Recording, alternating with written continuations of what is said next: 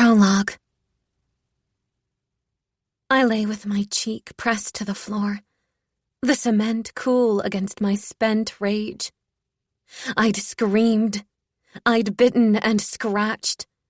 Now I was paying for it, but I didn't care. I'd do it again. Rolling onto my back, I held my hand in front of my face, but only black stared back at me. They'd left me in complete darkness. My palm throbbed where a splinter of wood had pierced it, a glorious wound of rebellion. A wash of cold air drifted across my face, and I shot upright, certain it was the ghost of one of the forgotten girls. Fear pricked the soles of my feet, turning into pins and needles nicking their way up my calves. How long would they leave me here? Would they starve me? Forget about me until I began to rot and stink? I imagined Sister Gertrude dumping my wasted body into a grave next to other nameless girls. My family would never know what happened. I crawled across the floor with the pressing need to urinate. My sister and I had spent our whole life thinking up stories, dreaming up our futures. But life was not a story. It was full of solid, irrefutable facts, like the fact that I needed to pee, like this cold, hard cell, and my inability to imagine any way out of it. I clenched my body, trying to hold my bladder tight, but it was no use. Squatting, I hiked up my skirt and pulled down my knickers. Pee splashed down my leg, and I sighed with hot relief. The acrid smell of urine mixed with the onions and garlic they kept in barrels on the other side of the door. I'd been planted underground, buried with the vegetables. I'd be found purple and bruised and unrecognizable. I tried counting backward from 500, then from 1,000.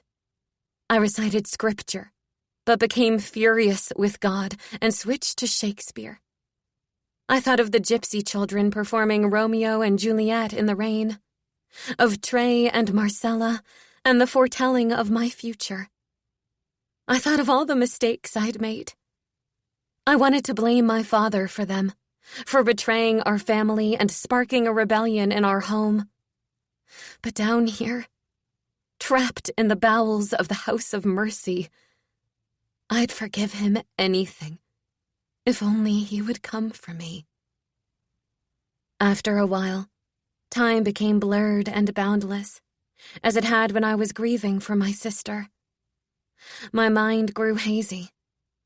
In this windowless room, there was nothing to distinguish day from night, no way to tell a minute from an hour. When the door opened and a wan band of gray light slid in with a tray of food, I tried to guess between dawn and dusk, but I couldn't. The door shut, and darkness slammed against my eyes. I sipped the water, bit into the stale bread crusted with old molasses. It didn't matter what time of day it was, whether out of this room or in it. No one was coming for me.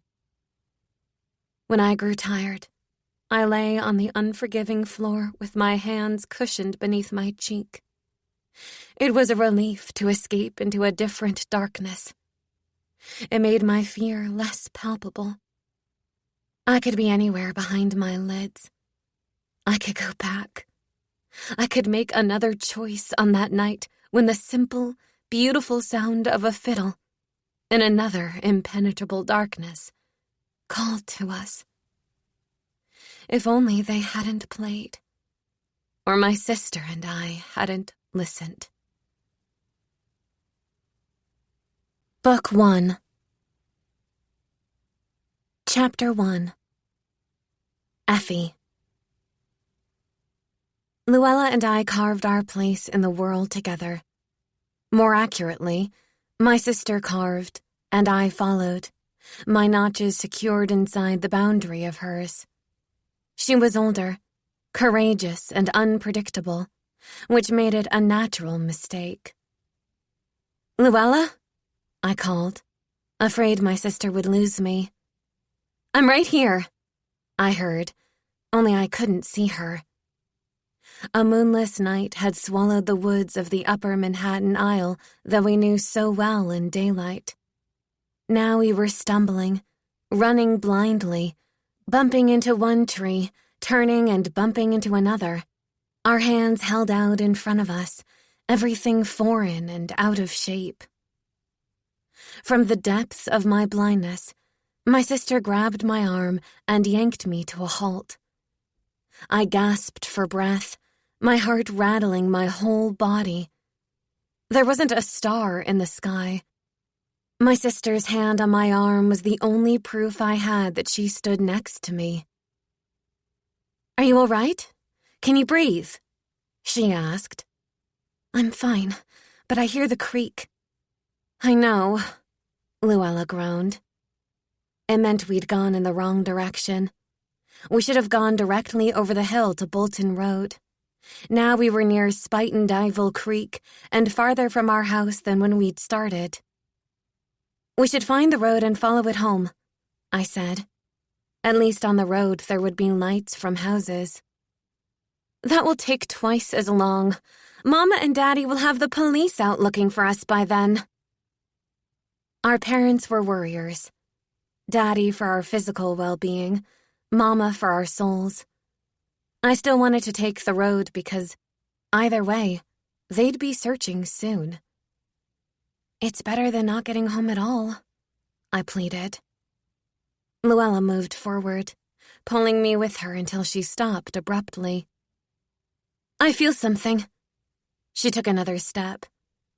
"It's a woodpile. There must be a house around here." "We'd see a light," I whispered, the ground squishy under my feet and pungent with the smell of manure. "It's worth finding out." Luella let go of me. "I'm going on ahead. Follow the woodpile." I traced my gloved hands over the rough, rounded logs until they ended, and I dropped a step into empty space, the darkness like a blindfold I wanted to rip off. I could hear the rush of the creek nearby. What if we walked straight into it? A few steps more, and my shoulder grazed a tree. I stretched out my arm. The trunk was massive. I followed it, my gloves snagging over the dips and grooves in the calloused bark, until I suddenly knew where we were. "Lou!" I gasped. "We're at the tulip tree!" Her footsteps halted. Luella and I were staunch believers in ghost tales, and everyone knew the story of the oyster man who hung himself in the rickety house next to the tulip tree. We'd never dared come this close to the house. Not even in the light of day had we found the courage to do more than peek from the hilltop. There was a hiss of air through Luella's teeth, and her tone grew sturdy. "Even if it is haunted, someone lives here. At least it's too dark to see the oysterman's ghost dangling from a rope in the window." This was not reassuring. My throat constricted, and my breath caught in my lungs. Luella had always been braver than me. Even in normal situations, I panicked with shyness. Now I was frozen solid. And as always when afraid, my imagination took over. When day breaks, the girls are nowhere to be found. The sun rises and warms the hill where they last stood. The river swells in the distance under the boat of an early rising fisherman who pulls up his net, the light catching the silver fish as they writhe in protest. He dumps them on his deck and catches sight of something floating in the water. A back, curved, buoyed to the surface by a skirt that bubbles up like a bloated fish. The girl's face is in the water, her dark hair trailing from her head like seaweed caught on a rock. I shook the image from my head.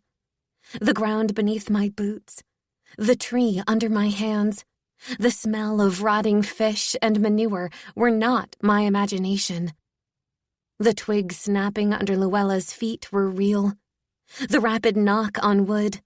Silence. Then the sound of a heavy bolt sliding back and the click of a latch.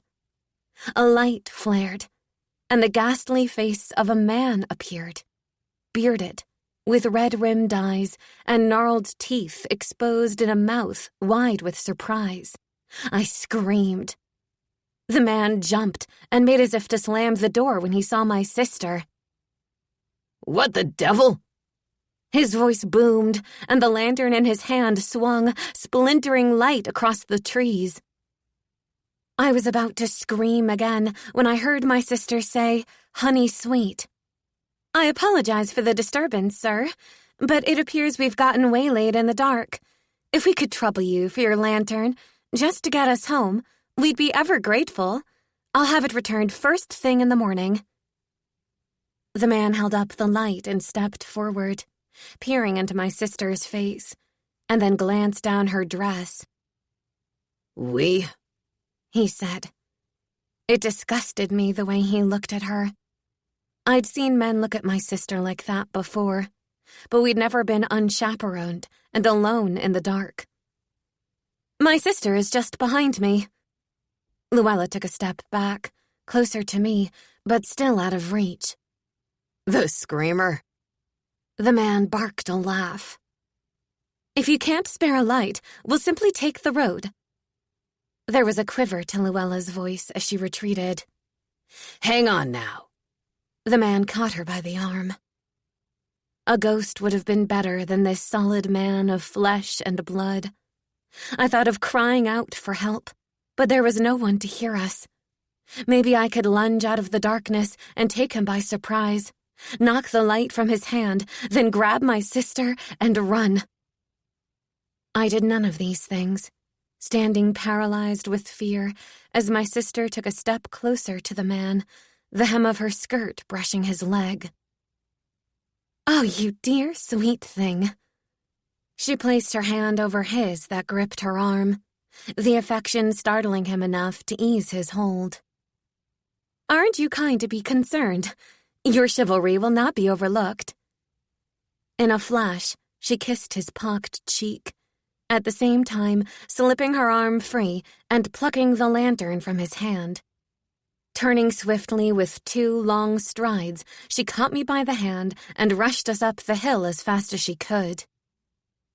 Plunged into darkness, the man stood dumbfounded on his doorstep, knocked so far off balance by that kiss that I was sure for years to come he would think we were the ghosts who had come to haunt him. We didn't slow down until we reached our front door, where the fear of facing our parents replaced my fear of the dark and the ghost of hanging oystermen. Out of breath, I pitched forward with my head between my knees. "You're not going to have a blue fit, are you?" Luella sounded unsympathetic. If I had a fit, our parents would blame her, since she was older and therefore responsible for me. I was not allowed to run. It was a simple rule to follow. I shook my head no, unable to speak as I took slow, steady breaths, regaining my equilibrium. "Good." She blew out the lantern, grinning at me as she stowed it behind the abelia bush, proud of her cunning to obtain it, and not at all bothered at the idea of being in trouble for missing curfew. Daddy would get angry. Mama would scold. Luella would look appropriately regretful.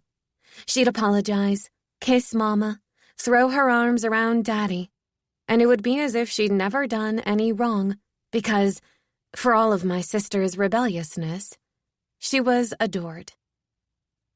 Tonight, however, we had no need to worry. Neela was dusting the glass panel on the grandfather clock as we stepped into the hall. It gave a resonant tick-tock, announcing our lateness. "I'm not even going to ask," she said in her Irish brogue. Neela, our household maid, was young and spirited, as Mama called her. Maybe that's why she never tattled on us. Your parents are out, and Velma's been kind enough to leave your dinner in the kitchen. No use setting the dining room for the likes of you two." She swatted the dust cloth at me as I passed, shaking her fiery red head in mock disapproval. The only person we had to look out for now was Mama's French maid, Margot, who had come with Mama from Paris. She was a solid, handsome woman, with dark hair that refused to gray and eyes the color of steel.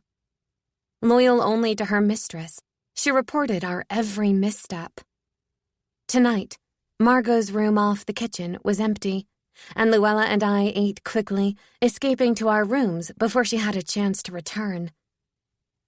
I was too tired to bother brushing my hair before crawling into bed with my notebook, where I would embellish our adventure into a story worthy of our tardiness. It was Daddy who encouraged my storytelling. As a child, my mind froze when people asked me questions. I'd stare at them, reaching for what they might want me to say, never finding the right words. When I was 6 years old, Daddy gave me a notebook and a shiny black pen and said, "Your eyes are full of mystery. I love a good mystery. Why not write one for me?" After that, at least in my imagination, words flowed.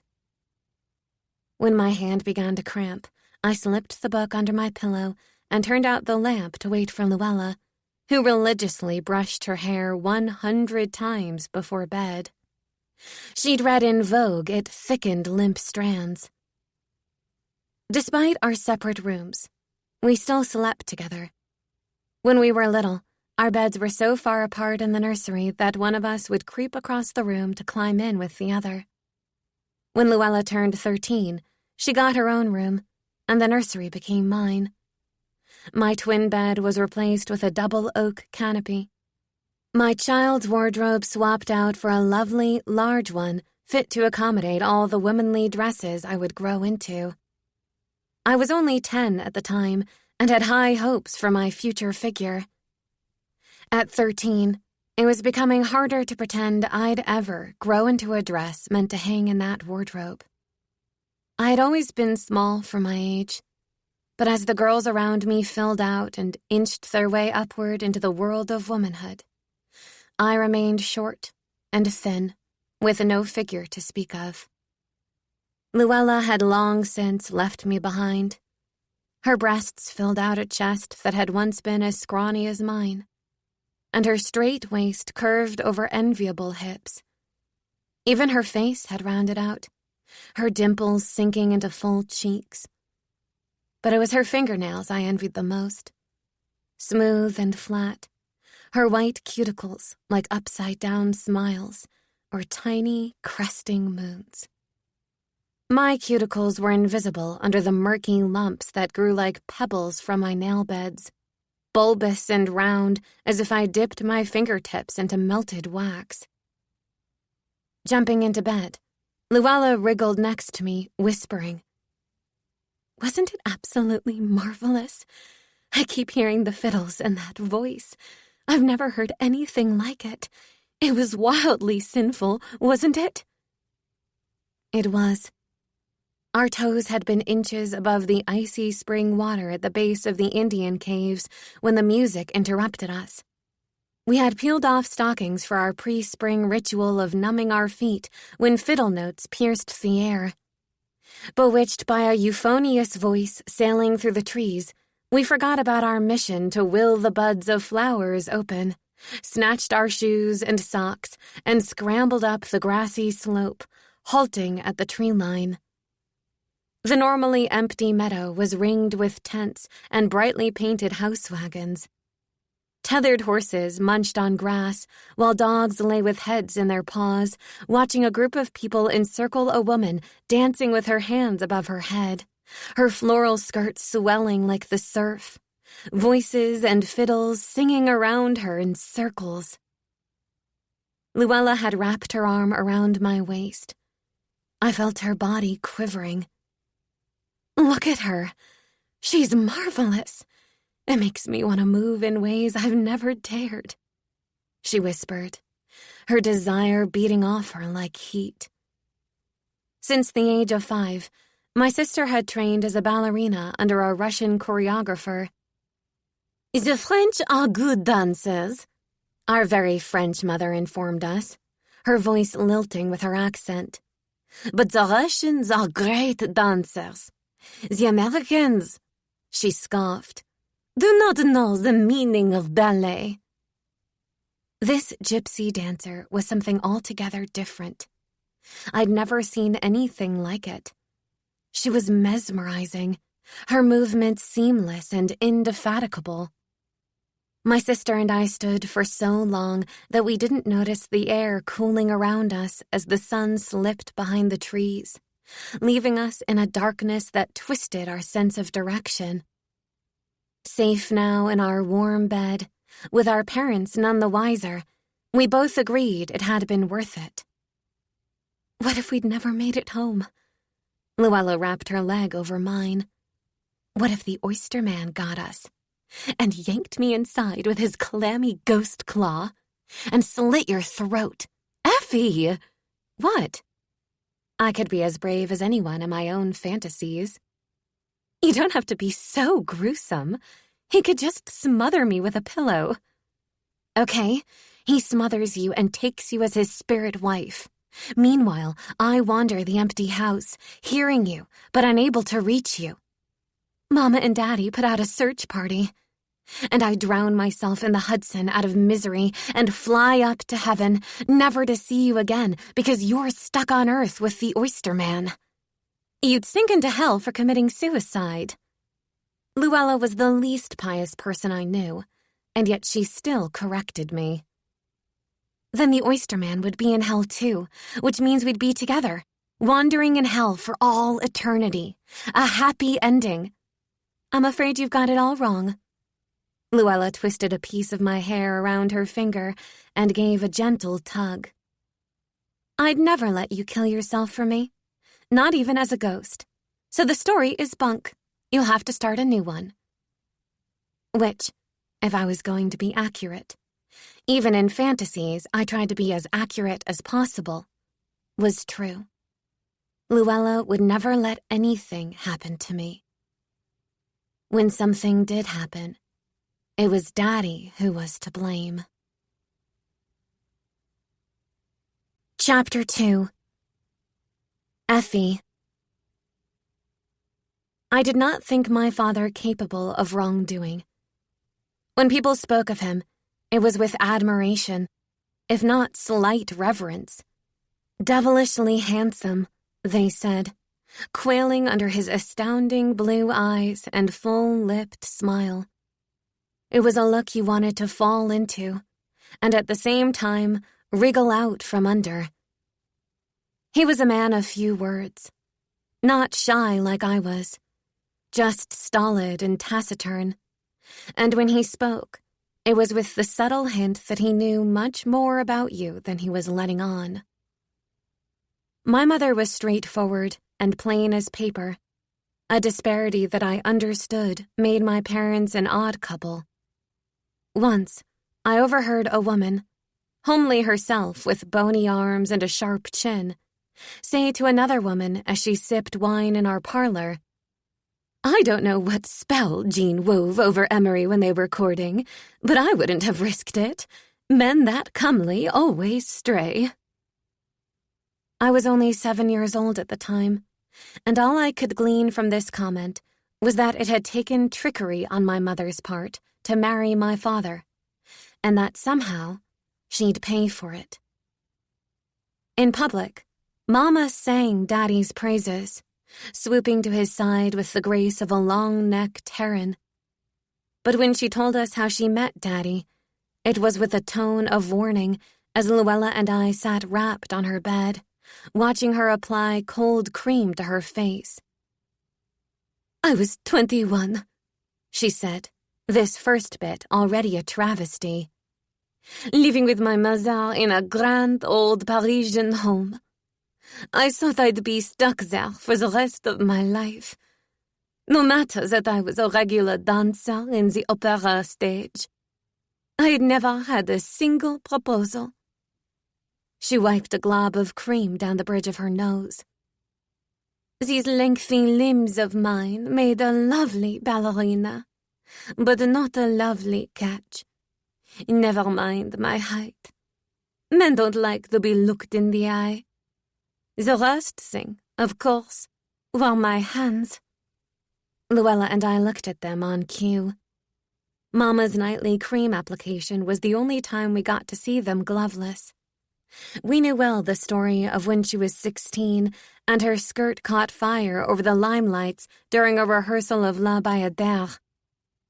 She would have died if she hadn't beaten the flames out with her hands now covered in scars.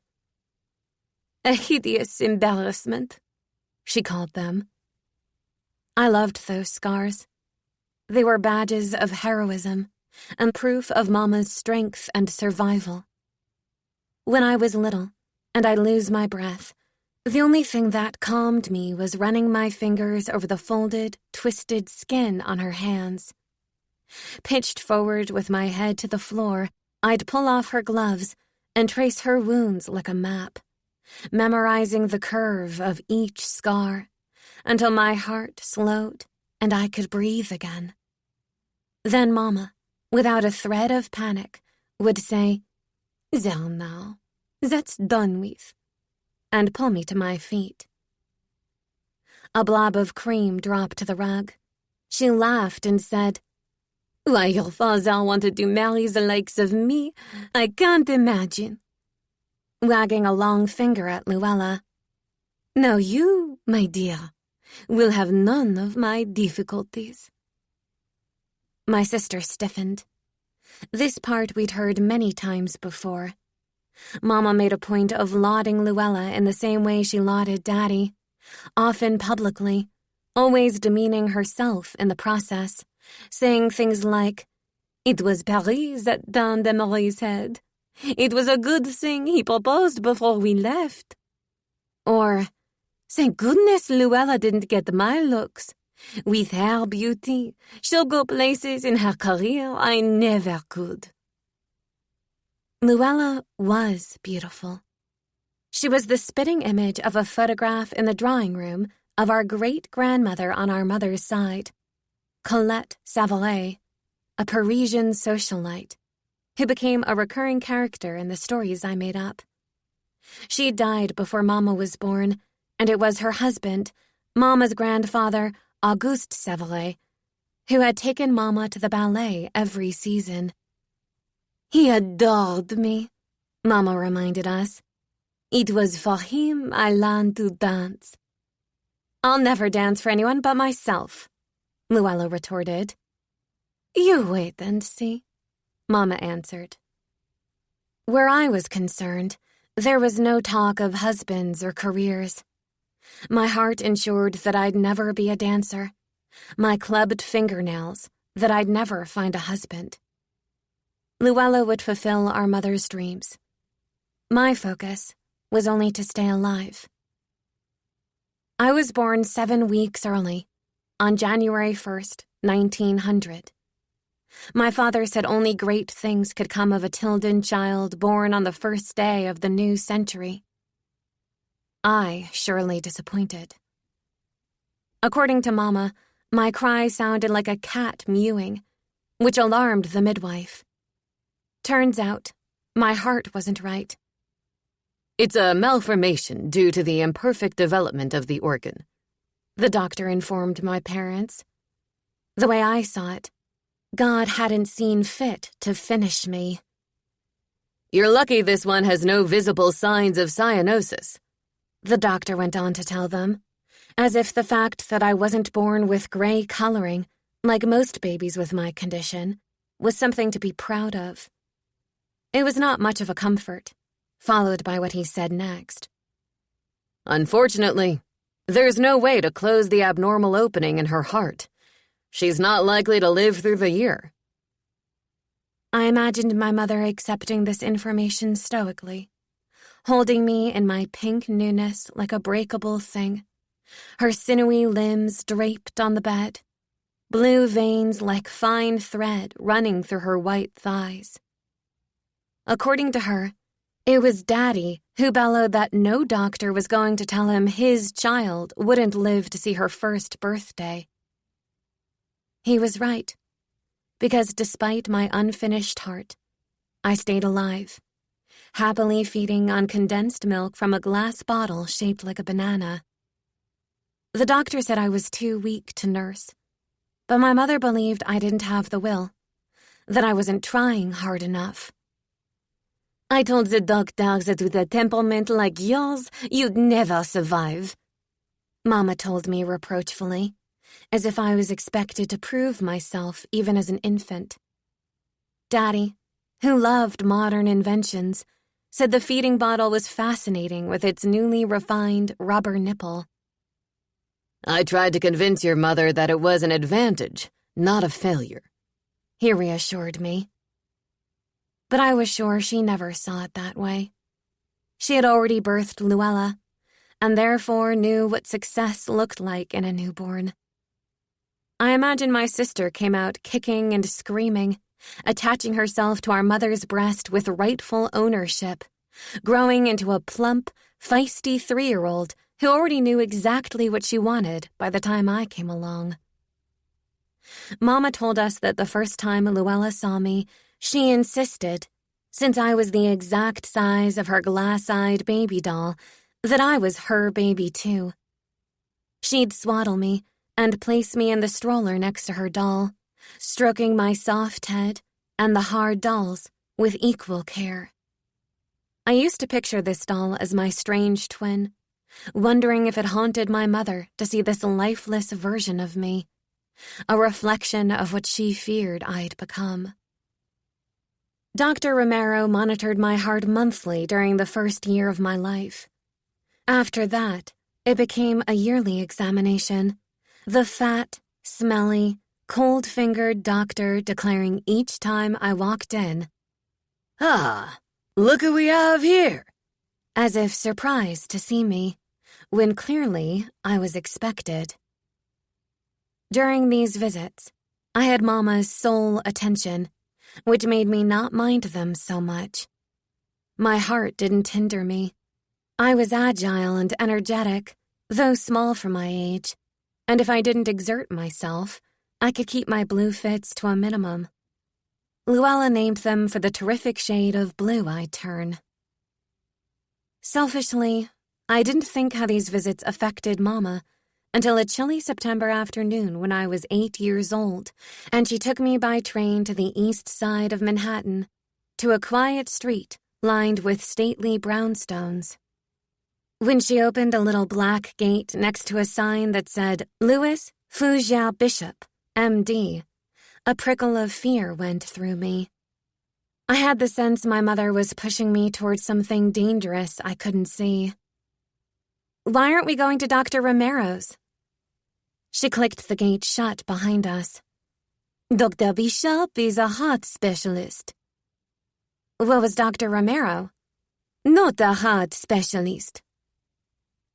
The examining room was stale and bare, with a sharp vinegar smell like the pickles Velma canned in the kitchen. There were no pictures on the walls, or even a vase of flowers to put us at ease. Only a strange-looking contraption covered in rubber tubes with intricate dials and knobs. It made me think of Frankenstein's laboratory from a book I'd snuck since Mama declared it inappropriate. Steering clear of the machine, I hopped up onto a metallic bed covered in a starched white sheet that crinkled under my legs. Mama eyed the contraption, her gloved hands clasped tightly over the curved handle of her purse. "What's that?" she asked the doctor when he stepped into the room. Dr. Bishop was short and wiry, with a glossy bald head that bobbed up and down excitedly, his round spectacles slipping down the bridge of his nose.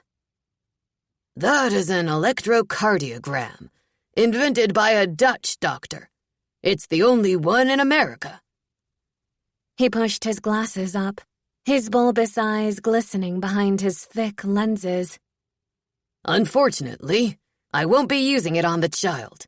We're still in the early stages and have barely perfected it for grown men." Mama gave a tight nod of relief as the doctor unceremoniously pulled my dress from my shoulders and stamped a cold stethoscope against my bare chest, cocking his head as he listened to the murmur caged in my ribs. The tips of his fingers felt cold and waxy against my back. He had white eyebrows with long hairs that curled toward his wrinkly forehead. The face of an executioner, I'd write in my journal later, handing over a death sentence as solemnly as one slips a cloth over a prisoner's head at the gallows. Dr. Bishop unplugged the stethoscope from my chest and let it fall around his neck. I stuffed my arms into my dress sleeves and yanked it up over my shoulders. Mama quickly buttoned the back as I held my hair out of the way, my nudity a point of embarrassment for both of us. The doctor tugged the glove from my right hand and inspected my deformed fingernails, a side effect of my heart condition. One I've never understood, hearts and fingernails having little to do with one another. Like Mama, my gloves came off only at bath and bedtime. The air felt wonderful between my fingers as the doctor lifted my hand into the sunlight from the window. How long has she had the clubbing? It started when she was 5. Has it gotten worse? It stayed pretty much the same. Will it get worse? She glanced at her own hands concealed in expensive satin. Around my sister and me, my mother was a tower of strength. Around doctors, or men in general, including my father, she weakened, ready to be declared wrong at every turn. I thought now, as I'd thought many times, that if she took off her gloves, she'd feel braver, like she didn't need to hide. She'd be as strong as she was sitting beside me when I lost my breath. Ignoring her question, the doctor banded his fingers around my upper arm. Has she always been this thin? She eats plenty. She's just a thin child. She's not just a thin child, Mrs. Tildon. She's a child with a ventricular septal defect. Come with me. He strode into an adjacent room with the cold authority I had learned to associate with doctors. My mother, in her smart white blouse and gored skirt with pearl buttons, followed with her submissive shuffle. Shut the door, he said. Mama turned and gave me a warning look, closing the door behind her. As if anyone could get into trouble in this barren room, I thought. I waited, lifting my legs up and down, my black boots making round shadows on the floor that appeared and disappeared like twin moons. Dr. Romero had never made a big deal of my clubbed fingernails or pointed out how thin I was. I'd never heard the words ventricular septal defect. I didn't like the sound of defect. Bored, I peeked behind a curtain that hung to one side of the table and saw a tray of frightening tools. I quickly dropped the curtain and sat straight, eyeing the machine in the corner. If Dr. Bishop was a heart specialist, then he'd know especially how to heal me. Maybe he wasn't an executioner, but a mad scientist, able to seal shut a heart like Frankenstein's ability to infuse life into an inanimate body.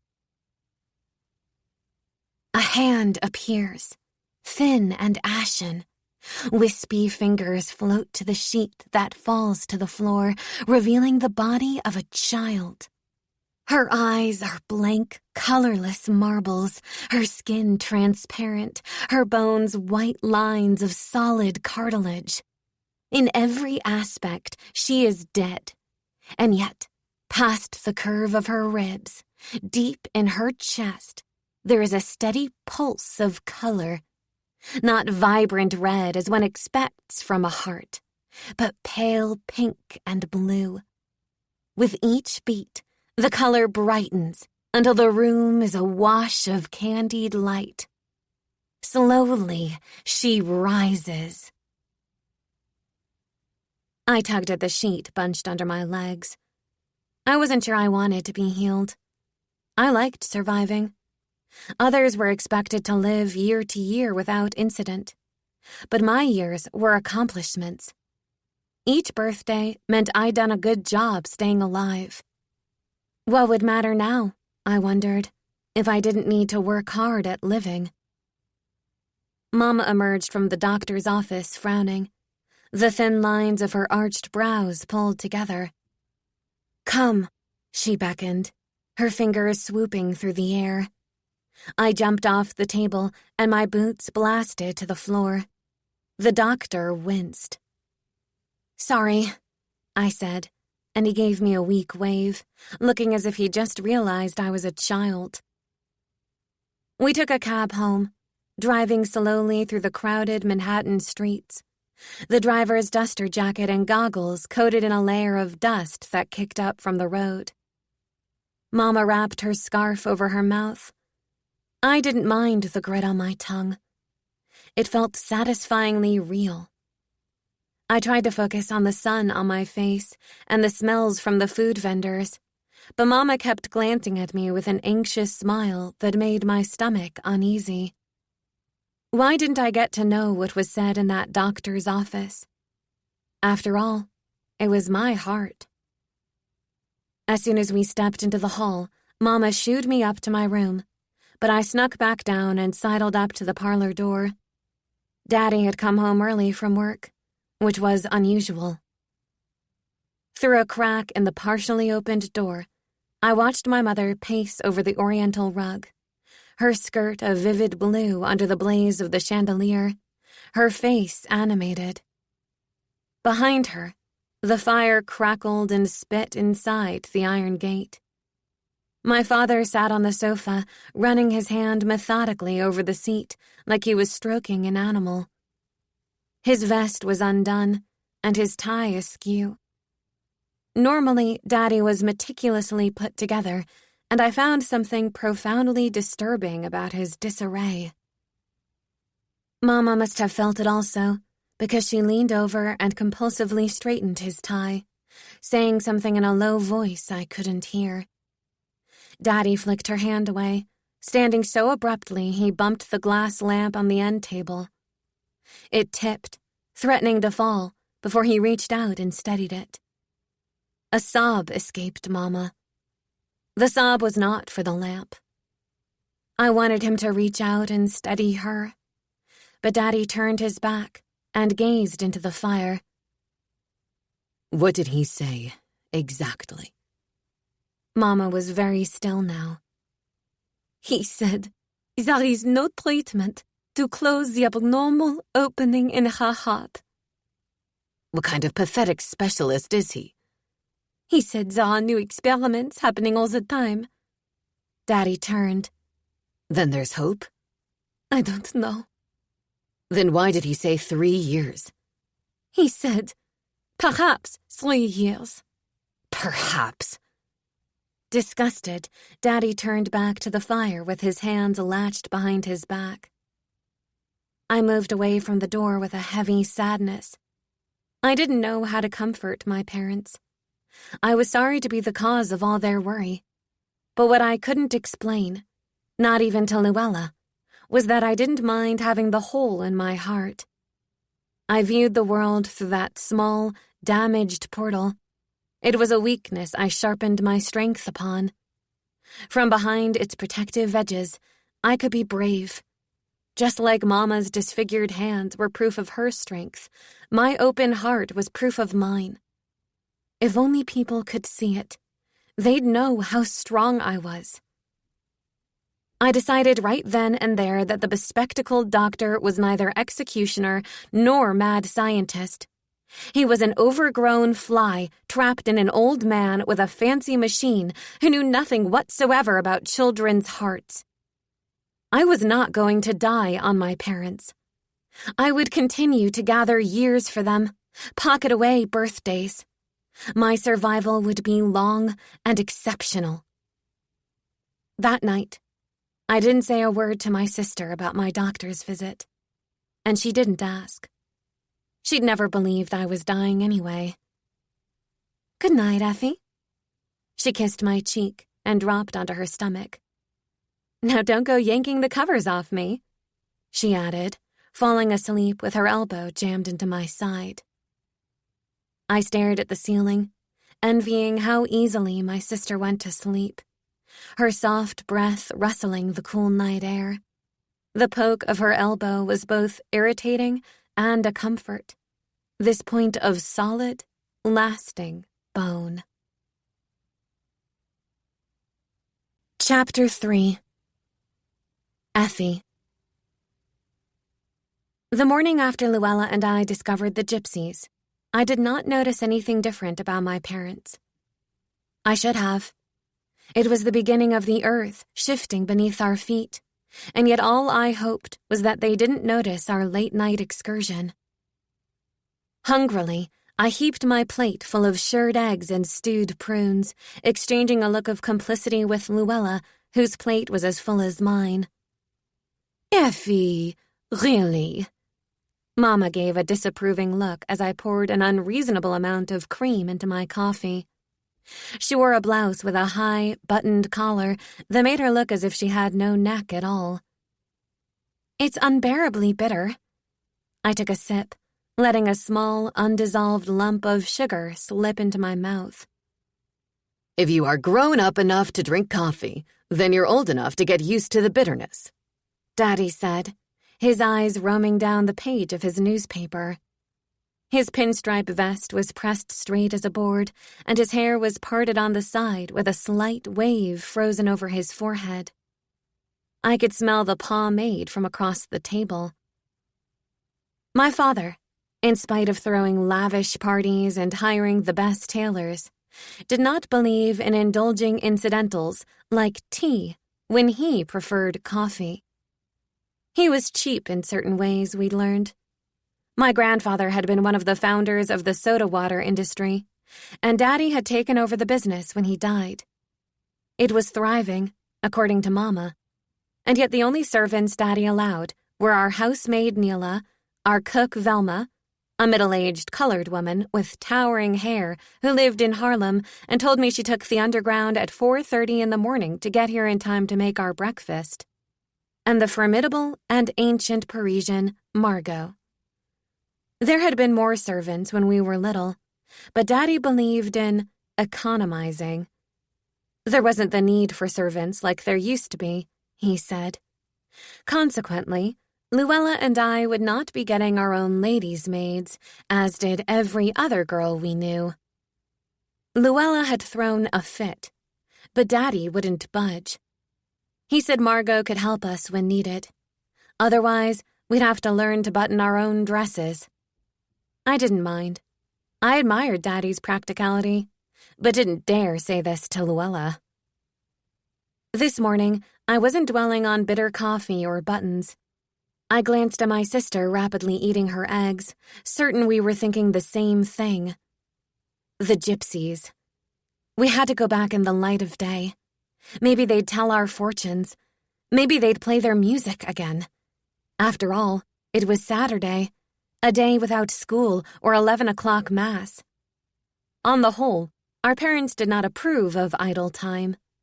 But somewhere Daddy had read about the importance of exercise in children and believed that fresh air did our minds and souls good.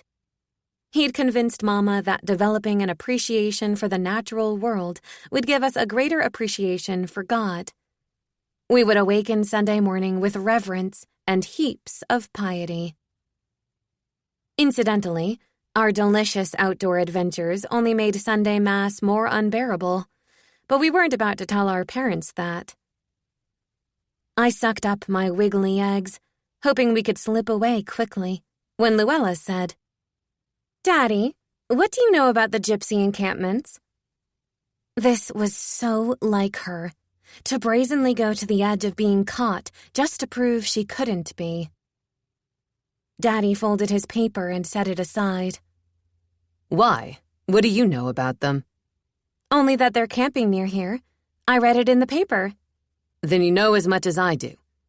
"They're vulgar people," Mama put in, vulgarity being a word she bestowed on most of New York City these days.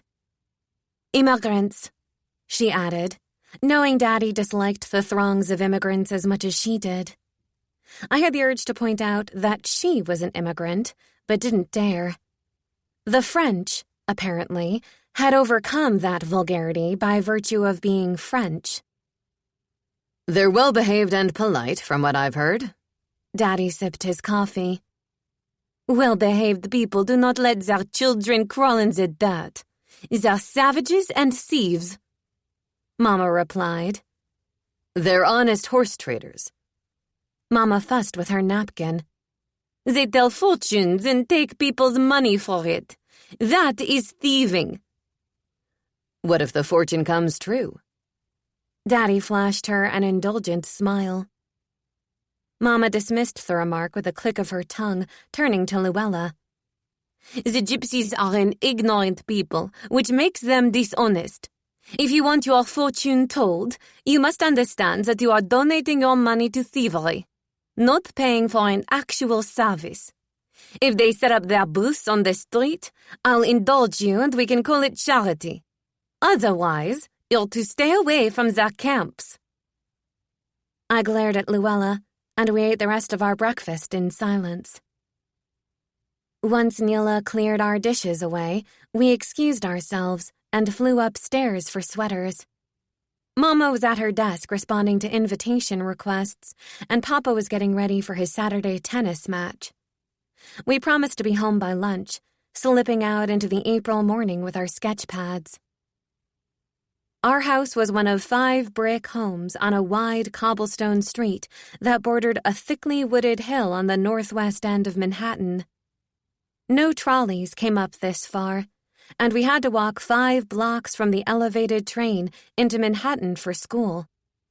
Mommy used to walk with us to the schoolhouse when we lived on Fifth Avenue, but here it was too far and took too long for her to ride the train back and forth, which left us on our own and gloriously independent. As soon as we were out of sight of the house, we discarded our notepads behind a tree and ran to the stream where we pulled off our stockings, hiked up our skirts, and tiptoed into the frigid water. Overhead, the sky was a promising blue. Once our feet were properly numb, we waded out, pulled our dry stockings and boots over the bright red skin of our tortured feet, and climbed the hill in silent, mutual defiance of our mother's prejudice against the gypsies. There was something fascinating about them that existed nowhere else in our lives. Threading our way through the trees, we heard distant voices, the occasional braying of a horse and the shouts of children. This time, we didn't stop at the tree line, but walked boldly into the bright tumult of tents and caravans. Horses whinnied and dogs yapped. Cast iron pots straddled the morning fires, with smoke that coiled into the brisk air. We passed a man squatting by a basin of water. He plunged his hands in, looking up with a crooked smile and 2 front teeth missing. Women in aprons and headscarves raised their heads to gaze at us, but kept to their tasks, arching over scrub boards, wringing clothes out to dry in the sun. A boy of around 13 years of age followed us, swiveling his stick in the dirt like the trail of a snake. I had imagined all gypsies to be dark-eyed and dark-haired, but this boy was freckled and fair, with light eyes that bore into me every time I turned to look at him. Without warning, Luella whirled to a stop. The boy pulled back, startled, but curious as Luella asked him whom we might speak with about hearing their music, enunciating her words as if he might not understand. When he didn't reply, she asked if he spoke English, which made him laugh. Only my grandparents still speak Romani, he said in a pitched English accent. Trayton Tuttle, at your service. You may call me Trey. He flourished his stick and rotated on his heels, turning from snake conjurer to gentry as he spoke. I'll take you to my ma, he said, and marched in the opposite direction, his stick tapping the crude path as if it were Park Avenue. He disregarded the puddles, holding his head comically high and plowing right through them as mud splashed up his pant legs. I couldn't help smiling.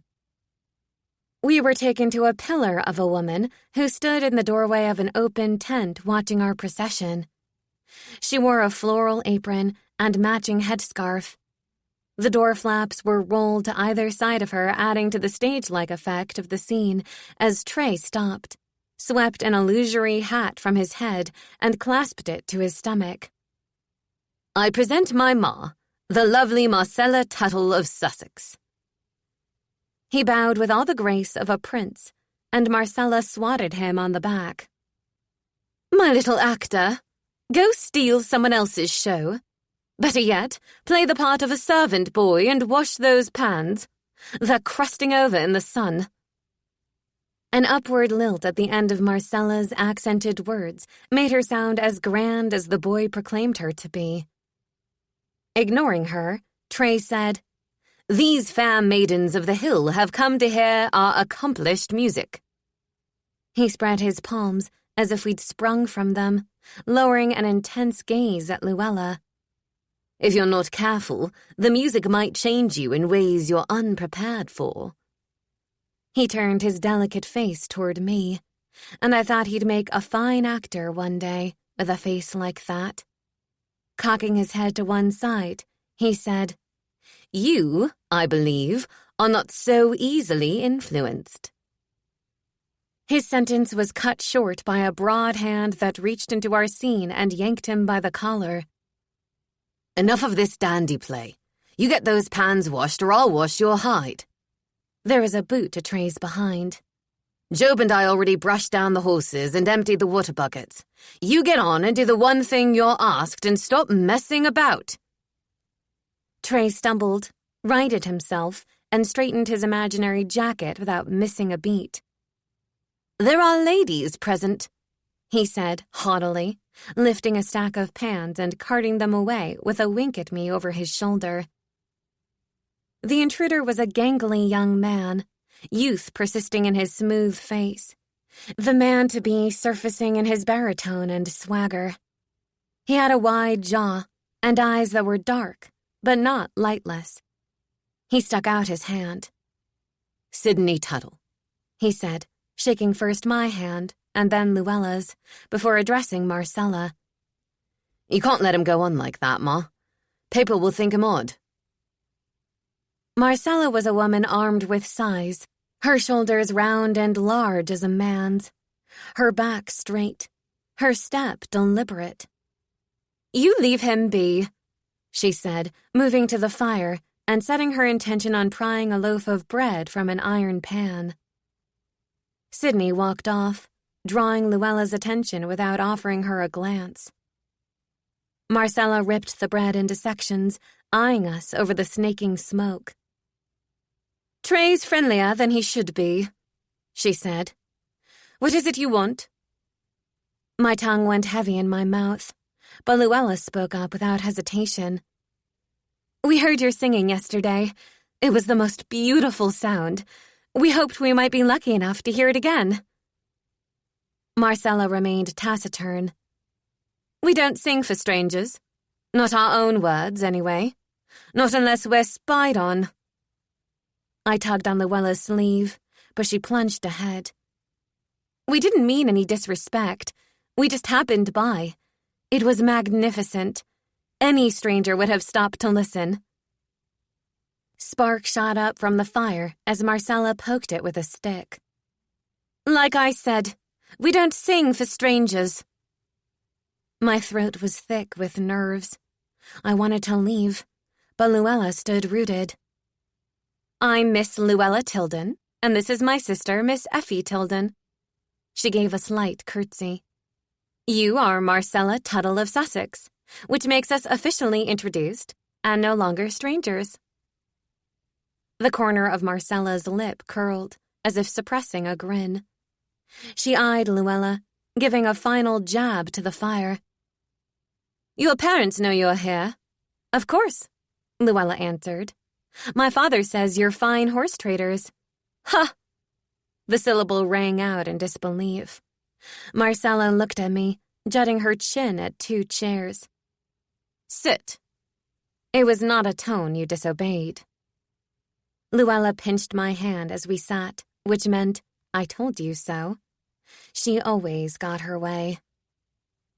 Bone china plates, as lovely as the ones we had at home, were placed in our laps, and we balanced them on our knees, trying to keep hunks of bread from sliding off. The bread was crispy, dense and sweetened with raisins. I had never eaten anything baked out of doors, and I imagined I could taste the crust of earth, the nectar of ash. Through the tent flap, I saw a tidy room with a trunk and a double bed on a wooden frame with an ivory coverlet.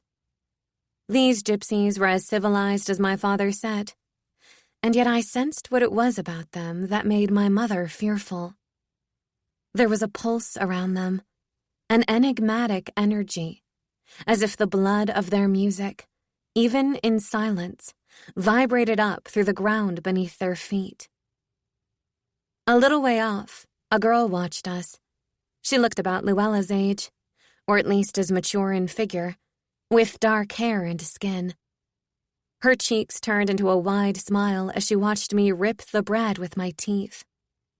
I felt on display, sized up by my ability to eat in an outdoor chair with a plate on my knees.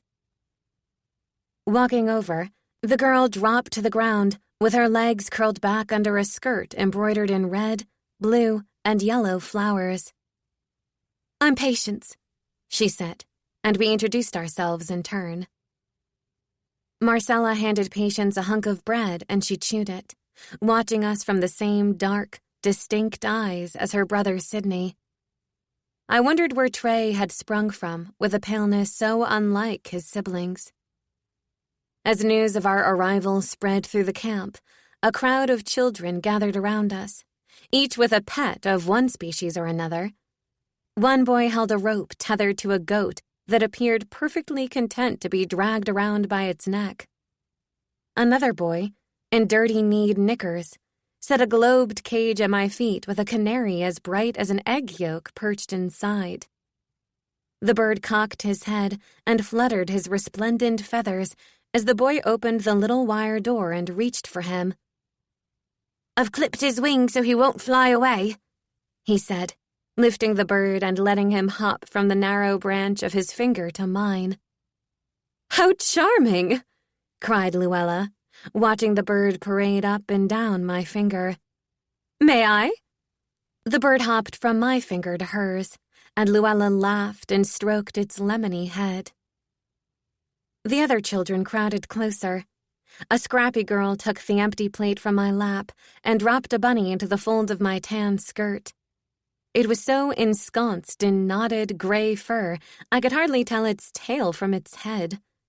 It gave a violent kick as I lifted it and tore a line of skin from the inside of my arm. "Ouch!" I cried, and the girl snatched the animal back. "You can't hold him like that," she scolded, tucking the bunny into her chest and pinning his feet with her hands. "Are you okay?" Luella said. "Let me see." A string of blood beaded along my arm. It stung. "I'm fine." The boy promptly took back his bird, as if Luella might also prove an unfit handler. 2 children, matched in size, their hair wild and long, stared at us. The girl stuck out her hand, and we realized they were expected payment for their generosity. Despite our mother's warning, we'd both brought money in hopes of getting our fortunes told. We dug into our pockets and dropped a nickel into the children's palms. This, of course, brought more children with dogs, bunnies, birds, even insects. But we shook our heads, not about to waste what we needed to reveal our futures. Marcella watched us, stationed by the fire with folded arms and an amused expression. She never reprimanded the children or called them off. She let us fend for ourselves until the gaggle turned away. It impressed me how different Marcella was from my own mother, or any other mother I'd known. In my world, Mother stepped in to solve problems, arrange hair and clothes, and put everything in order. Marcella, with her eagle's eye, watched to see how things might arrange themselves. It was Sidney who raised his fiddler's bow first, toasting his brothers and striking his fiddle with gumption.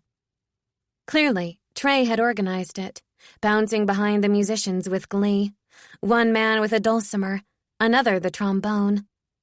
The three men formed a semicircle around Patience. She gave a dramatic pause, raised her hands over her head, and then plunged into a dance as their notes struck the air and a man's deep, mournful voice rose above the instruments. It's evening already. We took a long road. Tie them up and rest. Oh, my brothers. Oh, my brothers.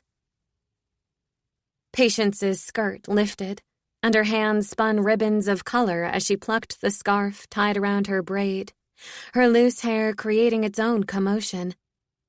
The instruments quickened, and just as I was certain she'd vanish in a heap of hair and fabric, her hand emerged from the whirling mass and reached for my sister. Someone made a whooping sound. The fiddles double-timed. Luella needed no instruction. She danced with Patience as if it's what she'd always done, her arms and legs surging under the seams of her clothes, her limbs broken free. Caught up, I felt transported into a heavenly world of color and the voices of riotous angels, their haunting music opening up a longing in me that had no name. Watching from my chair, I was aware of Marcella's presence only when I felt her hand on my shoulder.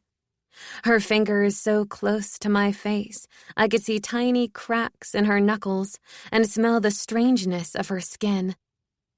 It seemed an unconscious gesture, as if the music had softened her, and she diminished, her body seeking earth instead of sky. Propped up by the narrow shelf of my shoulder, this large woman swayed, and I began swaying with her from my seat. My shyness dissolved against the closeness of our bodies. My body racked with the pulse of the music, my chest with the thrum of my heart. I had never felt anything so powerful and disorienting, and there was a fluttering in my chest like the arrival of a swarm of tiny, caged canaries. Music feeds the heart. Marcella nodded down at me, as if she could feel my quickening pulse through my shoulder. And mind. She tapped the side of her head. And soul. She thrust her hands upward, and the music seemed to come straight out of her fingertips as she lifted them into the vast bowl of blue above our heads. Trey emerged from the chaos and took one of his mother's hands. She reached for mine with the other, and I was pulled from my chair. It didn't matter that I didn't know how to dance their dance. The fiddles drove the soles of my feet, the flutes my arms, the accordion my hips. Shaken from my inhibition, I soared until the wings in my chest weakened and faltered, and I became breathless. I pitched forward, gulping for air, my lungs conspiring with my sneaky heart. No matter how many fits I had, I never got used to the terror of not being able to breathe. "Are you okay?" Trey cried. He pulled me aside and tried to hold me up, but I pushed him away and squatted with my head bent forward, bearing down with my whole body until my breathing slowed, and my struggling capillaries opened their way back to my chest. Trey squatted beside me, his hand tight against my shoulder blade. "I thought you were choking." No one else had noticed, and the musicians played on. "I'm fine. It's nothing." I stayed on my knees, disappointed that I'd ended such a glorious moment so pathetically. Trey eased to the ground next to me, cross-legged and yanking up tufts of grass, his head bobbing in time to the music. The top of his hair was dull with grease, the strands like dried wheat. A final song trilled through the air. Fiddles and bows went limp. Patience and Luella bent over their knees, gasping and laughing, their limbs shaking. A large, bearded man with pitch-black hair put an arm around Marcella and kissed her. The dulcimer player slapped Sydney on the back.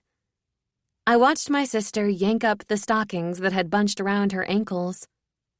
When she righted herself, her face was florid, drops of sweat sliding down the sides of her cheeks. Patience drew her away, and I watched them splash their faces in a tin of water by the side of a wagon. The bunny scratch on my arm began to throb. Trey tossed a clump of bluets in my lap, little bursts of yellow at their centers like a lap full of miniature skies holding their own suns. The blue girl. He smiled, jumped up, and careened away. My tiny blue sky sprinkled to the ground when I stood up, looking for Luella. I found her sitting on the steps at the back of a wagon with Patience trying to braid her hair. "We should head home," I said. "Did you love it?" Luella beamed. "How was my dancing?" "Good." Her dancing was always good. She didn't need me to tell her that. "I tore a stocking." She flipped up her skirt to flaunt the damage, her head yanked back by Patience. "Hold still," Patience ordered, her forehead scrunched with concentration. She was doing a terrible job. Thin strands slipped out everywhere. Luella's hair never braided properly. Patience scowled, then pulled her scarf from her skirt pocket and wrapped it over Luella's hair, tying off the ends of the braid with a look of triumph. "Much better." Touching the silk, Luella craned to see the back of her hair. "I can't take your scarf." Patience shimmied her liberated hair over her shoulders like a horse showing off its mane. "I'll just have to wear my hair like this until you bring me a replacement, which means I'll be in tremendous trouble until you return." Luella hopped off the wagon, and as she slung her arm through mine, said, "I'll bring you a scarf so lovely, Patience, you'll never want to take it off. Then I'll never be in trouble again." Patience leaned back with one leg stuck out over the wagon step. "And you'll owe me one," Luella said. Their voices held a challenge, their look a friendly taunt. Later, I would realize that this teasing was a prelude to a friendship. But at the time, it just drifted into the strangeness of the day. As we made our way out of camp, Sydney watched us over the crest of a horse, measuredly stroking the dip in her sleek brown spine. When he caught Luella's eye, he said, "You should come when the moon's out. We'll play again." It was a ridiculous invitation, but my sister only smiled. Chapter 4. Effie. That night, Luella crept into my room with a confiscated issue of Mama's Good Housekeeping magazine. We lay side by side, flipping through the spring fashion, Patience's hair arrangement displayed over Luella's shoulder. "Gracious," she flicked a page. "I hope Mama doesn't see this YWCA summer camp. A hike to the lake with baskets and cameras, tennis, a little friendship fire. Well now, you can't beat that. Morning Bible classes and afternoon Vesper services. Held out of doors, it lays fresh emphasis on the beauty of God's world, refreshment of the body and soul. Remember how there was talk of sending us off last summer? They're sure to do it this year." She pressed a theatrical hand to her heart. "Daddy fears for my soul." "They wouldn't dare send me. And they won't separate us, so I'm sure you're safe." "Promise to have a few fits to put them off?" "Promise," I lied. I'd gotten good at hiding my fits and had no intention of telling anyone about my earlier mishap. "Patience said they won't be moving on until fall, which means we can go to the gypsy camp every day." "You mean to go back?" I wasn't sure how I felt about sneaking out again. I most certainly do. I'll dance with the gypsies all summer if we're not sent to some dastardly camp. But we leave for Newport in June. At least we'll have until then. We never missed summers in Newport, where we had family. I looked forward to it, even though most of our time was spent perched in airy mansions or parading with the other girls in white attire on clipped green lawns like flocks of egrets. I always held out hope that Mama would let us swim at the beach.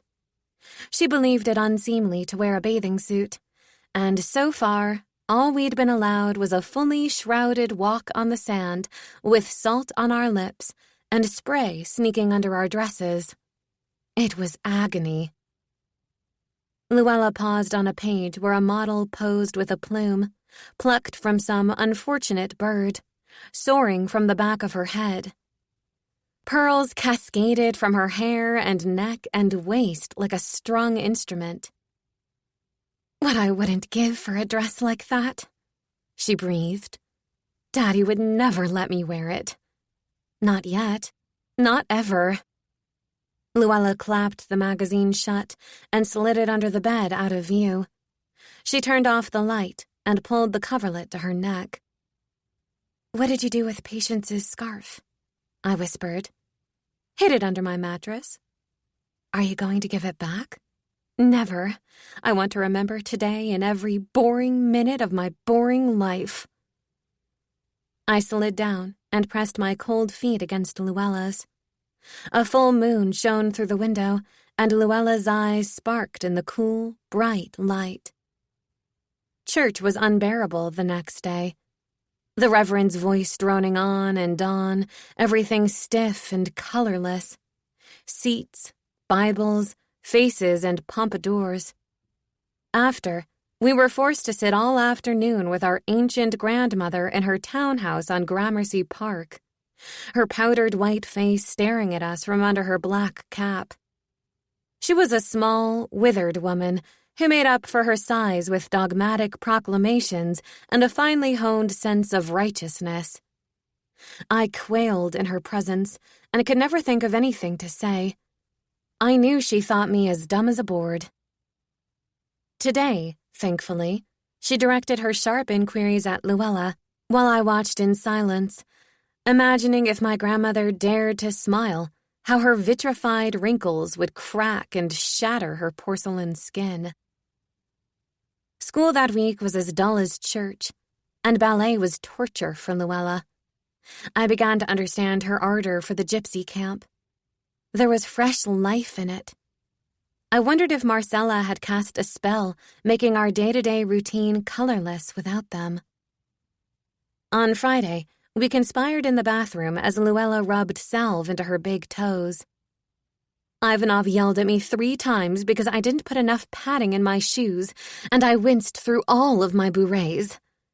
You look like a tortured fish. Smile, Luella, smile. Luella mimicked his accent and threw her arms in the air, nearly dropping the salve in the toilet bowl.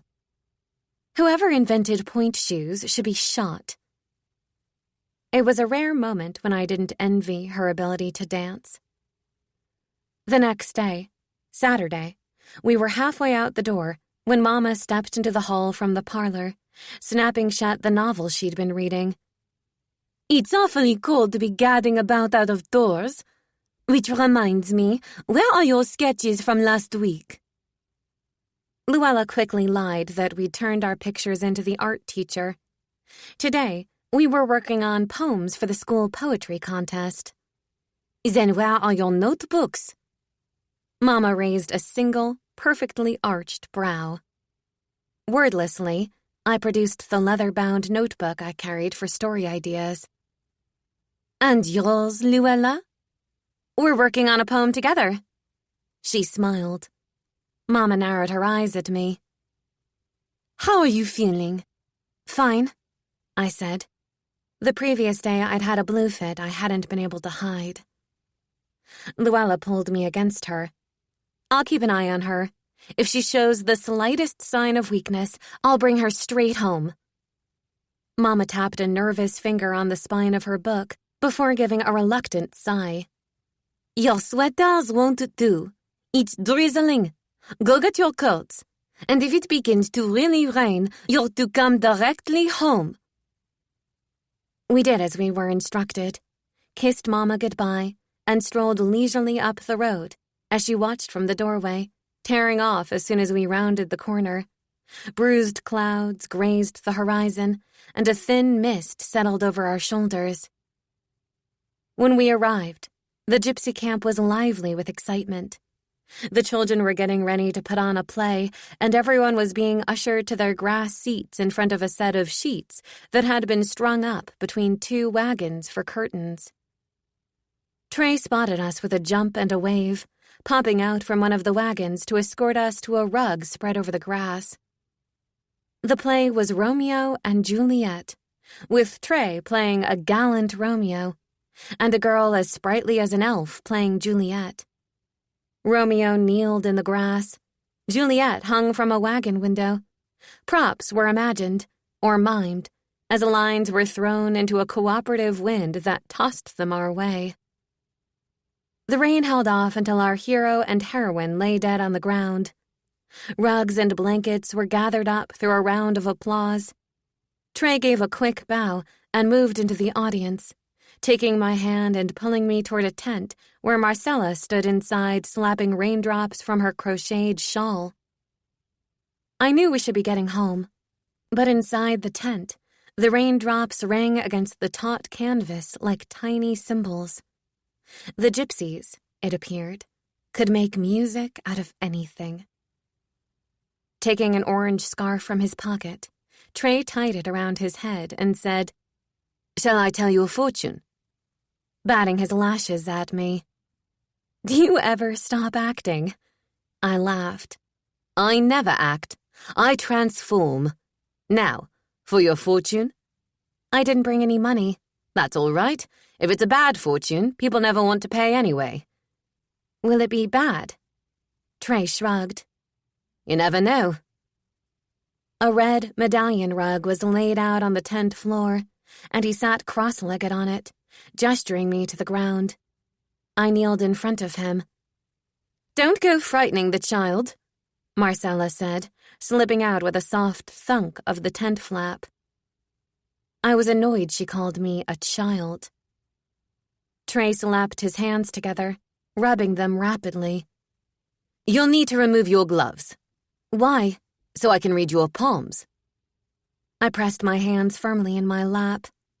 Once, a teacher forced me to remove my gloves, took one look at my clubbed fingernails, and told me, with disgust, to put them back on immediately. "Can't you read something else?" Thoughtfully, Trey pressed his hand over mine, his palm warm as a mitten. "Sure." He smiled, crawling to the bed and producing a deck of cards from under the pillow. "It only works if you shuffle them." The cards were bright and new with a Tudor rose design on the back. On the front were moons and suns and kings and queens and beasts. I began to shuffle. They were large and awkward, nothing like the playing cards we had at home. "I thought only women told fortunes," I teased, trying to cover up how nervous I was. "Where's your crystal ball? Your loop earrings? You look nothing the part." He wiggled his eyebrows, grinned, and latched a hand over each knee. A soft wind lifted the sides of the tent, and cold, wet air slithered in. I shivered and placed the shuffled cards between us. Trey swept them in a circle. "Choose 5, but don't turn them over." I chose carefully, hovering my hand over a card, almost touching it, and then quickly choosing another, as if it was in the choosing that my future was decided. When I finally finished, Trey arranged them in a horseshoe pattern and unceremoniously flicked over the first card. I'd expected at least an incantation or a magical hand motion. The card was a picture of a woman surrounded by circled stars. Trey stared at it for a long time with a serious, contemplative expression. I felt like he was teasing me. What? What does it mean? He nodded slowly. This card is your present condition. Material well-being, prudence, and safety. He flipped over another showing 7 gold goblets floating on a cloud with images emerging out of each. This is your present desire. Visions of the fantastic spirit, sentiment, things seen in the glass of contemplation. He turned over the third. I bolted upright. What does that mean? I dabbed a finger at a skeleton riding a lovely white horse. It read, Death. Trey remained calm. It doesn't mean you're going to die. How can death mean anything else? It's not literal. This card means change. Extreme change, like the end of something. Loss, corruption, misdeeds, lies. He flipped over the 4th card, and the soles of my feet prickled. It was a heart pierced by 3 swords. And that? My voice cracked. I'd picked the wrong cards. Is your immediate future. Is it literal? Maybe. Trey looked straight into my eyes, and I felt he was looking right down into the leaky hole in my heart. I didn't look away. As frightening as it was, I liked that someone could see the truth. And then I could see him, too. The feeling between us shifting from something intimate and personal to an expanded awareness of each other, as if we were soaring through a larger future. A future that wasn't either one of ours, but one we were both, somehow, tangled up in. A gust of wind lifted the tent flap and scattered the cards. Trey caught them with a slap of his hand. The heart with the sword still faced me. What does it mean? I was ready for it. Trey pulled the scarf from his head, like the joke was over. It means removal, absence, rupture, total loss. Total loss. I didn't like this. Not one bit. I wanted something good, something beautiful. I wanted the robed queen or the angel floating in the heavens. I should have chosen differently. Trey shook his head, his face sad. You couldn't have. The cards chose you. There was one left. You turn it over, Trey said. It's the outcome. Defiantly, I slapped the card over. There was a naked woman dancing with a wand in either hand. She was encircled by a garland with the 4 creatures of the apocalypse staring out from each corner. A lion, ox, eagle, and man. It read, The World. Trey smiled, relieved, and seemingly unflustered by the woman's exposed nipples that were embarrassing me. You see? All good things in the end. She is sensitive, vulnerable, enjoying the joys of the earth while guarded by the divine watchers. This card is the secret within, the universe that understands itself as God. It is the soul, divine vision, self-knowledge, truth. This didn't make me feel better. As far as I was concerned, this was the dead me dancing within the divine. Trey put a hand on my knee. It's good. I nodded, giving him a weak smile, as Luella abruptly stuck her head in the tent. Effie, we'd better go. On my way out, I looked back at Trey, who sat with his chin propped on his fist, staring at the cards. I wondered if he was worried for his future or mine. Trey? Yes? He looked at me. Luella was already halfway down the path. It's not your fault. My heart has always been damaged. I know. He smiled. Bye-bye, blue girl. Rain dusted my hair into curls as Luella and I pushed our way through the underbrush in silence. I was grateful she didn't want to talk about our morning. I didn't want to tell her about my skeleton and stabbed heart future. and I didn't want her to ask Trey to read her fortune. I was sure it would be better than mine, every card bright and promising. No doubt she would have turned over a queen and a soaring angel. But more than that, I wanted Trey to myself. I hardly knew him, and yet I had this sense of familiarity, like he'd been a part of my life forever, accompanied by the panicked feeling that I was going to lose him. Chapter 5. Effie. As spring became flush with warmer weather, we managed on Saturday afternoons to sneak into the gypsy camp without rousing suspicion.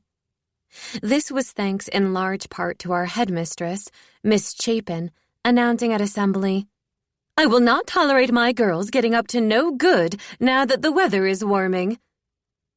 Low titters circled the auditorium. We all knew she meant fraternizing with the opposite sex will not be tolerated. "So, our traditional student outing to the athletic fields in Westchester on Saturdays will begin this week." I wasn't allowed to participate in athletics, but I swayed Daddy to let me go by promising to play a single game of tennis and rest the remaining time. Our train to Westchester left the station at 6 a.m., which left the morning for tennis, or in my case, resting, which meant scribbling in my writing notebook, eating a picnic lunch with our classmates, and arriving back in the city by 1 p.m. Luella and I decided it was safe, if we both stuck to our stories, to tell our parents the train arrived back at 5 p.m. Then we could take the elevated train to Dykeman Street and walk the rest of the way to the gypsy camp. I found comfort in Trey's quiet company, in Marcella's cooking, the children's loud games, and the evening songs. I'd never noticed before how quiet and empty our home was. Even when our parents were there, it felt lonely in comparison. Luella was happier than I'd ever seen her. She no longer grumbled about the possibility of summer camp, or leaving for Newport, or complained about ballet. At school, in the yellow-walled library, there was no more bemoaning the difficulty of the biology exam or Miss Spence's ethics class. She didn't even show the slightest interest when Susie Traynor disappeared from school, with everyone whispering that her father had put her in the House of Mercy for receiving a telegram from a boy. The telegram had been delivered to the school and, according to Kathleen Sumpton, a gossip, Susie was told she must become engaged to this boy immediately. Only she had refused, and her father had her locked away for it. "They would have driven right past your house." Kathleen twisted in her chair to look at me, the gaggle of girls huddled around her turning too. Our history teacher had stepped out of the room. "I suppose." I shrugged. The House of Mercy was just up the road from us, a Protestant Episcopal home for wayward girls. When I was young, it held a mythological place in my stories, but it became a very real threat 2 years ago when a boy at a dance was caught with his hand on the small of Luella's back. Daddy went wild with fury. Not even Luella's charm could calm him. He said he wouldn't hesitate to send her away if that's the sort of girl she'd become. Luella swore she thought the boy's hand was in the middle of her back where it should have been. "How can I feel anything through my stays?" she cried, and Mama said she had a point. I hadn't thought of the incident until Susie Traynor's disappearance. After that, the worm of guilt wiggling through me on Saturday mornings when I'd kiss Mama and Papa goodbye grew larger. There were no boys involved in our sneaking around to the gypsy camp. Not specifically, but I began to worry about our weekend escapades. What if we got caught, and Daddy sent us away? It's not like we'd done one small thing. We'd been lying for a whole month, which was not something we'd be able to talk our way out of. I was also worrying over exams, which were just around the corner. Most of the Chapin girls thought little about grades and instead competed over who would be the first graduate to have 4 babies. I shuddered at the thought. Luella said she might have 1 baby someday, but never 4, and she was certain to have a smattering of lovers beforehand. I was certain not to have any lovers, but I also wasn't interested in learning to cook and budget and keep accounts to run a household. I planned to go to Bryn Mawr and become a writer, which meant I had to do well in all subjects. I focused on Latin and French, wrote short stories and essays, observed cells wiggling like living stained glass under the microscope, and dutifully memorized the periodic table and the classification system. Since the gypsy camp, my studies had dropped off. I do well in English no matter what, but my math and science would suffer if I didn't focus. When I said this to Luella, she was unconcerned. She'd never been particularly interested in her studies, but this spring she hadn't bothered studying at all. When I pointed this out, she just shrugged, indifferent. She even started telling Ivanov her arches ached and skipped ballet class. Then things changed for the worse. Daddy started showing up at school in his red Empire runabout, with the top down, to escort us to luncheon at Delmonico's. This made us the envy of our peers. Girls clumped together, watching from the steps of the Georgian schoolhouse as we settled into the car, our father plucking a gold-tipped cigarette from his lips with gloved fingers, his derby hat at a rakish tilt, pointy shoes so shiny you could see the steering wheel reflected in them. In any other circumstance, I would have relished this kind of attention from Daddy. It was a mean trick, giving it to me now when I was consumed with guilt and couldn't enjoy it. These luncheons were out of the norm, and every day that first week, I hurried through whatever exquisite dish was set in front of me and waited for him to tell us he knew about the gypsies. I thought maybe this was reverse punishment, showing us how good we had it before taking it all away. It took me 3 long weeks of watching Daddy lean back in his chair, smoking and scanning the room, catching the attention of everyone, before I understood that these luncheons had nothing to do with Luella and me. It never crossed my mind that the stunning woman we passed every day taking lunch by herself, a woman who possessed the room in a manner more like a man's than a woman's, was the reason. She was remarkable, with a confidence I'd never seen in our sex. Daddy would tip his hat and smile, and the woman would return the smile with a toss of her head, her face round and sensual, her lips a devastating red. I intended to mention her to Luella, if for nothing more than her red lips, but somehow kept forgetting. Then came a day in May, as we sat eating our lunch and luxuriating in the sudden warmth of spring, when the woman rose from her seat and crossed the room to us. Luella and I stared. For all the dinners and parties we'd been to, we'd never seen a woman dressed like this. This was no mother clinging to the Victorian era, or schoolgirl pining after a magazine photo. This was the magazine photo.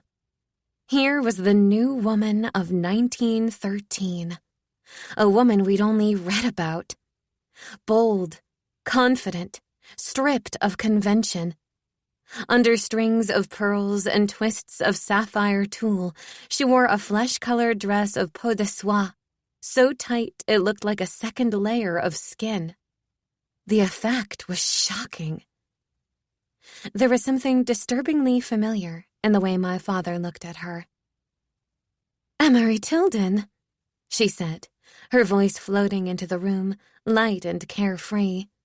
"I thought that was you. These lovely creatures must be your daughters." She narrowed her eyes at us with exaggerated interest, the sound of the other diners fading to a quiet din in her presence. Daddy stood up. He tugged at his cuffs and cleared his throat with a nervousness that embarrassed me. Yes, these are my girls. Effie, Luella, this is Inez Milholland. Her father is an editor," he said, as if this was supposed to explain something. Inez Milholland? Luella and I gaped. Here was the woman we'd gazed at on the cover of Woman's Journal and Suffrage News. My speechlessness was nothing out of the ordinary, but Daddy gave Luella a sharp look, indicating that she, at the very least, shouldn't be rude. My sister only stared, awed into silence for the first time in her life. Miss Milholland remained poised and unflustered by our gawking. "It's a pleasure to meet you both." Her smile widened as she turned her dusty brown eyes on Daddy. "Won't you step outside for a cigarette? It's awfully warm in here, and I could use a bit of air." Her hand fluttered out, delicate as the fabric shifting over her hips. Our father took her hand without pause, and they slipped away from the table. Luella's fork clattered to her plate. "How does Daddy know her?" she gasped, her mouth creeping into a smile. "He's more liberated than he lets on. Come on, I want to get another look at her." She pulled me from the table and out the restaurant doors to the bright and crowded street. It took a moment before we spotted Daddy helping Inez into the back of an open cab. A couple passed, and I smelled the woman's sickly sweet gardenia perfume. Luella started forward, halted, and froze as Daddy leaned into the car and kissed that bright red mouth of Inez Milholland. The kiss seemed to stretch for an endless amount of time as we stood frozen. Luella spun around, her face leached of color, her eyes crinkled into little slits of rage. In spite of Luella's rebellious nature, she thought the world of our father. She pushed against him because she believed it was safe. She believed, as I did, that our father was principled and scrupulous, that he would rein her in when she dared go too far, as any good father would. She might not like it, but she respected the natural order of things. When that order shattered, she became wild. She shoved me back through the restaurant doors and into our chairs at the table, where we sat wordless. The clink of flatware and hubbub of voices prickled my skin. My potatoes looked pasty, the gravy mud. I pushed my food aside and bit the inside of my cheek until it bled.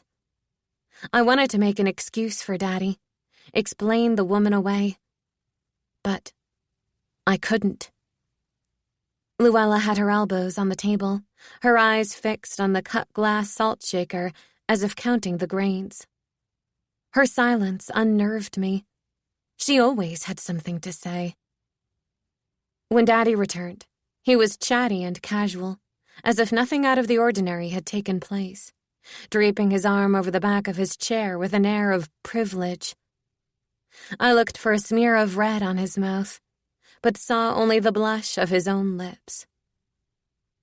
Luella and I never discussed it, but I knew it was that haughty moment, even more than the kiss, that Luella refused to forgive.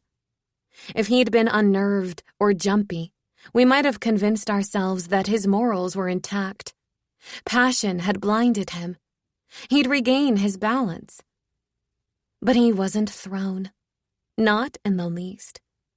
Even with the sin of another woman on him, my father was jaunty, genial, proud. It was the first time I saw him as a man who'd been given everything, as a man separate from the person who was my father. I thought of the night when I was 8 years old and I'd watched him pace in the parlor after my doctor's visit. Maybe his anger back then had nothing to do with my possible death. Maybe he'd bellowed at the doctor when I was born, not because he believed I was a strong baby, but because he refused to believe something he wanted could be taken from him. I felt crushed under the weight of our discovery. It sickened me, watching Daddy's bright, blue, unapologetic eyes as he waved the waiter over. I thought of Mama and her well-fitting dresses and her nightly cold cream applications, of her pride in Daddy marrying her despite her scars and homely limbs. The words of those women in the parlor came back to me. I don't know what spell Jean wove over Emery when they were courting, but I wouldn't have risked it. Well, Mama had risked it, I thought angrily. She had risked it because of those scars. It wasn't her fault the spell wore off. When Luella and I returned home from school, she shut herself in her room without a word to me. I tried to study, but I couldn't concentrate, so I moved my desk chair to the open window and tried to think up a story. The gauze curtains fluttered. The sun melted, golden and powdery over my lap, and I could smell spring, the newness of it. No story came. Writing was what I shared with my father. Mama treated it like a silly pastime, glancing at a story I'd hand her with a distracted smile, like I was a child handing her a scribbled drawing. Daddy took me seriously. Every Sunday morning, he'd fold his paper, set it by his plate, and look up at me as if he just remembered something incredibly important. "Where's my story, Peanut? Did you forget about me?" I never forgot. I'd slip the notebook from my lap and offer it gravely. Recently, Daddy had started wearing glasses, which only added to the professional air he'd put on as he read, nodding, smiling, grimacing, every now and then offering a hearty laugh. Luella and Mama went about their usual breakfast business, chatting, spreading jam, pouring coffee, while I waited with my hands pressed into my lap for Daddy to raise his head and say, "Fine work, Peanut. Fine work indeed." Then he'd launch into his honest critique, telling me what did and didn't work, treating me like a writer worthy of this solid advice. In the window glass, I caught my reflection, pale, thin, lips like pencil lines. I'd never be a woman who wore lipstick. Daddy would be ashamed of me. I pulled off my gloves and held my hand to the light. My nails were a bulbous, milky yellow. They disgusted me, but I forced myself to look at them, imagining God an ugly giant pouring tallow from a massive pitcher, a drop landing and hardening on each finger. Maybe I'd write that grim story for Daddy. Who cared what he thought? His advice meant nothing now. At 6 o'clock, I went down to dinner, even though I didn't want to face anyone, not even Luella, who, to my surprise, was already at the table. I sat across from her, relieved she wasn't protesting. This was good. We would slip the moment under the rug, bury it, forget it. Roast pork, potatoes, and green beans were heaped onto my plate, but I couldn't eat. Neither could Luella, who kept her hands glued in her lap. I, at least, pushed my food around with my fork. "What is it?" Mama asked. "Don't you girls feel well?" "We ate a large lunch," I offered, hating how innocent she looked. How plain. I wished she'd worn her green dress instead of this severe black one. "You took them to Delmonico's again?" She smiled at Daddy. "You're spoiling them. It's so unlike you to be that frivolous." "It is unlike you to be frivolous, Daddy," Luella said, her tone daringly confrontational. Although we did have the pleasure of meeting the most astounding woman today, a Miss Inez Milholland. My chest squeezed.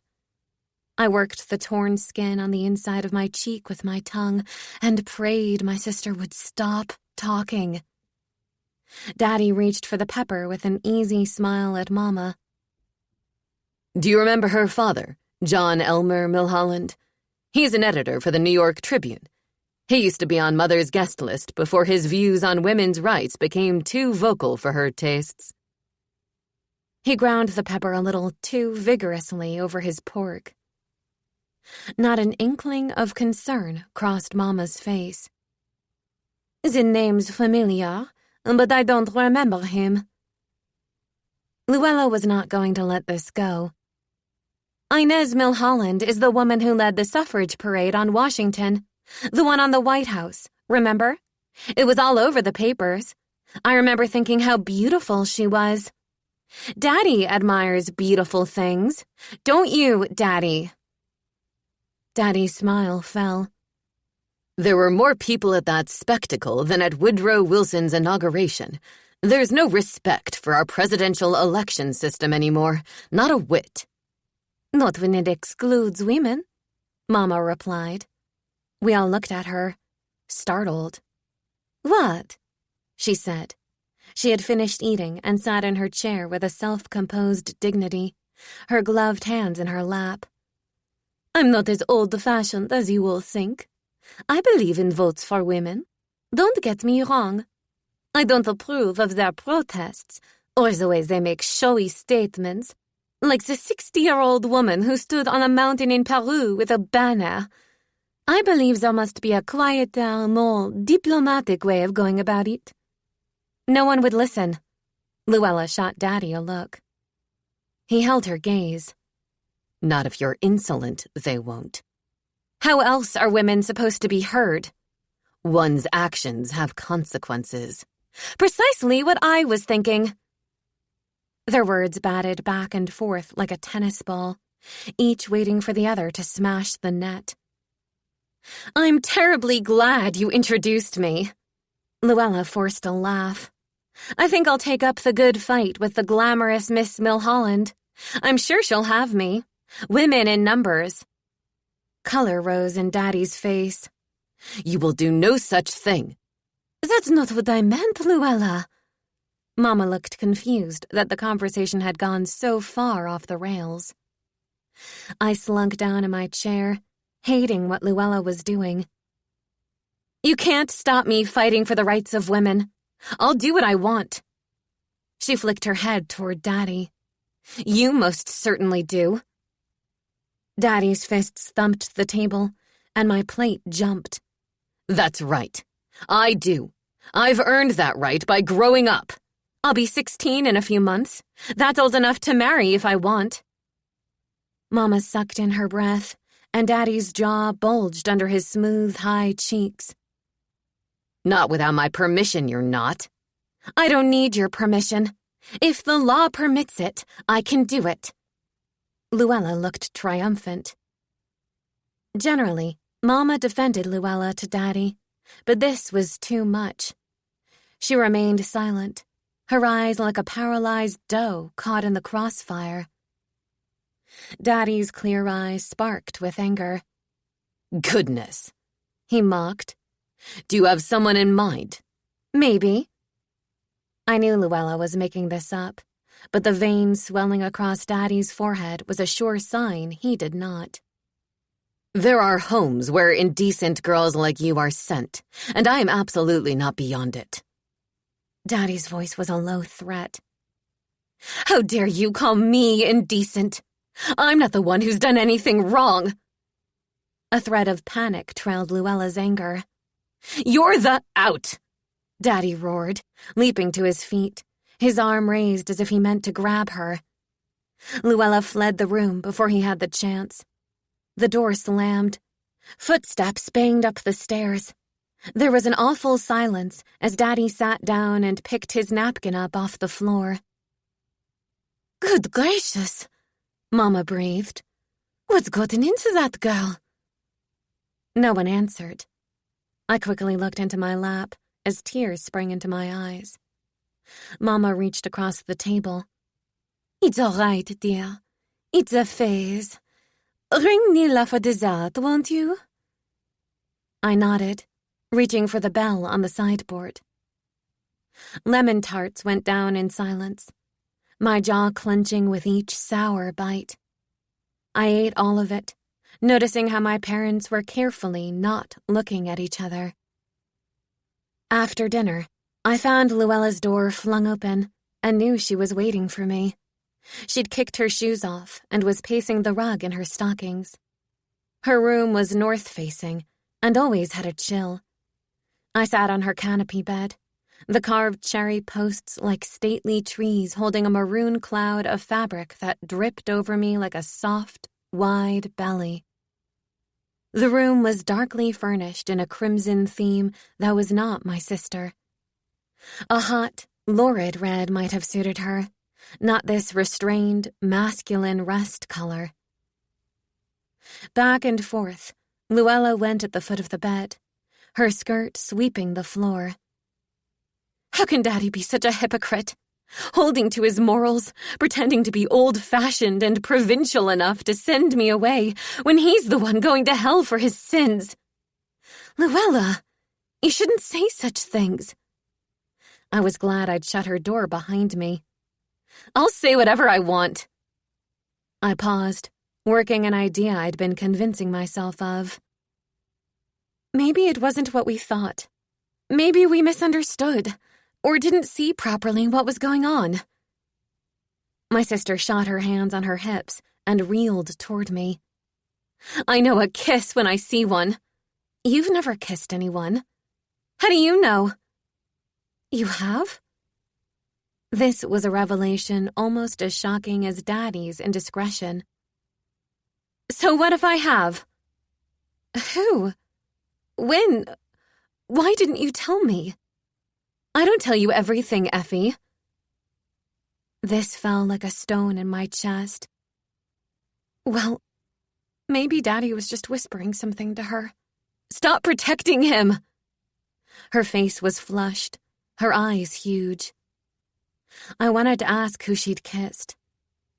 I'm not protecting him. I'm just saying we don't know. The woman came over to us. She's the one who asked Daddy to go outside. It would have been rude to refuse. Maybe she kissed him. We didn't stay to see if he pushed her away. It could be true. Maybe she lifted herself from the seat and forced herself against him. Luella made a throaty sound of disgust. You're so ignorant. She pivoted, hauling open the window and dropping her hands on the sill. Outside, dusk had turned the hillside purple. I stared into the advancing darkness with a feeling of shame. Luella turned suddenly. I'm sorry. She came to the bed and flung an arm around me. I'm a wicked sister. I haven't kissed anyone. I just said it to prove you wrong. Do you know what I hate more than anything? I hate that Daddy used us. That we were his excuse to run into her every day. You noticed her before, too? How could I miss her? Those lips? I thought she was beautiful.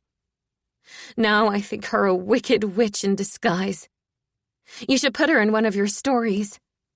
You know, she faced me, slapping her hands on my knees. I feel like that sometimes, like a wicked person in disguise. I tell people what they want to hear. Everyone thinks I'm good at ballet, but I'm not. I just pretend and everyone believes me. She stood up, energized. Do you know the place where I'm real? Where I don't have to pretend at all? With the gypsies. They don't care who I am or what I say. Everyone dances and sings whether they're good at it or not. She gave a hysterical laugh and flung her arms out. It's positively freeing. I felt like a cloud was settling over me, isolating me in a grainy mist that put everything out of place. Luella was someone who did and said exactly what she wanted. If that was a lie, everything was. For a few days, I repeated Mama's words in my head, telling myself that Luella was just acting out, going through a phase. I held on to the idea that Daddy's kiss was a mistake, that he leaned in to tell Inez something and I hadn't seen properly. Then Saturday came. The Friday before, I'd forgotten 2 of the history dates Miss Chapin required. but Luella had forgotten all of them. Worried her transgressions would multiply beyond what our parents would tolerate, I tried to convince her to stay home and study. She refused. "I'm going with or without you," she said. "And this time, I'm going for the whole day. Bother with athletics. I'll forge a note to Miss Chapin from Mama saying I'm sick." Frustration boiled in me. "You're being careless and selfish, and Daddy's bound to find out." "Daddy won't find out, as long as you don't go and tell him just to spite me," she glowered. Her words stung. I'd never done anything to spite her. "Fine, go," I said. In the early morning sunshine, I sat at my desk with my botany textbook, trying to concentrate on the photosynthetic function of fronds. But my mind kept wandering to my sister. What began as listening to music and getting our fortunes told, a single lie for a day or two, was turning into a string of lies stretching over the summer horizon. I wasn't sure it was even about the gypsies anymore.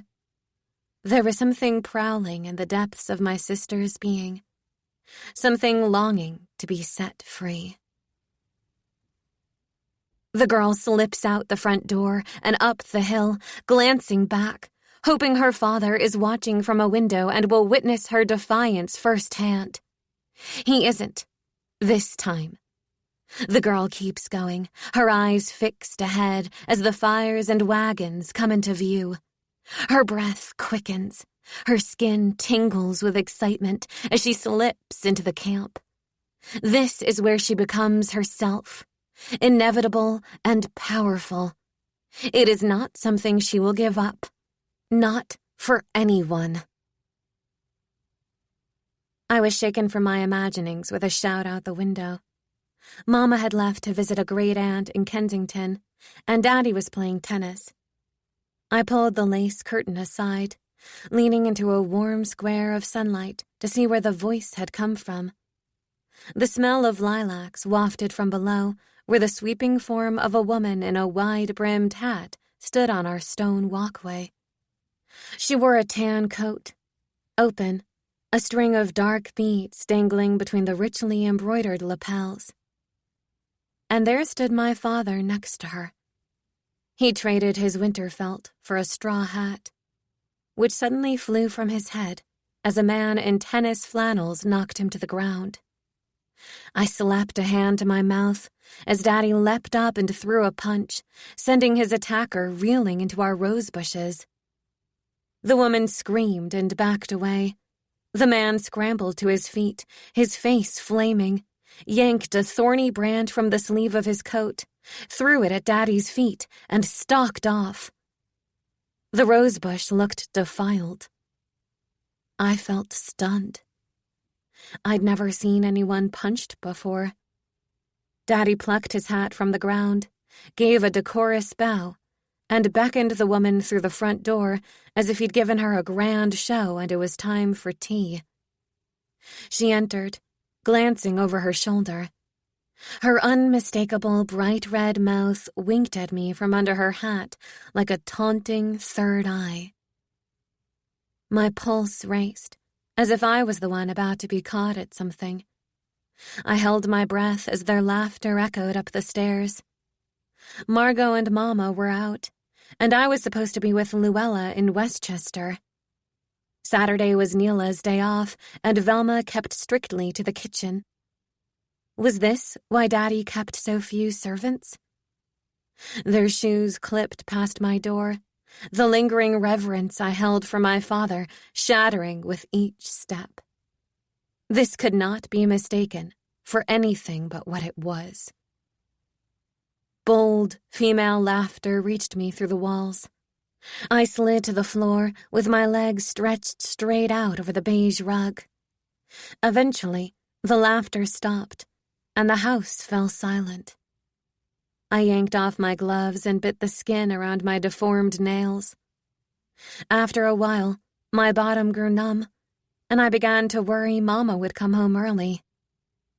A few minutes after the clock struck 2, I heard my father's low voice in the hallway, then quick, light footsteps down the stairs and the front door open.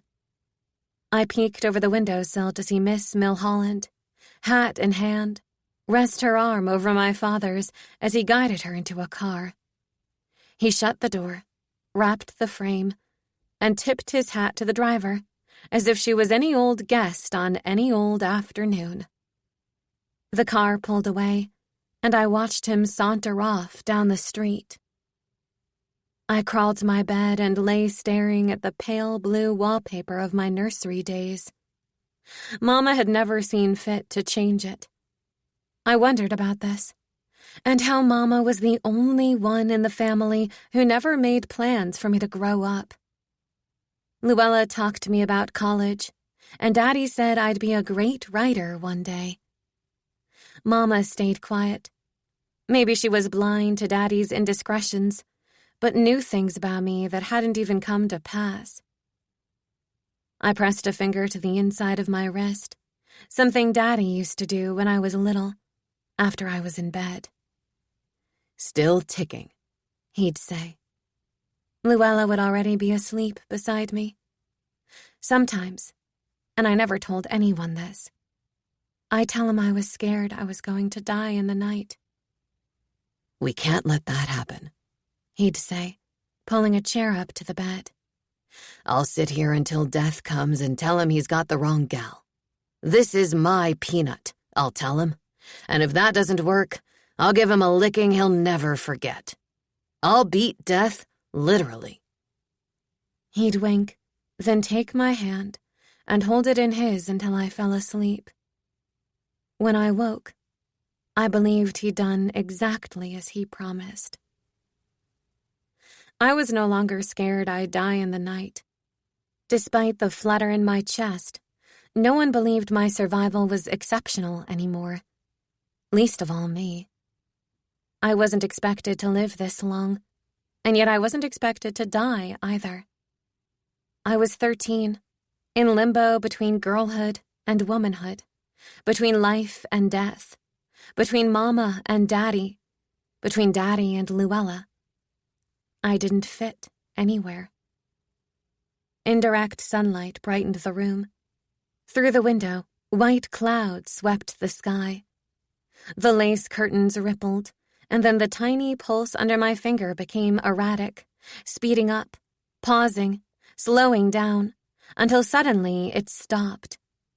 There was no fit, no breathlessness, just a freeze in my chest as the windows fell out of their casing and the walls expanded and the room rippled outward with a luminous translucence.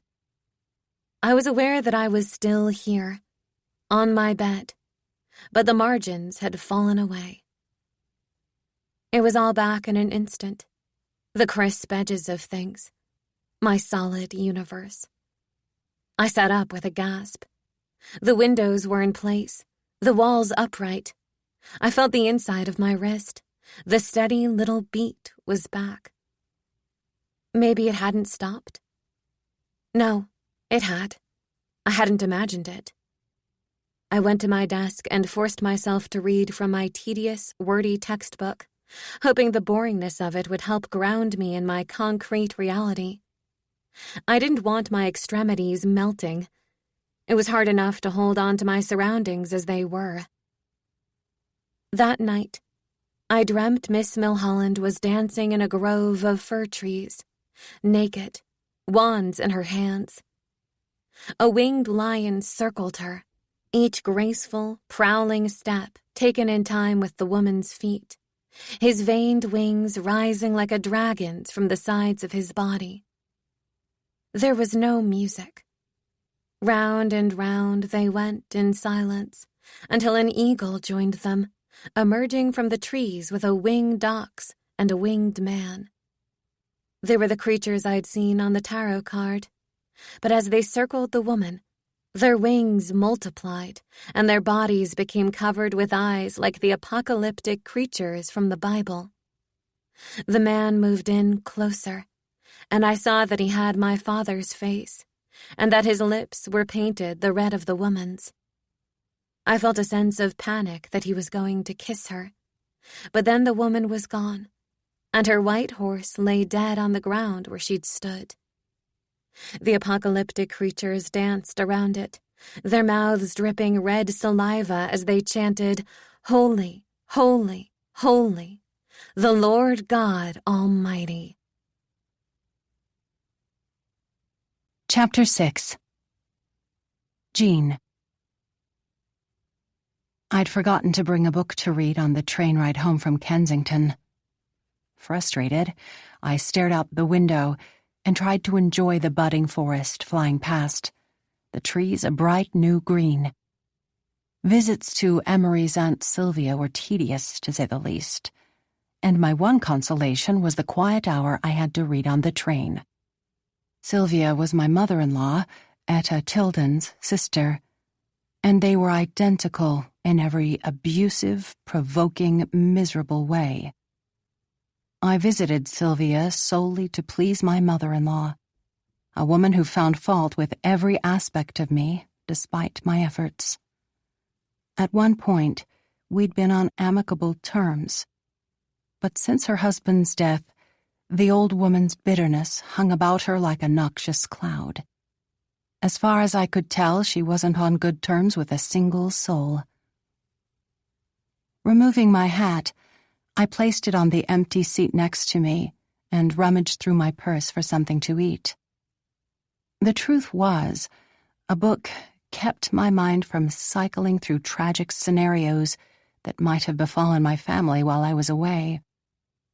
I was never a worrier before Effie's birth, but the fear that bore its way into me when she was a baby, wondering each day if I'd lose her, had persisted for years. It had contorted into new fears, but persisted nonetheless. The girls believed they were wonderfully independent when I let them take the elevated to school alone, or wander into the hills behind our home. But I was never more than a walk or a quick car ride away. Except for these monthly excursions to Kensington, which, after being berated by Aunt Sylvia for refusing to adopt an American accent, as she so ridiculously put it, and in my bookless, anxious state of mind, I was seriously considering giving up. There was nothing to eat in my bag, not even a stale mint, and I snapped the clasp shut with vigor. "What's your poor bag done wrong?" Looking up, I saw an unnervingly handsome man standing over me. "Excuse me?" "Your bag," he pointed. "You look awfully angry with it. May I?" He indicated the seat where my hat was placed, and I quickly moved it to my lap. The train lurched, and he caught the back of the seat to steady himself as he slid in next to me. "Cigarette?" He took one from his breast pocket and held it out with a full-lipped smile. The cigarette was tempting. "No, thank you very much. I don't smoke." When I first met Emery, he had the old-fashioned idea that women shouldn't smoke, and I'd given it up. At the time, I thought it was an American thing. Turned out it was a Tildon thing. His mother, the influential Mrs. Tildon, did not think it decorous in a woman. "That's a shame. Wonderful stuff, cigarettes." He lit his and leaned back, smoking in silent satisfaction, his hat tilted high on his forehead. I clutched my hat and looked out the window, the man's good looks unsteadying me. I'd always been a fool for a good-looking man. I suppose most women are. My mother had warned me of that with Emery. He'd been courting me for 3 weeks before my mother met him. Despite his charm, I knew what was coming when she called me into her studio the next morning. While all the other society mothers were trying to marry their daughters off, mine was desperately trying to keep me in her clutches. Her studio, with its pure bright light and smells of turpentine and paint, was a place that usually filled me with comfort. But that morning it felt stuffy and oppressive. My mother stood at her canvas in her stained apron, her dark hair hanging down her back. She never bothered to tie it up anymore, and it gave her an unfettered appearance. The brushstrokes on the canvas behind her had the same careless, slapdash look to them.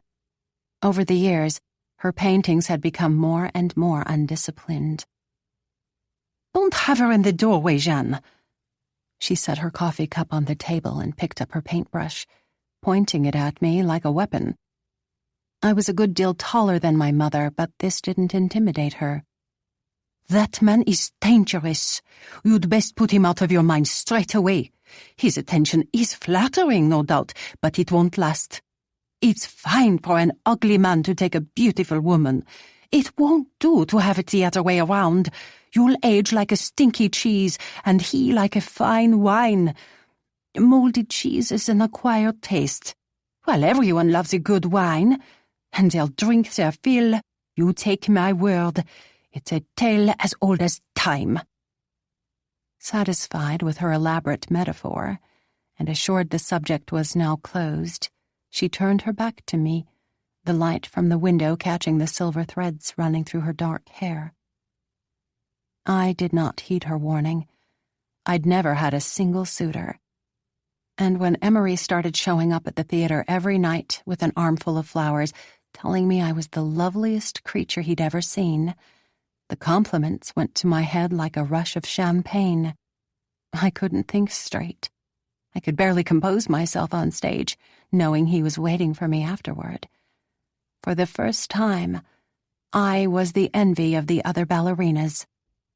A proposal was more than I dared dream.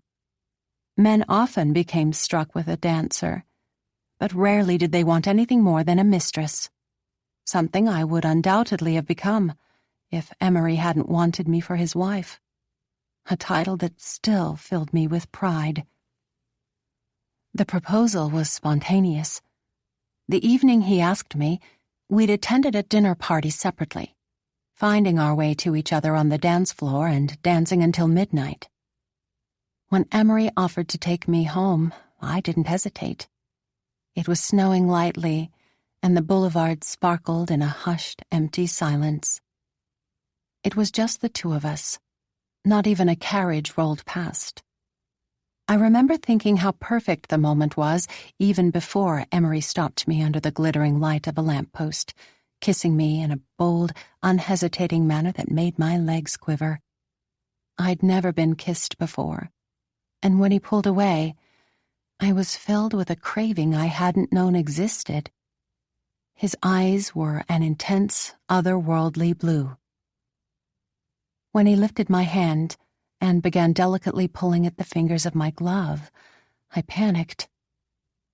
"Don't," I whispered, but he silenced me with his finger to my lips, the leather of his glove as soft as his mouth had been. When my hand was exposed, he held it up, and I saw in his face that I was not hideous to him. He seemed in awe of my scars, and for the first time I recognized what Effie would, years later, show me every time she pulled off my gloves: immeasurable strength and endurance. Then Emery bowed his head and kissed my healed wounds, snow-dusting the arms of his coat and melting on the back of my hand under the warmth of his lips. Any young woman in my place would have said yes. We were genuinely in love for a time. I was still not comfortable exposing my hands in the light of day, but at night, in those early years of our marriage, Emery caressed them with as much delicacy as he would later caress our babies' heads. It was obvious from the start that Emery was not a complicated man. He liked his job, took pride in his family, and was content to do as he pleased. Before Effie was born, he'd had no hardships, no toil or struggle. He was an only child with wealthy parents who adored him. There are people who simply have a good life. Emery was one of them. I was lucky to be his wife, to be a part of that simple, good life.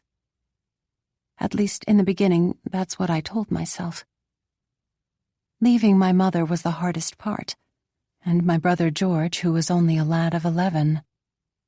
I had no good reason to leave them other than falling in love. Reason enough, some would say. My life before Amory was also blessed. I grew up wealthy, fatherless, which didn't bother me as I'd never known him, with a mother who painted most hours of the day, and a grandfather who worshipped me. He'd steal me away from my lessons and walk the streets of Paris with me, hoisted onto his shoulders, proudly pointing out all the modern architectural advancements, as if he had a hand in them. On Saturdays, he'd take me to the ballet. He would wait for me at the bottom of the stairs in his shiny black coat, with his white cuffs peeking out like strips of peppermint, whistling that I looked a picture as I skipped down to him. My world revolved around pleasing him. That's the problem with being worshipped. You do whatever you must to keep the attention. Greedy for praise, I learned to dance for my grandfather. I was competitive and liked to win, which made me an excellent ballerina. I was 10 when my grandfather died a shocking, sudden death, a fever that took him in the night. I screamed and pounded my small fists, refusing to believe my vivacious, sturdy grandfather was dead, until my mother took me into his bedroom and I saw his ashen, lifeless face. I wept for days. My mother abandoned her brushes and canvas and sat with me until I cried myself dry. It was the most time I'd ever spent with her. After that, I danced harder to keep my grandfather's memory alive, but also because I had become addicted to the attention in the spotlight. Then it was just me and my mother who marveled half-heartedly at everything I did. My mediocre sketches and lackluster piano playing as well as my dancing. She knew talent when she saw it. She acknowledged an object when it had value. But when it came to me, she half-listened, partly looked, smiled, praised faintly, and walked away. She cherished me like one might an heirloom or an antique, something of great value that you're not sure what to do with. I think it would have suited her to keep me behind glass doors, to be taken out and admired only when she felt the urge. Then my brother George slid into our lives. His birth was as shocking to me as my grandfather's death.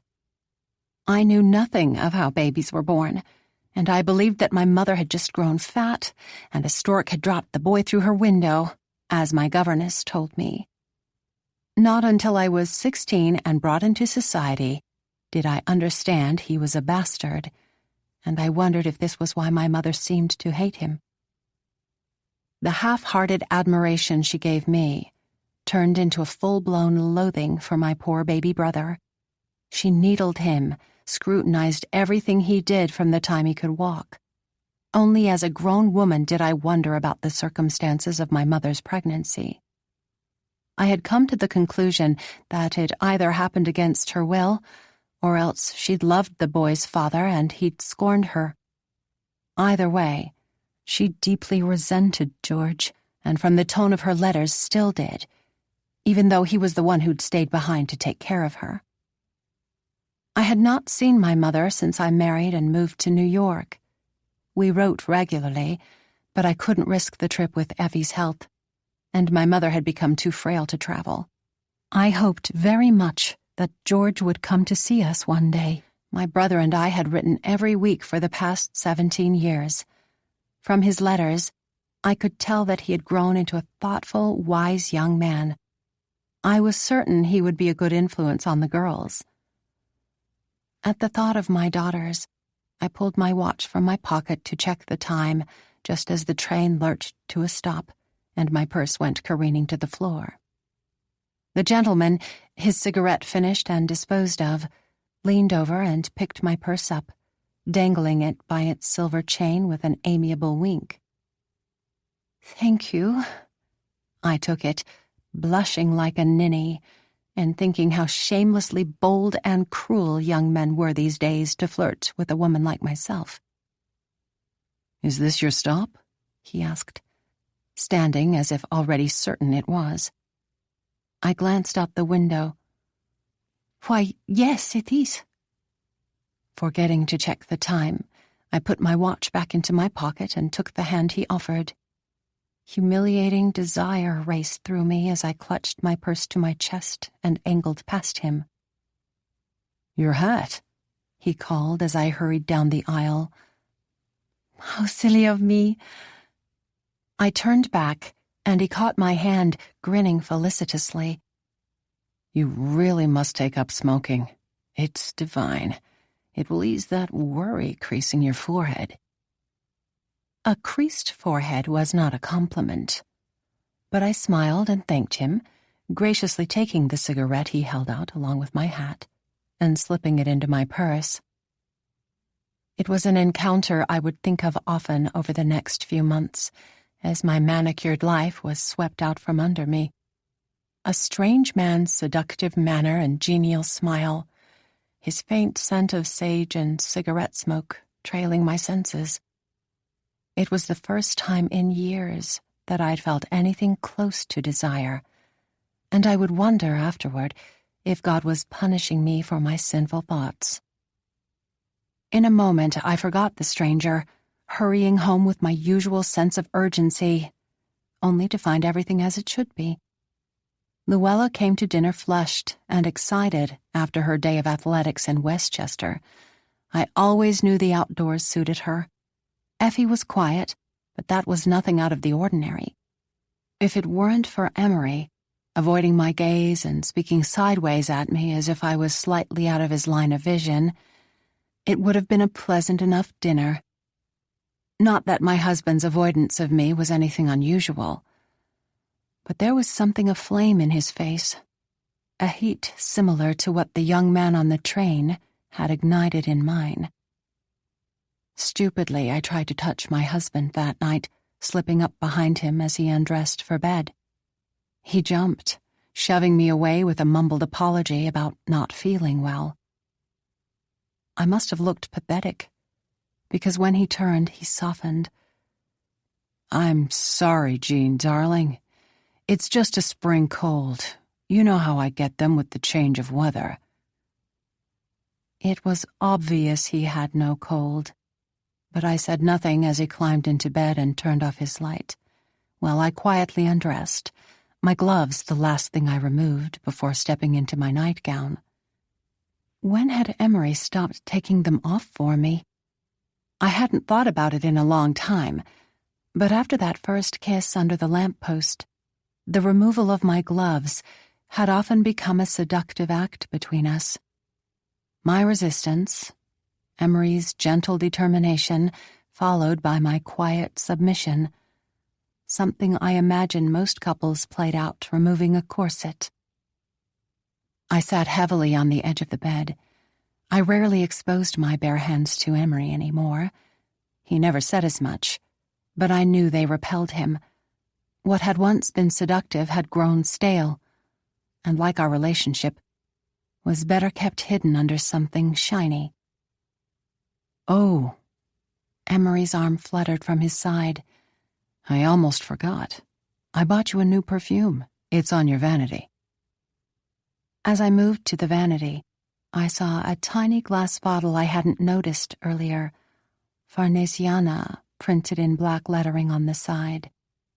I picked it up. There was no card, no box or wrapping. This was not a gift. It was an apology. My husband could use a lesson in deception, I thought with disappointment. As I pulled out the glass stopper, a sickly sweet smell hit me, a powdered sugar vanilla, a confection. I wondered if he thought this maternal scent suited me, or if he'd stood at the perfume counter in Gimbel's and pointed to the first bottle he saw without bothering to smell it. I was utterly fed up, with myself, with my husband. I'd been stupid to touch him. What had gotten into me? We hadn't laid together as husband and wife since Effie's birth. It wasn't her fault, of course. I'd never dream of blaming our daughter. Not even a little bit. She couldn't help being born damaged. Not wanting another impaired child, I'd kept my husband at arm's length after her birth. At the time, it was easy enough. I was an exhausted mother with a tantrum-throwing 3-year-old and a baby who turned blue every time she cried. I refused to let a governess or nurse care for Effie. If my daughter was going to die, I was going to be there. Emery couldn't stand being denied. I should have seen that coming, but it was too late by the time I realized my mistake. And once he'd tasted his freedom, he liked it. Climbing into bed, I could smell my husband's cedarwood aftershave and the lingering scent of pomade that left a slight grease stain on the pillowcase, even after he'd washed it from his hair. I flipped onto my side, irritated at how the blanket rose up over his high shoulder and let a draft under the covers. Looking into the dark, moonless room, the furniture indistinguishable from shadows, I told myself what I'd been telling myself for years. You were warned, Jeanne. You're lucky to have him at all. Only tonight, I didn't feel lucky. Chapter 7. Effie. June arrived with a burst of tulips in the front yard, their pink tips bleeding into cupped white petals like watercolor. School was out, and there was no talk of going to Newport for the summer. I was sure it was because of Daddy, who was seldom around these days, but Mama seemed unconcerned. She said it would be nice to stay home. "I can see my lilies bloom," she'd said, and smiled. "I always miss them." I hated holding Daddy's lie.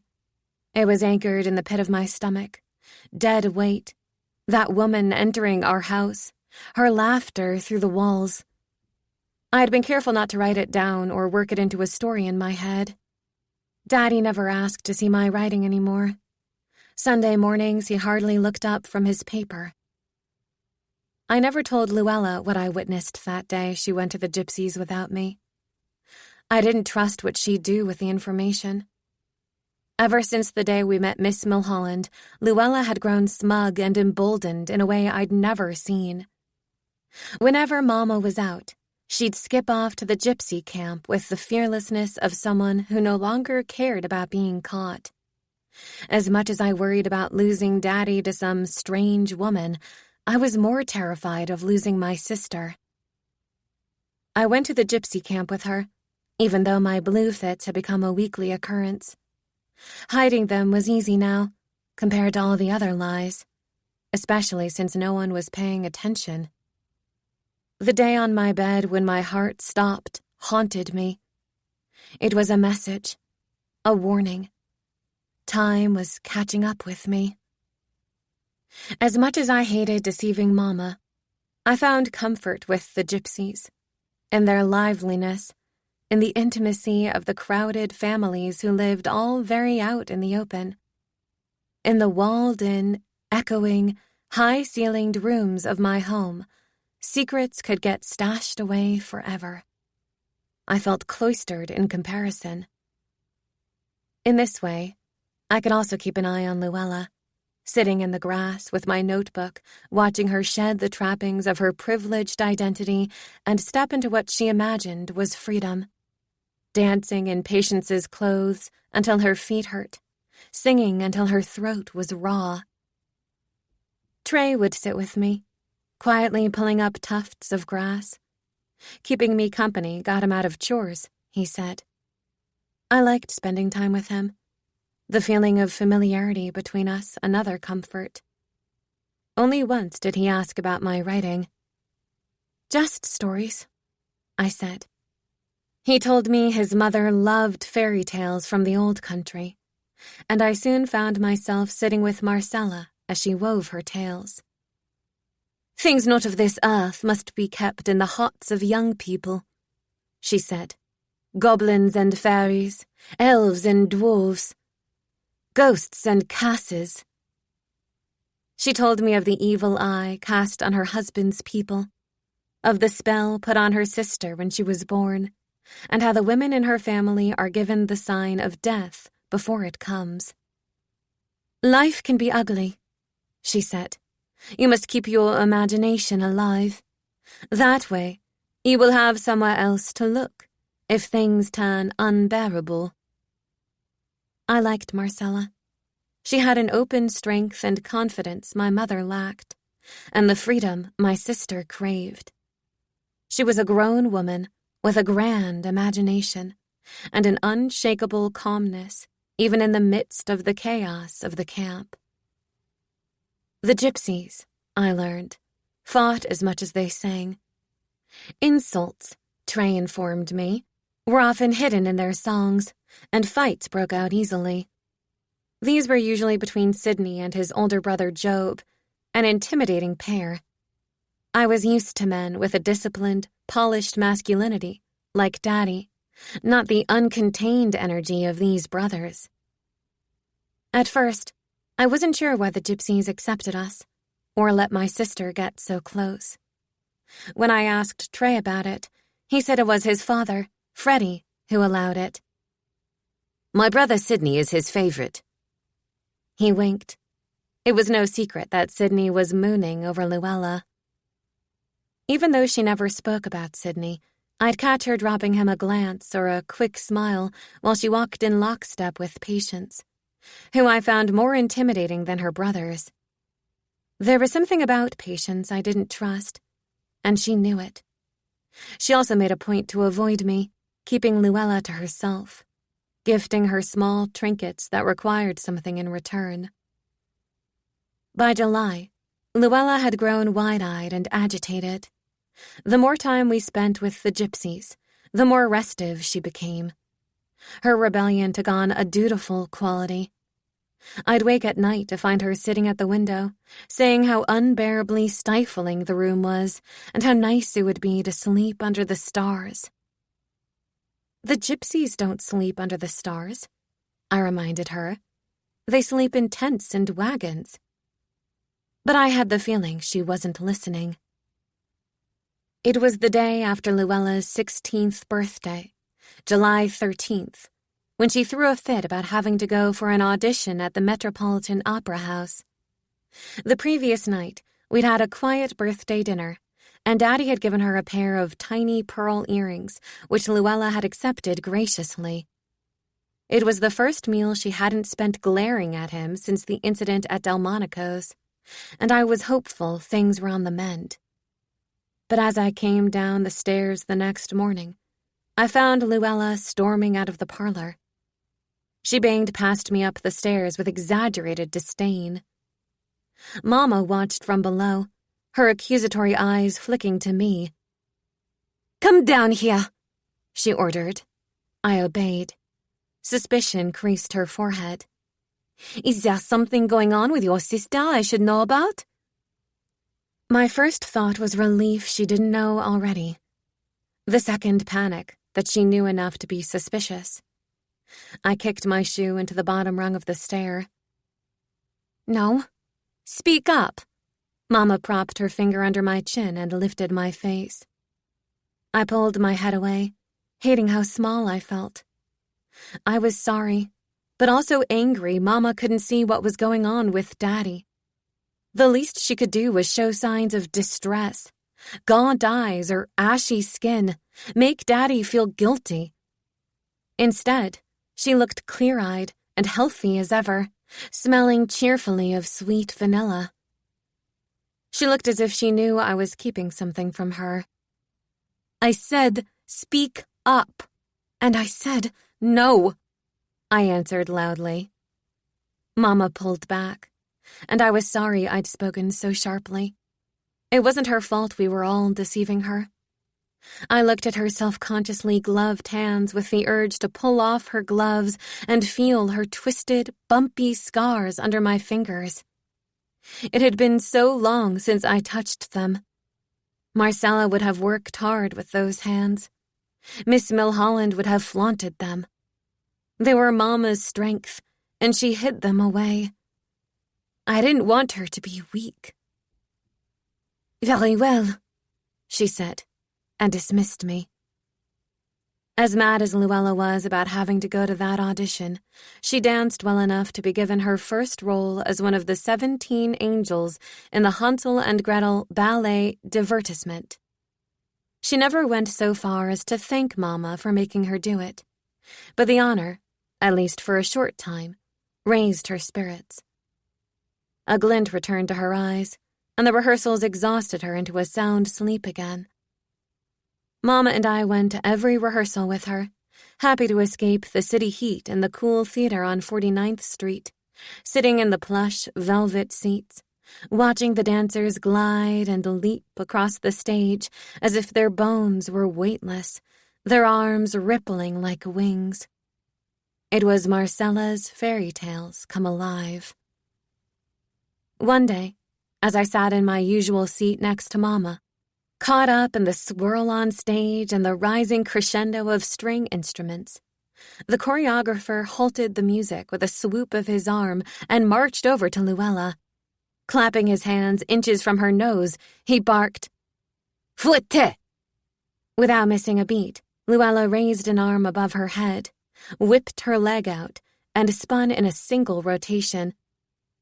Mama tensed, her hands moving in small extensions from her lap as she whispered to herself, "Croisé. Yes, yes, 5th position."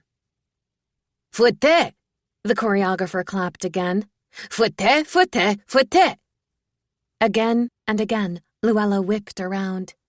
There was no music, just the sharp clap of his hands and the soft thud of Luella's toe shoes on the wooden stage. Finally, the choreographer dropped his arms and the theater went silent. Luella's chest rose and fell rapidly against her tight bodice, her cheeks red hot. The choreographer pointed a finger in her face. "I will not waste any more time on you. One more mistake and you'll be replaced." He waved his hand at the conductor, who raised his baton, and the ballerinas shuffled back into position. On our way home, Mama sat between Luella and me in the back seat of the car. The top was down, and it was scorching hot. Pearls of sweat dripped down the back of our driver's neck as we crawled along, the sun beating down on us, the noise of the trolleys and cars dizzying. Mama had just begun an animated critique of Luella's performance when we passed a popcorn wagon, and I burst out, "Can we stop for popcorn?" "No. And don't interrupt," she snapped, and I huffed and leaned out the window. The building shimmered in the heat, and the humidity cast a hazy curtain over the river of suits and hats flowing alongside us. "Your pirouettes are lovely. You'll get the timing," she said, "but your extensions need to be longer. Extend, extend." She threw one arm forward.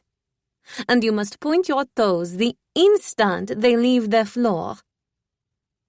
I glanced at my sister as she angled away from Mama, staring into traffic. She used to love talking about ballet, going over every detail. Lately, she hardly said a word. It was painful watching Mama struggle to be encouraging. She'd start to say something, sigh, and give up. We drove in silence for a few minutes before Mama finally got out what she'd been trying to say all along. "Your father and I have decided to send you to Paris in the fall." "What?" Luella's head turned sharply. "Why?" "You're 16. It's high time you went abroad. You've never met my mother, or your Uncle Georges, or seen my native homeland." "What about Effie? Why doesn't she have to go?" "Have to go? I would have loved to go. You know perfectly well Effie can't make that trip." Luella crossed her arms. "I don't want to." "Don't be ungrateful. It won't interfere with your dancing. Your show's in September, so we'll plan it for October." "What about school?" Luella challenged, even though I knew she didn't care one whit about school. We'll call it a holiday. You'll catch up. Traveling to Europe rivals any textbook. I'm not going. Don't be silly. What gal doesn't want to go to Paris? I don't. And I don't want to dance in Hansel and Gretel either. This silenced Mama.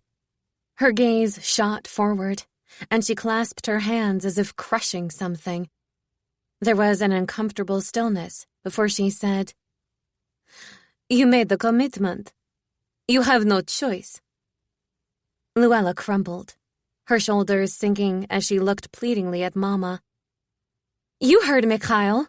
I'm terrible. He's going to replace me. Anyway, I'm too heavy. The other ballerinas are like string beans. They're half the size of me. I don't know why I was cast in the first place. My feet won't do anything I want, and there are blisters on my toes. I can't get my footies right, and I don't want to do it anymore. That's childish. You have worked too hard to give up now. You gave up? Mama yanked herself forward, turning to face Luella as she latched a hand on the seat in front of her. I most certainly did not. A ballerina has a short life. Mine was over. In a flourish, she tugged off her glove and held her hand in the air, exposing the misshapen scars of her right hand, tender and pink like newborn skin. Do you think anyone wanted to see these arching through the air? Her voice was pinched and high.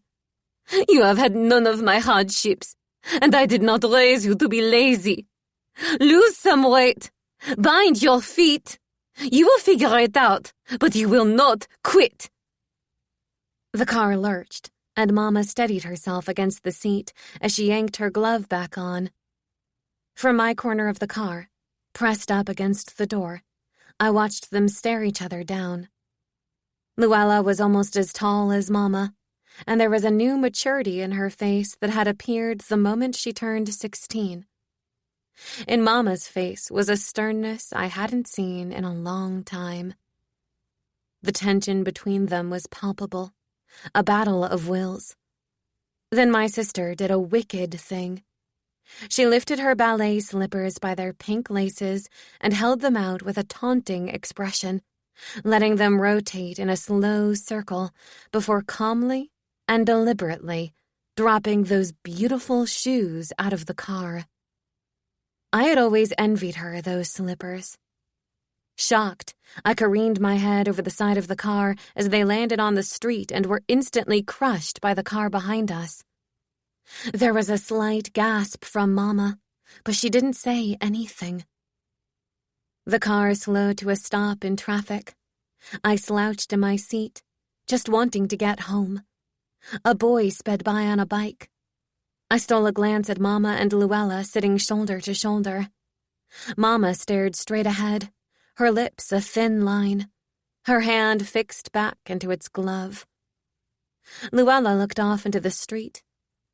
I hated how effortlessly she had let go of those shoes, as if tossing away everything Mama had given her was the easiest thing in the world. Dinner that night was tense and silent. The air through the open window warm and stagnant, and filled with noisy crickets. Daddy was as withdrawn and sullen as the rest of us. I wondered if Mama had told him what happened, or if his own conscience was brewing. I nibbled the end of a green bean, glancing at Luella across the table. She hadn't eaten a thing. Her eyes were downcast, her expression unreadable. What would she do if she didn't dance anymore? I couldn't believe she'd thrown away a chance to be on a stage, gliding with all the other angels. Trey had told me the gypsies would head south once it turned cold, so she'd soon lose them too. After dinner, Luella went straight to her room without a word to me or our parents. More and more she slept in her own room.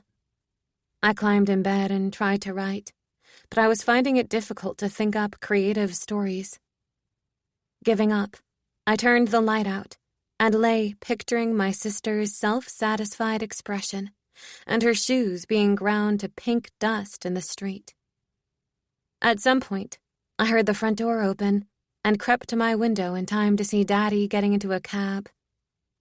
I watched it pull away, a pall of exhaust dissolving under the streetlight behind it.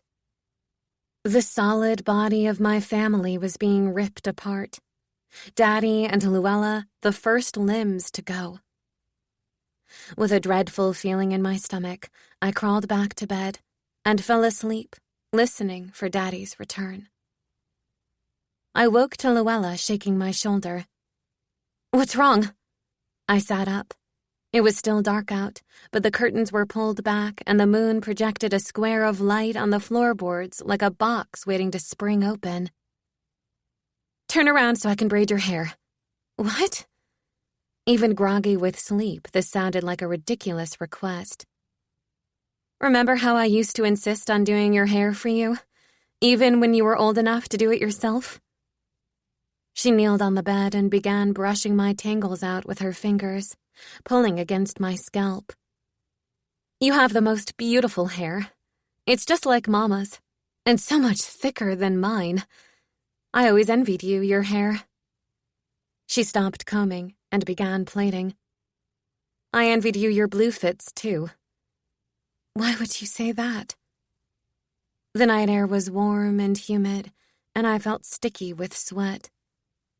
"Because nothing is expected of you." I found this insulting. "Why did you throw away your slippers?" Tiny hairs snagged as Luella threaded the strands together. "It was a test. I wanted to see if Mama would stop the car and make me walk into the street and get them back, crushed and all. Daddy would have. I don't see what that would have proved, and he would have hated Daddy for it. I would have hated her for it, but that's not the point." Finishing my hair, Luella lay down onto her back, and I lay next to her, the braid bunched against my neck. What is the point? That she didn't do it. That she lets all of us push her around. It wasn't a surprise Mama failed Luella's test, just a disappointment. "Do you think she'll tell Daddy and you'll be punished?" I asked. "I'm already being punished. I'm certain it was Daddy's idea to send me away. Going to Paris is not exactly punishment. Don't you see they have no intention of letting me come home? Daddy wants me gone so I won't give away his little secret. Why else would they do it now? They've never mentioned sending me to Paris before." She punched her pillow into a mound and sank into it. "They can't make me go. I won't." The thing was, they could make her, and we both knew it. "If you refuse, they'll send you somewhere worse," I said, thinking of Daddy's threat to lock her up. "Especially if you're not dancing anymore. You have to apologize. You love to dance. It's your future. What will you do without it?" "I don't know." She didn't sound troubled by this uncertainty, but I needed her to care. We'd always conspired about our possible futures. "You, on the other hand," she smiled, as if remembering her role to play in our conversation, "will go to college and become a great writer, an enviable, independent woman like Inez Milholland." I cringed. I don't want to be enviable, or anything like her. I do. She does exactly what she pleases. Daddy sneaks around with a woman like that and expects us to live by different standards. Who says we have to? You know, the gypsies aren't really free either. She propped up on an elbow. Patience turns 16 next month and will be forced to marry a boy she despises. She's been promised to him since she was 3 years old. Their fathers shook on it, and that was that. We're all trapped. It occurred to me that Luella might be married before long, especially if she wasn't dancing. She might even find a husband in Paris. Then I'd never see her. Are you wildly in love with Sydney? No, I'm wildly in love with their music. When will we ever hear music like that again? If I have to listen to Enrico Caruso belt out one more operatic note on the Victrola, I'll smash the thing. I keep telling myself there's only 1 year of school left. But then what? A failed dance career? A wedding veil and slippers? I used to believe she'd be as famous as the dancer Anna Pavlova, which was foolish. She would not be a ballerina, and I would not go to college. Tracing moon patterns on the ceiling with my eyes, I saw our future plans for what they were. Childish stories. We were no longer little girls able to pretend. I lost the ability the moment I saw Daddy kiss that woman. It made what I believed to be true wrong. Maybe that's why Luella threw her shoes in the street, because she couldn't make herself believe her own story anymore either. I glanced at her, lying flat on her back with her hair spread out over her pillow, her wide-open eyes staring at the ceiling. I wondered if she saw the same moon patterns I saw, or if hers made entirely different shapes. I wanted to tell her about my heart stopping, how I'd seen the walls fall away. I wanted to tell her my chest felt tight all the time, and that I was worried I'd lose her to Paris and a husband and a future I'd never have. That I worried we'd already lost our father, and that our mother would be left all alone. It was too much to say. I was sleepy, and didn't know that I'd never get the chance to tell her these things. Closing my eyes, I listened to the shifting of my sister's wakeful body beside me until I finally drifted off. It was the only time I remember falling asleep before her. I woke at 9 o'clock the next morning in the exact position I'd fallen asleep. An empty pillow faced me. I sat up, the weight of sleep heavy on me. Luella was gone, and a bright day peeked through the curtains. No one ever let me sleep this late, and I felt an eerie sense of foreboding as I scurried into my clothes and downstairs, my stomach doing an anxious flip as I saw the empty dining room, all signs of breakfast cleared away. "Effie?" I jumped at Mama's voice. She stood in the doorway, her skin a seamless white from her collar to her forehead. "You've slept through breakfast, you naughty girl." She smiled a bud of color into her cheeks, but there was a false cheeriness to her voice. "Why didn't Neil wake me?" "I've given her the day off." "Why?" "It's good to indulge your servants once in a while. Let's go out for lunch." "Just the two of us?" Mama and I rarely did anything alone. "Where's Luella? Has Daddy left for work already?" "Get your hat," was all she said, as she secured hers to her head, a thing so weighted with feathers it looked as if an entire flock had lost their wings for it. We stepped out into suffocating heat, slate clouds pressing overhead like the top to a cooking pot ready to boil us alive. If it rained, I imagined the drops would sizzle and evaporate on the steaming bricks.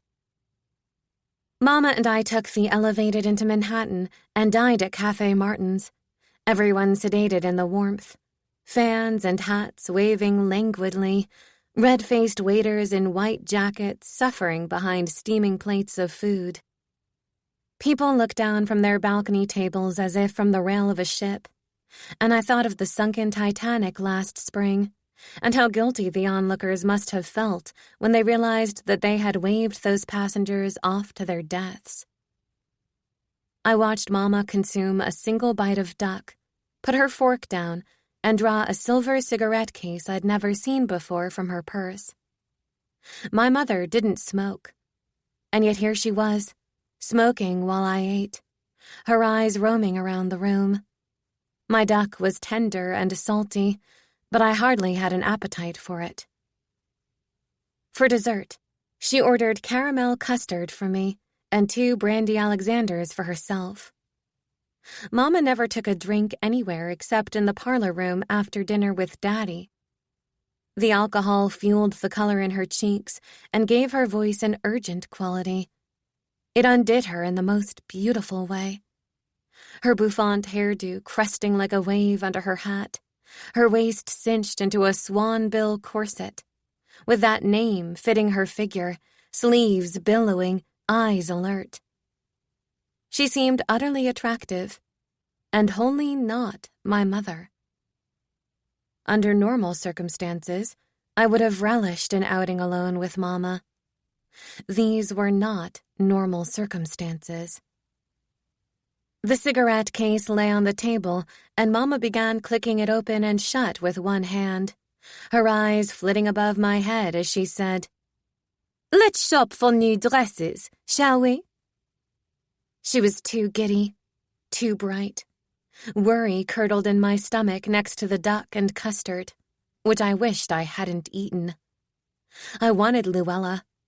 I wondered if Mama had forced her to go to rehearsal in spite of the tossed slippers, but I knew better than to ask.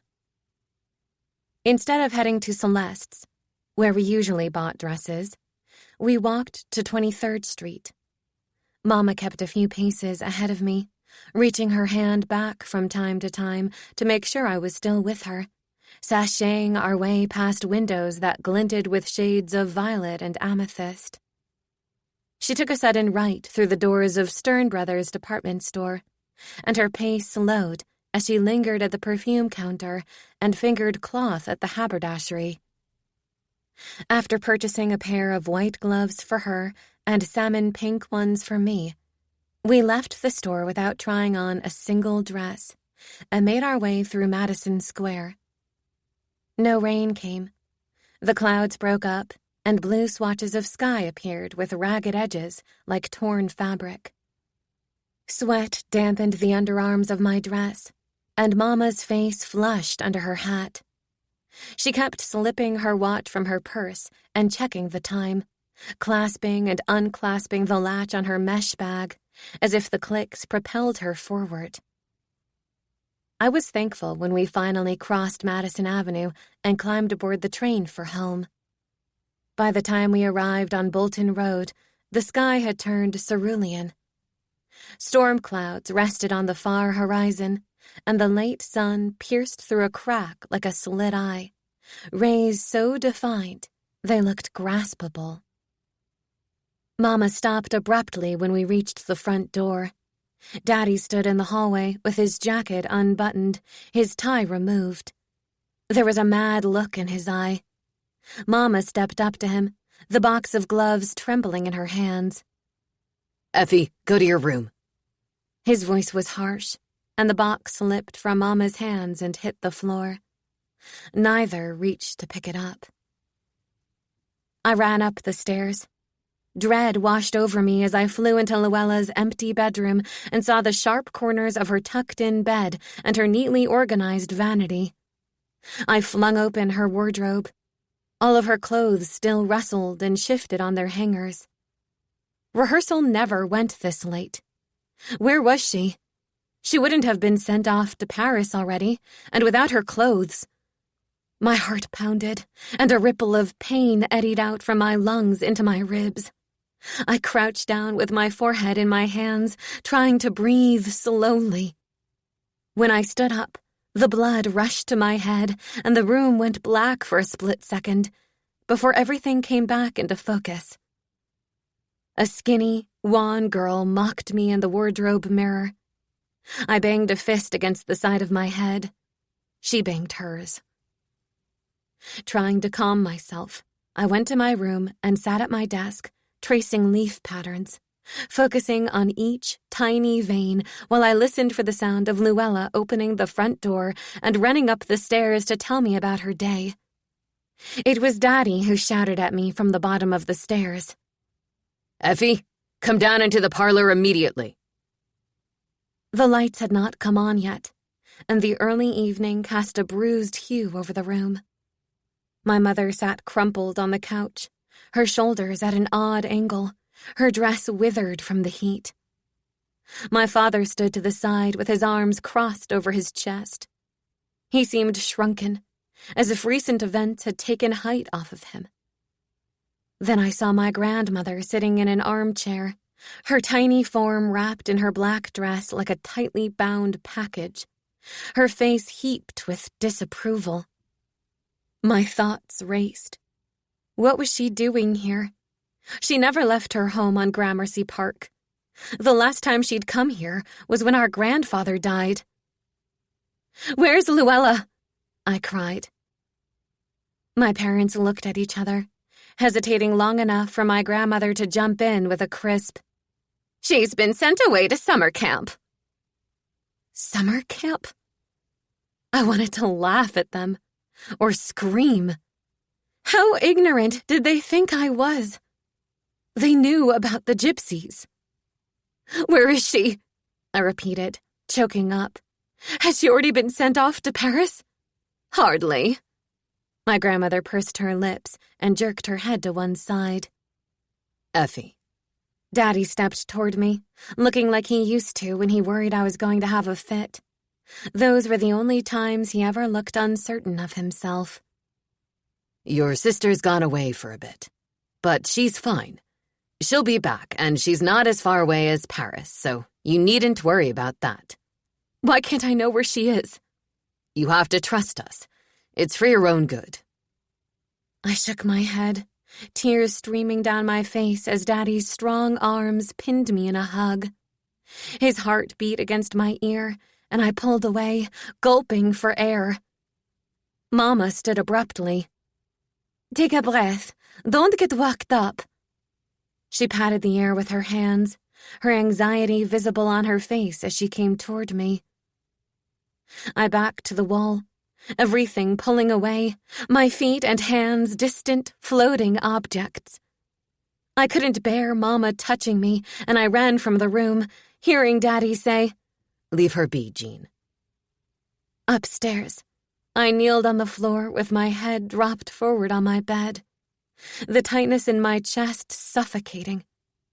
I slammed a fist into my breastbone, wanting to rip out my stupid heart. I didn't want to view the world through this damaged portal anymore. It didn't make me special or different. There was no strength in my survival. It was just time, slowly wearing away at me. If it wasn't for my condition, Daddy would have sent me away too. I'd lied and snuck out and gone to the gypsies. Maybe this was why Luella envied my blue fits. Did she know what he was going to do?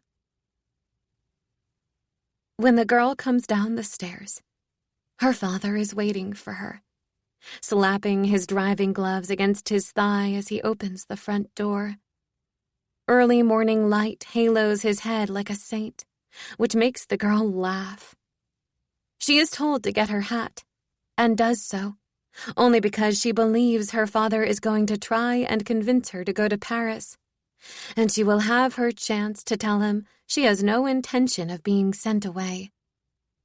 The girl pauses at the door and looks up the stairs, wondering if her mother and sister are still asleep.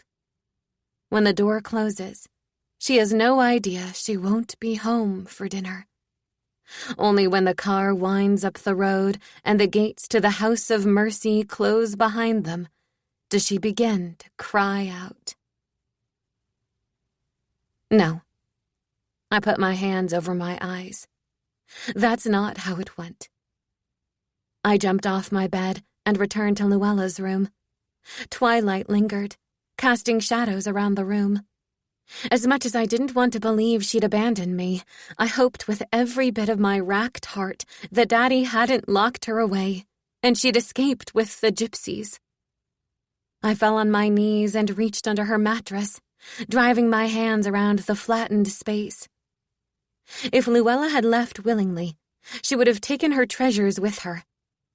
We had agreed to hide all things associated with the gypsies under our mattresses. Mine housed a book of Wordsworth that Marcella had lent me, a feather, and a yellow ribbon that Trey and I found in the woods. I reached up to my elbows, scooting my hands around, willing them to find nothing, my breath catching as they bumped into a bulky object. Pulling it out, I tossed Patience's blue silk scarf on the bed. The knot slipped open, and glass beads spilled over the coverlet like pearls of water. There was also a silver comb and 2 spools of embroidery thread. I rolled a single turquoise bead between my fingers, a drop of red in its center like the spell of an evil eye. As certain as I was that she wouldn't leave these treasures behind, I still brokered hope that she might, after all, be at the gypsy camp. Gathering Luella's things, I went back to my room and dumped them on the bed.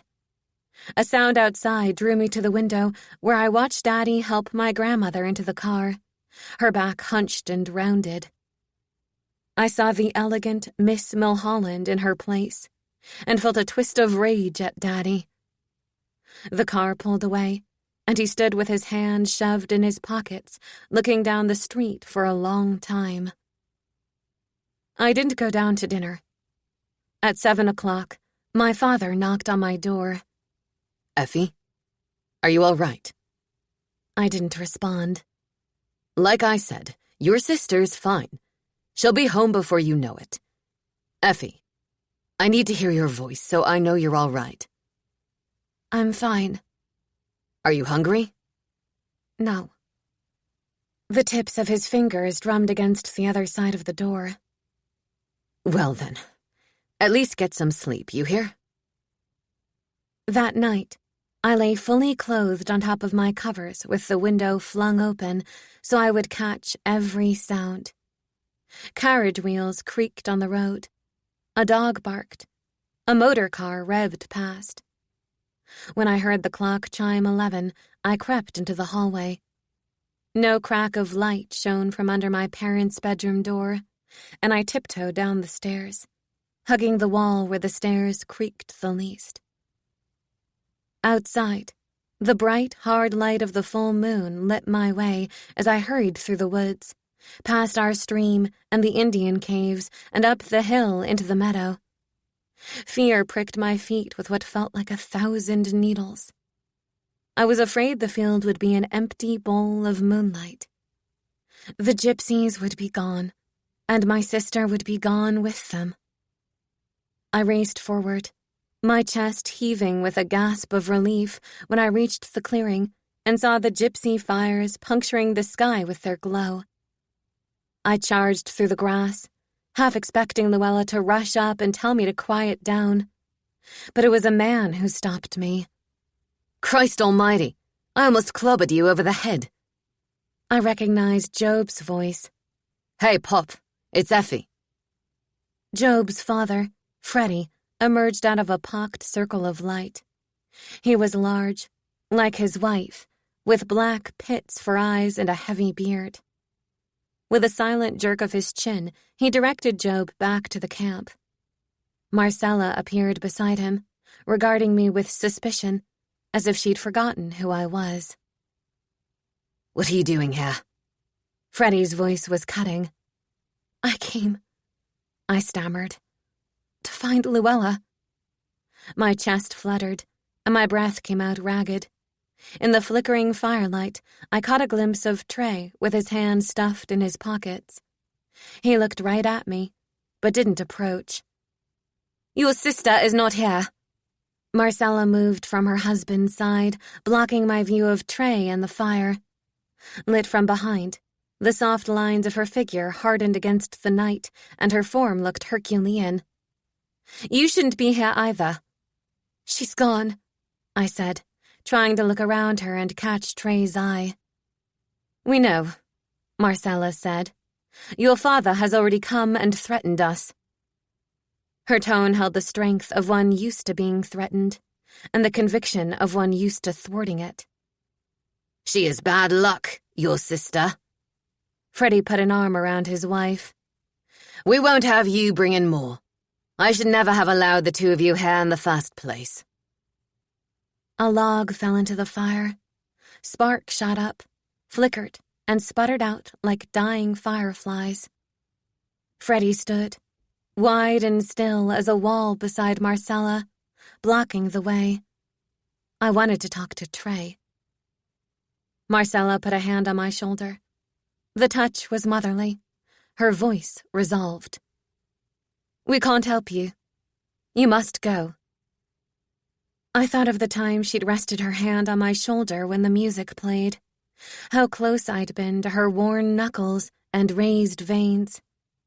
I turned back to the woods, a motionless army of trees and bracken waiting to trip me up.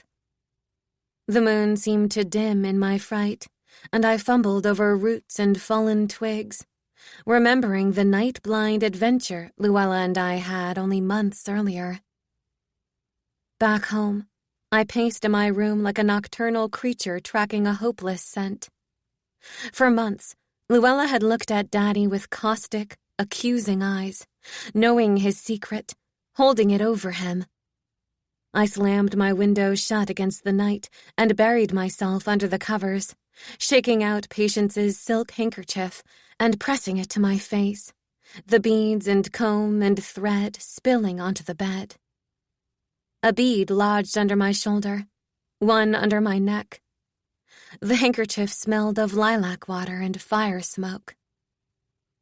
Sometime in the night, the wind woke me, rattling the windows and hammering a tree branch against the glass.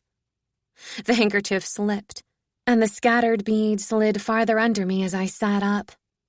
I'd fallen asleep, not caring what indentation their round, hard shapes made against my skin. The room was stifling, and I had no sense of what time it was. A figure rose from the chair in the corner, and I threw the coverlet. "Are you awake?"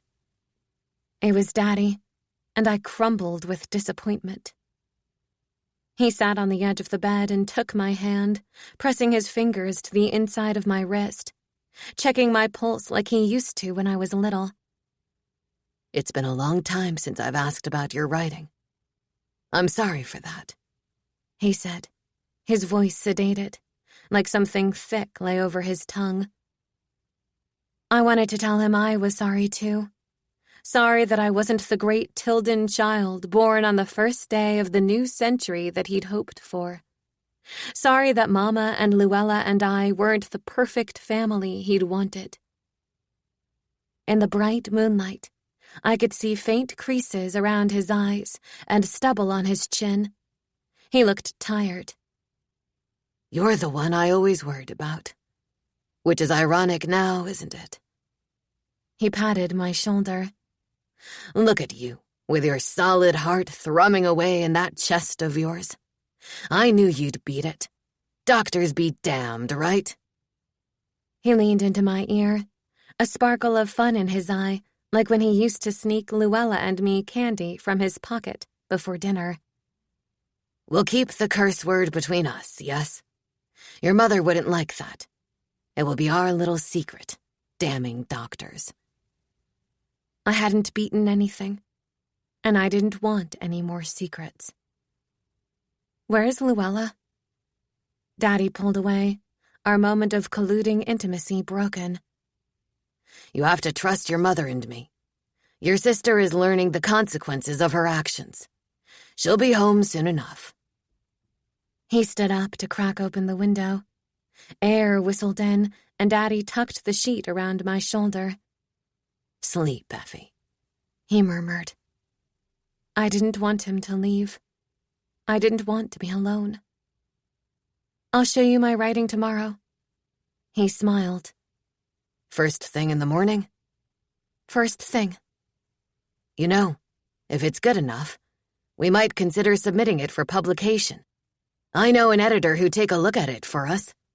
Miss Milholland's father. Daddy gave a startled laugh. "Yes, that's the one." I don't want him to. We could see each other clearly in the moonlight. His expression told me he understood that I knew. "No. Well, we'll find someone else then," he said, and left the room. I kicked the covers off and curled my knees into my chest, squeezing my eyes against the hot tears rolling over my temples. Behind my lids, the House of Mercy loomed massive and impenetrable, fortressed by high white walls like the gates of a duplicitous heaven. The girl kicks and bites and screams as they drag her through the door.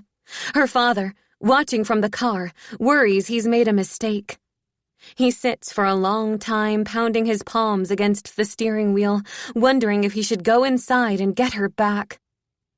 The sky is heavy with clouds, and he wishes it would rain and wash away the heat. He thinks of his wife and feels the first pangs of real guilt. He's done this for himself, and yet, as he chokes the engine to a start, he tells himself he has done it for his daughter. It's the best thing for her. She's learning the consequences of her actions. She'll be home soon enough.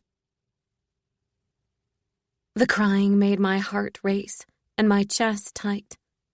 I had only heard rumors about the House of Mercy from the girls at school, who'd read stories in the newspaper about quelled riots and attempted escapes. Other than the gossip about Susie Traynor, I didn't know anyone who'd been inside. Whatever it was like, I couldn't imagine Luella surviving in such a place. She'd be like a caged tiger, sure to start riots, attempt escapes. Didn't Daddy understand that Luella couldn't be tamed? Chapter 8. Effie. All night I tossed and turned, waking up with tear-stained cheeks and eyelids so crusted that opening them felt like peeling dry paper from my eyeballs. Every part of me hurt. The morning sunlight assaulted my eyes, and the twittering birds pierced my ears. Coming down to breakfast, I slid into my chair, not wanting to eat anything. Mama sat with her arms on the table, her own eyes puffy and red. Daddy was nowhere in sight. I guess he wouldn't be asking about my writing after all. Coffee? Mama reached for the pot, her hand shaky as she poured it into my cup. She wore a light summer dress, her face drawn and pale as the fabric. There were dark circles under her eyes, the signs of distress I'd hoped for a month ago. Cream? I nodded, watching the cream swirl and color the coffee.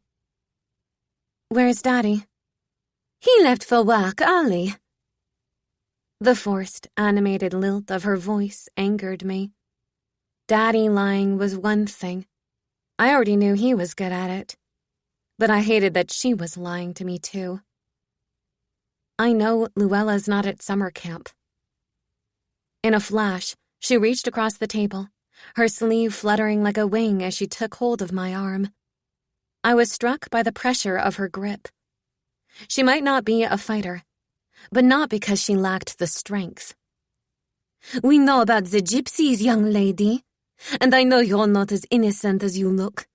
Your father, on the other hand, has chosen to believe your sister is the only reason you went. She let go, drawing her hands into her lap and surveying me from across the table with calculated control. You are not to make any more trouble. Is that clear? I expect impeccable behavior from you. If your father says your sister is at summer camp, you will not question him, and you will not question me. Mama's saucer clattered as she lifted the cup to her lips. She took a sip before picking up the silver tongs and dropping 3 lumps of sugar into my cup. Just as you like it, yes? Her voice was conciliatory. Or I can have Velma make you tea, since there's no Daddy here to tell us otherwise. I spent the day curled on my bed with my collection of Arthur Lang's fairy books. Luella's absence left me gutted. I felt heavy with anxiety, and I had a blue fit that made me feel as if I was sailing out of my body. When night fell, I arrived at the dinner table and ate in silence, choking down colorless fish and buttered carrots. Mama looked aged and distracted, and as abandoned as I felt. Daddy did not come home for dinner, and Velma brought the dishes to the table in grim silence.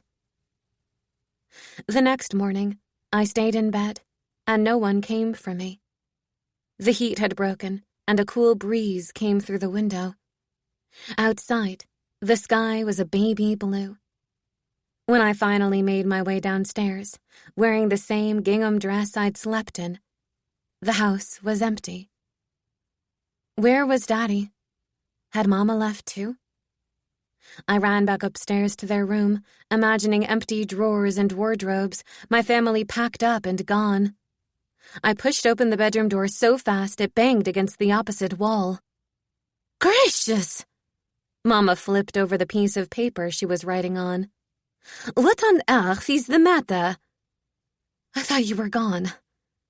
I felt foolish, but relieved. Don't be silly. She capped her pen, the kimono sleeves of her robe billowing as she pivoted on her chair. The front slipped open, revealing her smooth chest above her nightgown.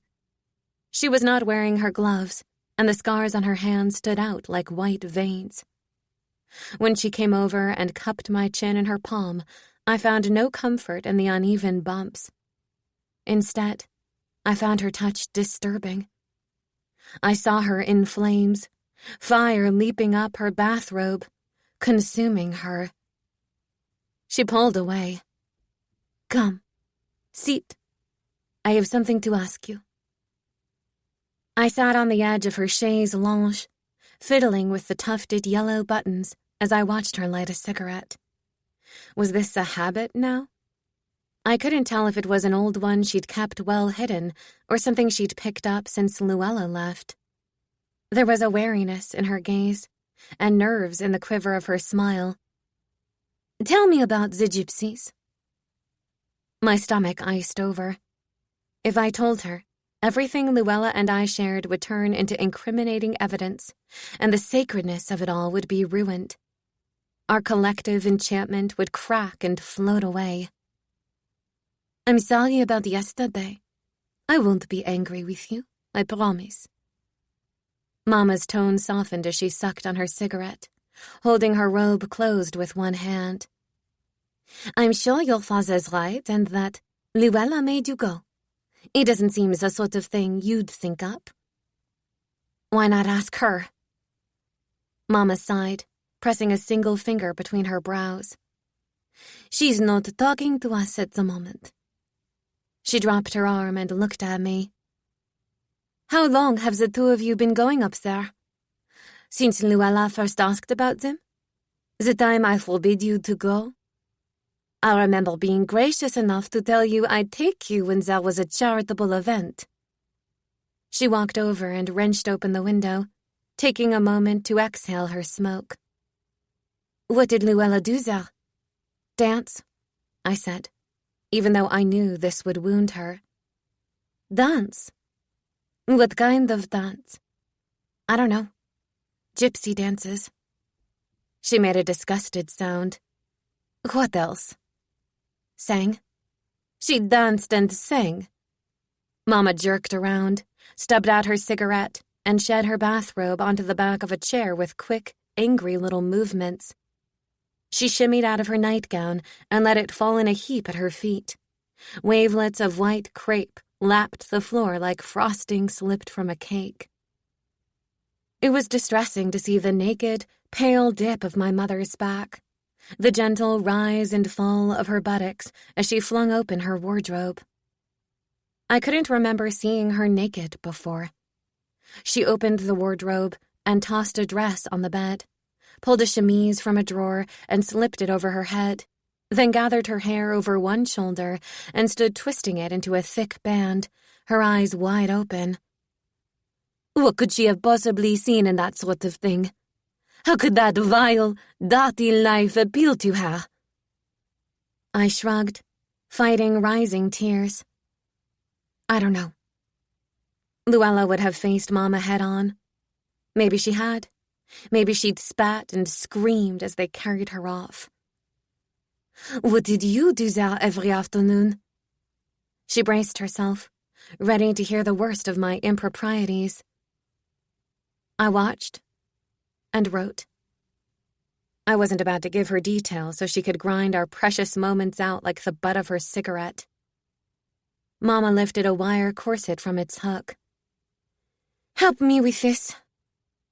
A deep inhale passed over her teeth as she sucked in her breath, squeezing her hands on her hips so I could hook the tiny metal clasps at the back. She turned to me, looking resigned, as if the corset had squeezed the anger out of her. Her eyebrows lowered and her lips sank, her whole face surrendering. When you were little, I worried Luella was too attached to you. She'd carry you everywhere, check on you when you cried, and tell me when you were hungry. And then it was you who ended up too attached to her. She sighed deeply. I wish you hadn't followed her to the gypsy camp. But I know you won't do a thing like that again. Just don't go and get sick on me now, okay? You stay strong while your sister's gone. Promise me. I nodded, grateful I'd managed to keep my blue fits from her all summer. Over the next month, my father made himself scarce, working late and going to the office early, or so he said. Not once did he ask about my writing, but I had nothing new to show him anyway. The energy my mother mustered in his absence was impressive. Her movements became rapid, brittle. Her skirt snapped, and her bracelets jingled. Summer was almost over, but she and I still went on picnics, attended the theater, and took day trips to the beach. Not all of society was in Newport, and the remaining ladies filled our drawing room with their rustle and chatter. Luella, Mama announced gaily, was at summer camp. What summer camp? The mothers were intrigued, pronouncing that their daughters, the girls wearing polite, bored smiles next to them, could use the discipline of summer camp. Upstate, Mama answered vaguely. The names escaped me, but I'll let you know after I've paid the bill.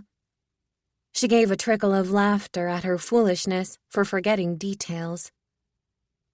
The girls drew me aside to ask where Luella really was. Their breath coated in the herring Mama served on tiny crackers that crumbled as you bit into them. She's truly at summer camp. I gave the vague smile I'd practiced, wondering if Mama's false laugh had tipped them off, or if they knew Luella would never stand for any loathsome summer camp.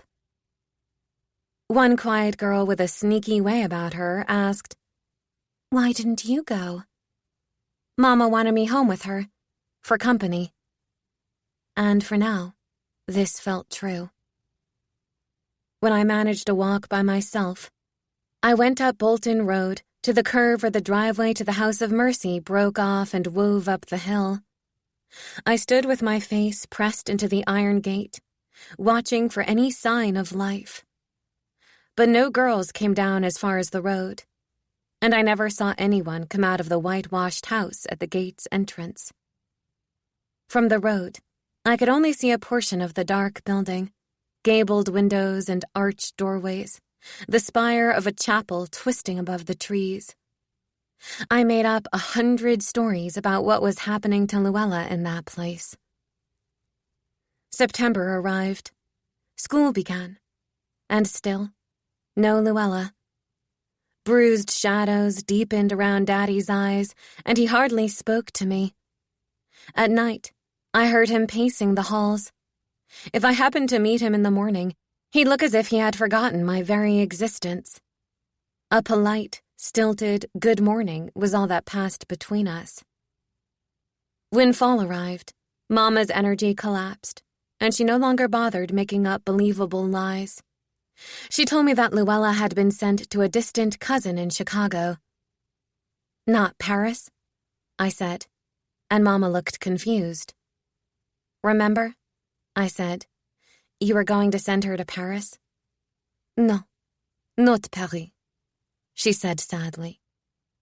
I wanted to scream that she was lying, but the tightness in my throat and the weight in my chest pinned me into silence. In school, I couldn't pay attention. My mind was easily muddled. Teachers' voices confused me. The blackboard blurred, and text seemed to slide off the page. With each passing day, the rope of life knotted under my feet. There was no balance, no equilibrium. I never returned to the gypsy camp. I was afraid if I crossed that stream and climbed that hill, all I'd see would be a deserted meadow, empty holes where the fires had been, wheel tracks leading away, the ghost of my sister dancing in the moonlight. I fingered Trey's ribbon tied around my wrist, pale yellow like a fading wisp of sunlight, and tried to remember Marcella's tales of magic and evil. Then one day in early October, when Miss Paisley left the art class, 3 girls moved their sheets of paper to sit near one another, bending their heads over their drawings and whispering loud enough for me to hear. "Did you hear Susie Trainor's never coming back to school? I heard she wouldn't be let out for 3 years. 3 years? There are girls who get put away for more if they're not reformed. Or repentant. It's like prison. You get put away for however long fits the crime.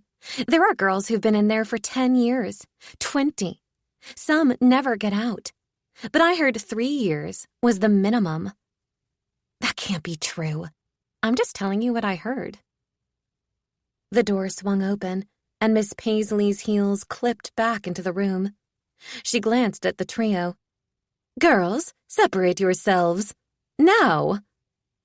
They scattered back to their seats. Miss Paisley stood close enough that I could see the flabby skin under her arms and smell her breath reeking of onions. "You've drawn nothing?" She rapped the empty sheet on the table. I had dropped my pen, and my gloved hands were splayed on the paper like wounded wings. I stared at the satin tips of my fingers, trying to find a point of focus. 3 years. 3 years if you showed remorse. Luella would never show remorse. My vision clouded. My ears filled with a muffled sound like distant waves crashing. I didn't have 3 years. I wouldn't live that long without her. I picked up my pencil and began drawing a thin, sharp outline of the vase in front of me. A spark of determination broke through the shadows in my head. For the first time since Luella left, I began to compose myself. Each line on my paper darkened with each purposeful stroke as the fog of my confusion lifted, and I narrowed in on a single plan. Chapter 9. Effie. The lantern was still where Luella had stowed it, a bit rusted and with dirt splattered on the glass panels, but intact. Once I'd pulled it from its resting place beneath the ovate, glossy leaves of the abelia, it seemed thoughtless that we'd never returned it to the oyster man. That morning, I avoided my parents, skipped breakfast, and left for school early. In my first class, I told the teacher I wasn't feeling well, and he sent me to the infirmary, where I had no intention of going. Instead, I made straight for the front door of the school. Dark clouds scurried across the sky as I hurried down 57th Street. I'd taken the train home, and now here I was, holding a rusted lantern, not knowing if Mama had gone out or was sitting in the drawing room looking out at me standing in the shrubbery. Tucking the lantern on one side of the front steps, I gently pushed the door open. Mama's gloves were next to her silver chain handbag on the hall table. I peeked into the drawing room. It was empty. I tiptoed up to my room, where I wrote a quick note and left it on my pillow. Back downstairs, I clicked open Mama's bag, the mesh rippling like the metallic scales of a fish. The inside leather held a belly of money. I took all of it and slipped out, picking up the handle of the lantern. My breath quickened as I followed the road to a place where I could duck safely into the woods, leaves crunching underfoot like aged paper. At the stream, I peeled off my shoes and socks and waded in up to my ankles. It was ice cold, but I didn't move. The wind picked up, shaking red and yellow, perfectly veined leaves from the trees. I left the few that had fallen onto my hair as I stepped out of the water, stamping my numb feet on the bank. The oysterman's house teetered on the edge of Spuyten Creek. Its frame tilted to the east, as if the wind had been blowing from the west for 100 years. The white paint had long since worn away, and its drab clapboards seemed to cling on for dear life.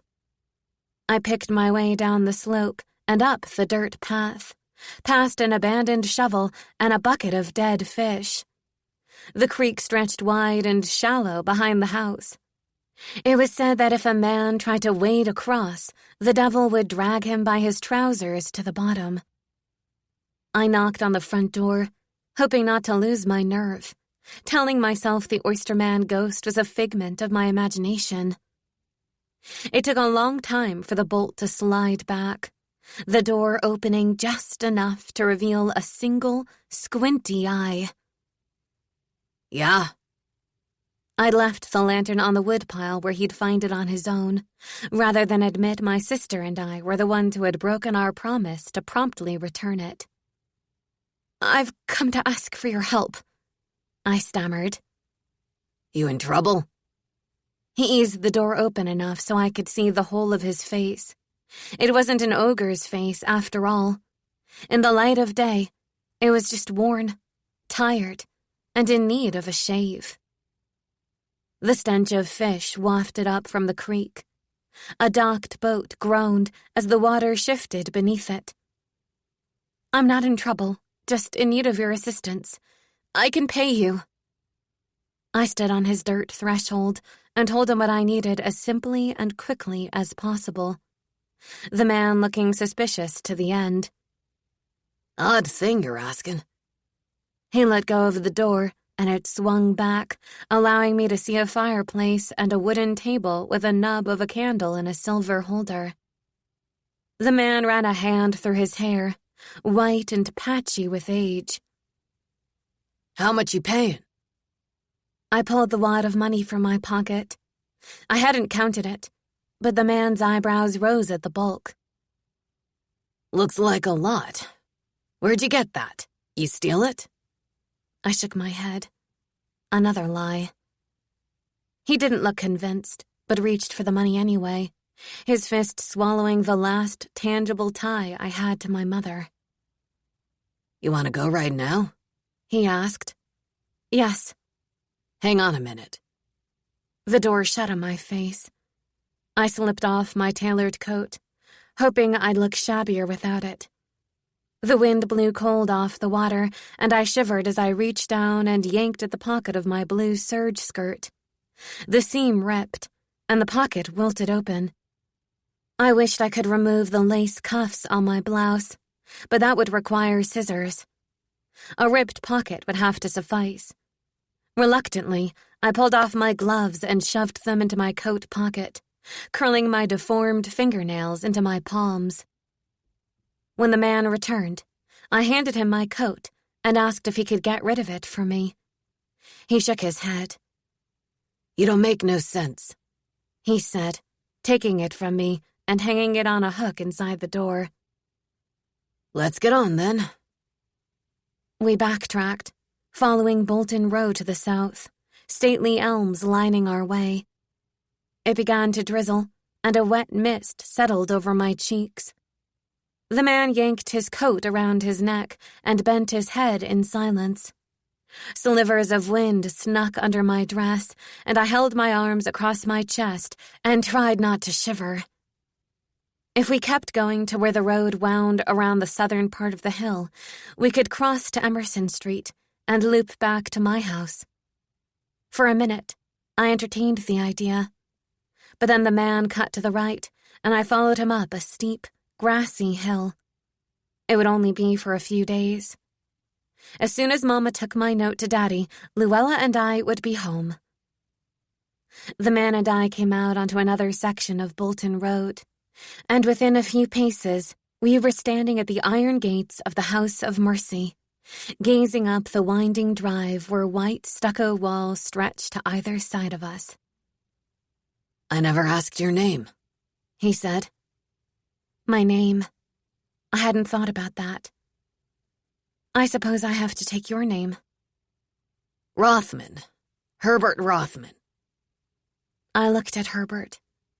The drizzle of rain had stopped, and the wind had whipped his hair into a puff over his head like something gone to seed. His coat hung down to his knees and bagged over his thin shoulders. I stuck out my hand. "Effie Rothman. Nice to meet you, Herbert." His hands were buried in his coat pockets, and he made no attempt to remove them. With a puzzled expression, he said, "You don't look like a gal who's done anything wrong." I dropped my hand. "It ain't too late to turn back, you know." He gazed up the road as if it held the worst possible ending. "Can't you just repent at church or something? Don't seem right, doing this." I wanted to tell him that this was the bravest thing I'd ever done. But all I said was, "You won't get into any trouble." "It certainly ain't me that's gonna be in trouble." Herbert yanked the brass ring hanging from a large bell on the gatepost, and a loud clang rang out. A woman appeared from behind the whitewashed lodge, brushing her hands together, fragments of dirt scattering. "Admittance?" Herbert nodded. The woman barely glanced at us as she rummaged in her apron pocket and produced a substantial key ring. Her face was aged and brown from the sun. She wiggled the key until the lock gave way and the gate swung open. "Go on up to the main door. Sister Gertrude will let you in." We walked through, and the metal gate clanged shut behind us. Herbert pulled his hat over his ears and trudged ahead. I followed, the click of the lock etching a pinch of fear at the base of my neck. The house was a massive brick structure on a high plateau overlooking the Hudson River, a battlement defending its stronghold. Rooftop and gabled dormers seemed to stretch for miles. Looking out over a vertiginous, groomed lawn, fortified at its base by a lofty white wall, I could see the thickly wooded valley and the river, a winding slice of gunmetal reflecting the dismal sky. I followed Herbert up the wide stone steps and through the arched portico where leafless vines, thick with age, snaked up the mortar to the top of the parapet and disappeared through the holes in the balustrade. The gong at the front door reverberated loudly as Herbert rang it. Quick footsteps sounded, and the door opened. "Sister Gertrude?" Herbert asked. "No." The sister regarded us from under her veil and cap with small, dim eyes. "Sister Mary, what can I help you with?" Her words were wisps in the air, barely audible. "Just looking to, Herbert glanced at me. I kept my eyes on the sister's clasped hands, pale and curved like seashells against her pleated habit. "Just looking to admit my daughter here." "You've not come with a magistrate?" "No, ma'am. Do we need one?" "No, certainly not. It's just the usual way. But girls are admitted without a court order. Come, I'll show you to Sister Gertrude." Sister Mary stepped aside with a slight nod. She was so thin and pale, she looked like a sickly child kept from the outdoors, the weight of her cap burdensome, a punishment that kept her head perpetually tilted to the side. The hallway was clean and white, the floor polished. It was cold, but not unpleasantly so. We stepped inside a small room with a sterile smell that reminded me of a doctor's office. Sister Mary told us to wait, returning within minutes to lead us into an even smaller room where another sister sat dwarfed behind an enormous desk, bare save for a single lamp shining over the dark pool of wood. To my left, a heavy oak table ran the length of the wall with a row of books, a clock, and a marble sculpture of Jesus bowing his head. On the windowsill, a spindly plant sat in dim light. The woman behind the desk excused Sister Mary, who gave an obedient nod and backed out of the room, her movements as cautious as her voice, afraid of taking up too much space or too much air. I wondered how any of the girls obeyed her. One glare from Luella would knock her over. Luella. Where was she? In the dining hall? The chapel? Some barren room? I looked at the woman behind the desk and did my best to hide my eagerness. The sister regarded me with a neutral gaze. The only sound in the dim room was a soft tick of the clock. She looked at Herbert. "I'm Sister Gertrude," she said kindly, glancing away momentarily to pull pen and paper from her desk drawer. "The child's name?" Herbert twisted the brim of his hat round and round in his hands. "Effie Rothman." The uncertainty in his voice was aggravating. I willed him to be believable. Sister Gertrude uncapped her pen and recorded the information. "Age?" At a desperate glance from Herbert, I answered for him. 13. The pen hovered over the paper. Sister Gertrude looked up. She seemed old, and yet had a round, unlined face and smooth, veinless hands. Her life under her habit, out of the sun, with small meals and hours of kneeling worship, had preserved her nicely. 13, she said skeptically. "I'm small for my age." She gave a disbelieving grunt. "Birth date?" "January 1st, 1900. Her eyes went to Herbert. They were a snapping blue. "You're her father?" Herbert cleared his voice with a guttural sound, managing a "yes" through the phlegm. A speck of disgust flickered across Sister Gertrude's face as she continued to take down his age, address, and employment. She asked my mother's name, and Herbert gave one easily. Who she was, I had no idea. A dead wife, a daughter. Sister Gertrude pushed the paper to the edge of the glossy desk, proffering her pen and directing him to sign on the bottom line. Herbert did. "Now then." She wove her long fingers together and clasped them in front of her, leaning forward with a soft, empathetic look. "We all fall short of God's glorious standard, and yet I wholly understand that you would not be here if your daughter was not in peril of ruin. How, sir, has this girl fallen from the path of purity?" The twirling hat was now being compressed between Herbert's hands. "She ought to tell you herself." Shifting her attention to me, Sister Gertrude said, "Go ahead, dear. Nothing will shock me. I've heard every impropriety." "I lied," I said quickly. "Is that all?" I tried to think up a better sin. "I kissed a boy." I blushed and bowed my head. "How often?" "Many times." A quiver traveled over her face. "What drove you to this, child?" I didn't hesitate. "My sinful nature." Sister Gertrude rose from her chair, and the heavy cross around her neck swung forward and threatened to knock into the lone lamp. She came around the desk. "Recognizing the sin, my dear, is one thing. Driving it out, another. Are you repentant?" I nodded. Sister Gertrude smiled, and wrinkles creased the corners of her eyes. She took my hand, flinching at my clubbed fingernails. "What's wrong with the girl's hands?" She looked sharply at Herbert. "A birth defect," I answered quickly, and Herbert nodded in consent. Sister Gertrude lifted my hand to the light, inspecting my nails. "As long as it doesn't require medical attention." Herbert looked at me. "No, ma'am," he said cautiously. "That must be a relief for you."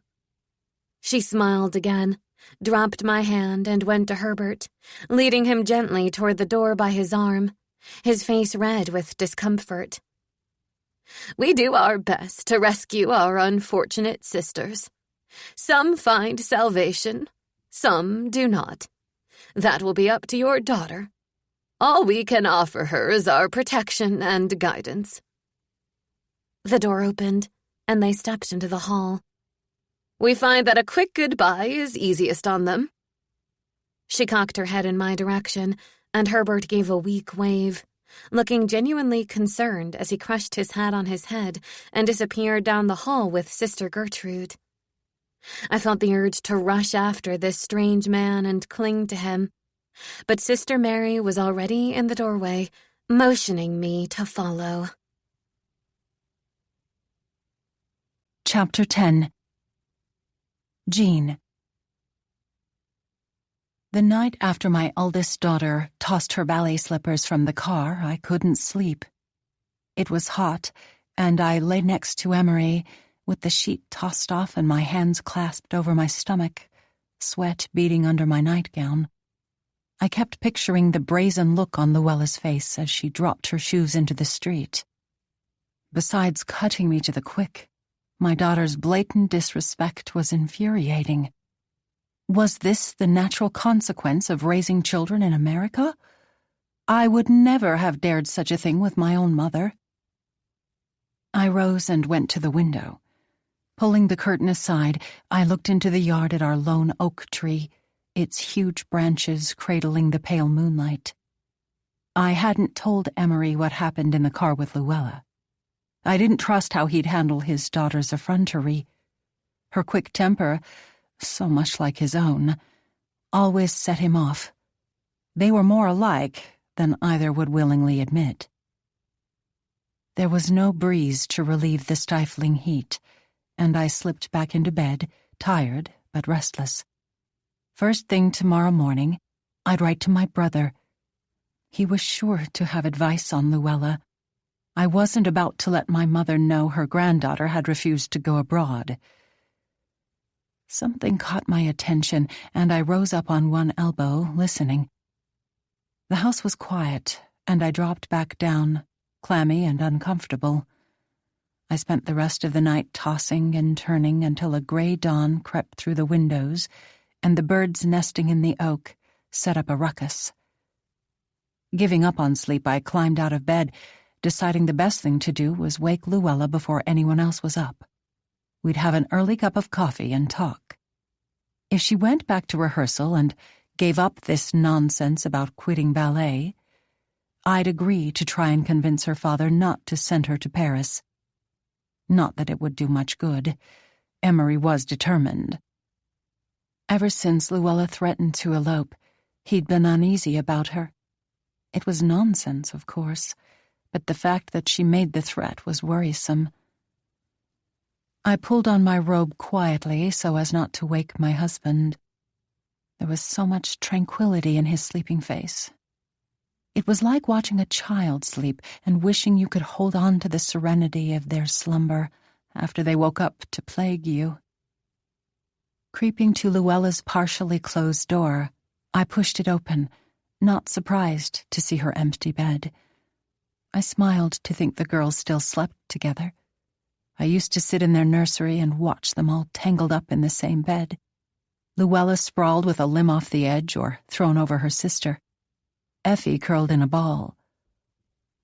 I expected to find them that way now, but when I walked into Effie's room, all I saw was Effie's thin face on the pillow, with the half-moons of dark circles below her closed lids, permanent reminders of her failing heart.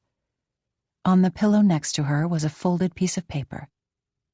Tiptoeing around the bed, I slipped the paper from the pillow and crept into the hall. The note was written in pencil, the words coming through in the dim morning light like a whisper. My dearest sister, our time at the gypsy camp has changed me. No matter what I keep telling myself, I can't forgive Daddy, and I can't go on lying to Mama. I won't ask you to forgive me, because my actions are as wretched and unforgivable as our father's, but I am leaving. Patience said if she's forced to marry the miserable boy she's been promised to, she'll stab herself through the heart. And I don't blame her. She and Sydney asked me to go with them weeks ago, but I only made up my mind tonight. Sydney is mad about me. He's told me more than once. And Patience said he wouldn't help her if I didn't come along. The truth is, I want to go. Not because of Sydney. I don't feel an ounce of love for him. I want to go so I know what it's like to come to the end of a road and not have it matter whether I turn left or right. Can you imagine wanting to live by the ocean or the mountains and simply doing it? To not be bound to any place or person? I love you, sweet sister, but I'm suffocating. I have to do this. When I miss you, I will remember holding your hand at the edge of the field when we first heard that glorious gypsy music. That was the moment everything changed for me. I promise to make this up to you one day, and I'll write you as soon as I can. You're stronger than you think, and I know your heart will last forever. You're not to have a single blue fit while I'm away. Kiss Mama. Tell her I know she won't understand, but I love her too. Your sister forever, Luella. Stunned, I looked into the empty hall, the swinging pendulum from the clock dizzying, the resonant tick in my chest, like a faint second heartbeat. Luella's door was cracked open. To think that she'd left in the middle of the night at Lord knows what hour, that she was gone from the house at this very moment, sent my customary fear racing. And yet, this was not the tragedy I'd imagined. Never once rushing home from the train station or eyeing the clock for the girls' return from school or watching out the window for them to emerge over the hill, was this the scenario I played in my head. In those plots, my girls were victims. Crumpling the letter into a ball, I strode back to my room and shut the door with a bang. Emery sat up. What's wrong? He looked dazed, still half asleep, his hair sticking out at odd angles. I threw the ball of paper onto the bed, went to the window and heaved it open. A single cool breeze. That's all I wanted. My fingernails bit into the wooden sill, but the air remained petulant and heavy below a miserable overcast sky. Behind me, I hear the crinkling of paper and the sound of Emery's eyeglass case clicking open. When I turned around, he was already yanking trousers over his thin hips, his eyes puffy from sleep, the color in his face rising as he pulled on his shirt, buttoned and jabbed it into his pants. Standing his collar straight up, he slung a silk tie around his neck, making a mess of looping it. Blast it! I crossed the room, steadying my fear with the task of riding Emery's tie, while he rubbed a finger up and down the bridge of his nose, careful not to look me in the eye. How did this happen? My voice cracked. She's insolent and ungrateful. She always has been. We trusted her and gave her too much freedom, and now she's gone too far. The vein over Emery's temple pulsed. What are you going to do? I'm going to go get her. You think she's with those gypsies over the hill? What other gypsies are there? She says she's leaving with them. What if she's already gone? She can't have gone far. I'll have her home by supper. Whatever you do, don't show that letter to Effie. I nodded. The one thing we always agreed on was keeping Effie calm, whatever it took. Emery's tie slipped through my fingers and fell against his chest. I stared at it, unable to look into his face. His confidence was reassuring, his unwavering certainty that things would go his way. It was a quality that attracted me to him, that put to rest my perpetual ripple of panic. A line in the note I'd breezed over in my shock came back to me. I can't forgive Daddy, and I can't go on lying to Mama." "What won't Luella forgive you for?" It was a dangerous question. Making him admit it in that moment wouldn't do either of us any good, but I wanted to hear it anyway. Without missing a beat, he said, "Cursed if I know," and snatched his waistcoat from its hook. He stepped into the hall and I followed, reaching up to smooth his cowlick. "Your hair's a mess." "Stop fussing." He pushed my hand away and dropped a kiss on my forehead before hurrying down the stairs, leaving me alone in the hall. The air prickled around me. My husband had not kissed my cheek or lips, but my forehead, like pandering to a child. The clock struck 6, and I reached up and wiped the kiss from my forehead. It would do no good to wallow or panic over the horrors that might have befallen Luella in the hours she'd been gone. Despite Emery's faults, he took good care of this family. He'd set things right. Sucking in my stomach, I walked briskly to my room. I'd get dressed, eat breakfast, and take Effie out. By the time we came home, Luella would be here, brooding in her room, no doubt, and Emery and I would have to decide how to handle her. But at the end of the day, when Effie and I rode the elevated back to Bolton Road with our new gloves in hand, the sky an arresting gold, Luella was not there. I knew it the moment I stepped inside the foyer and saw the stricken look on Emery's face. My husband was not the type of man who allowed himself to be defeated, and as he ushered me into the drawing room, I knew the situation was dire. My mother-in-law sat on the edge of her chair looking like an ancient porcelain figurine, her knuckles clasped, her dark eyes accusing. Etta Tildon hadn't left her house since her husband's death a year ago. Dread rose up in me. Only the worst news could have brought her here. I stood rigid while Emery paced, the parlor aglow from the setting sun. Luella wasn't at the gypsy camp. I spoke to the parents of those children she wrote about in her note, and they're no more informed about their whereabouts than we are. They said their children left with Luella in the middle of the night, took a horse and wagon. Apparently both belonged to this Sidney fellow. His father said this meant the boy wasn't stealing, and even though he didn't approve, if his children chose to leave, it was their right. I told him they were an ignorant lot, and as far as I was concerned, he stole my daughter. It got ugly. The boy's brother, this Job fellow, raised his fist at me and threatened to get the police involved. Relief washed over me, followed by a stab of anger. At least Luella wasn't murdered and left in the stream, as I'd let myself imagine. She'd run away, just like she'd said, without any regard for how worried we'd be.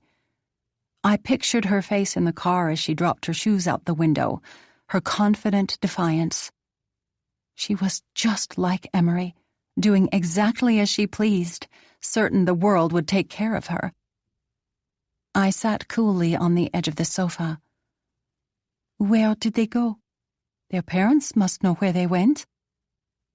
A grunt came from Etta, but she stayed quiet. Emery's arms smacked his sides. They don't know, he said.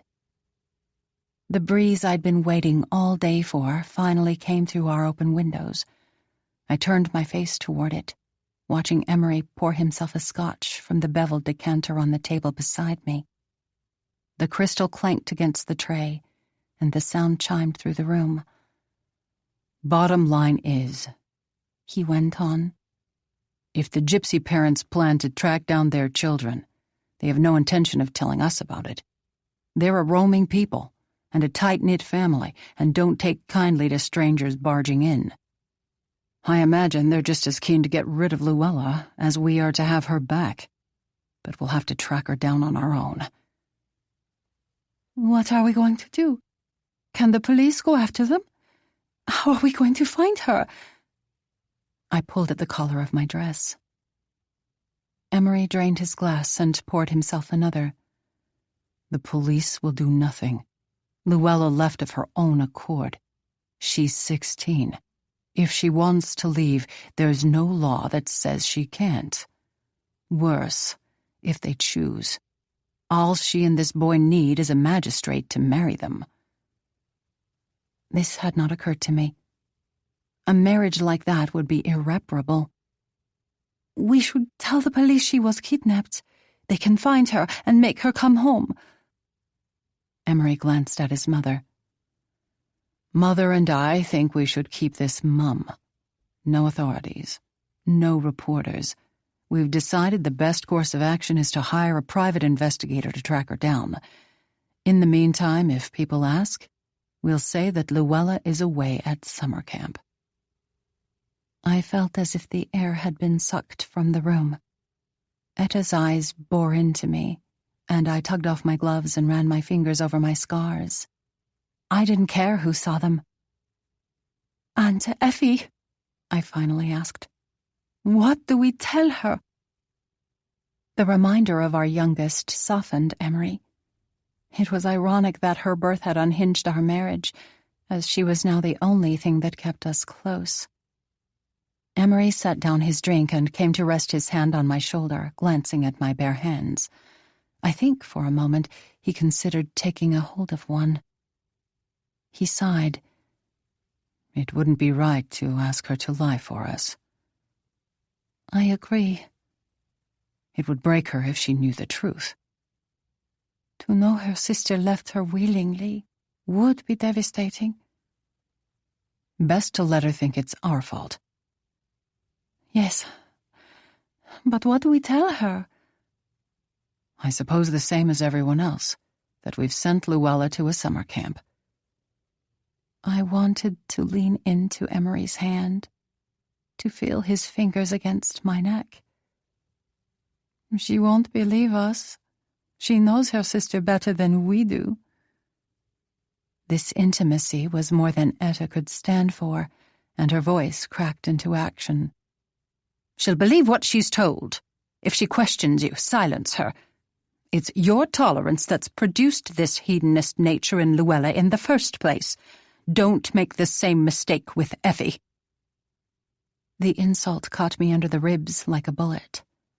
This was my fault.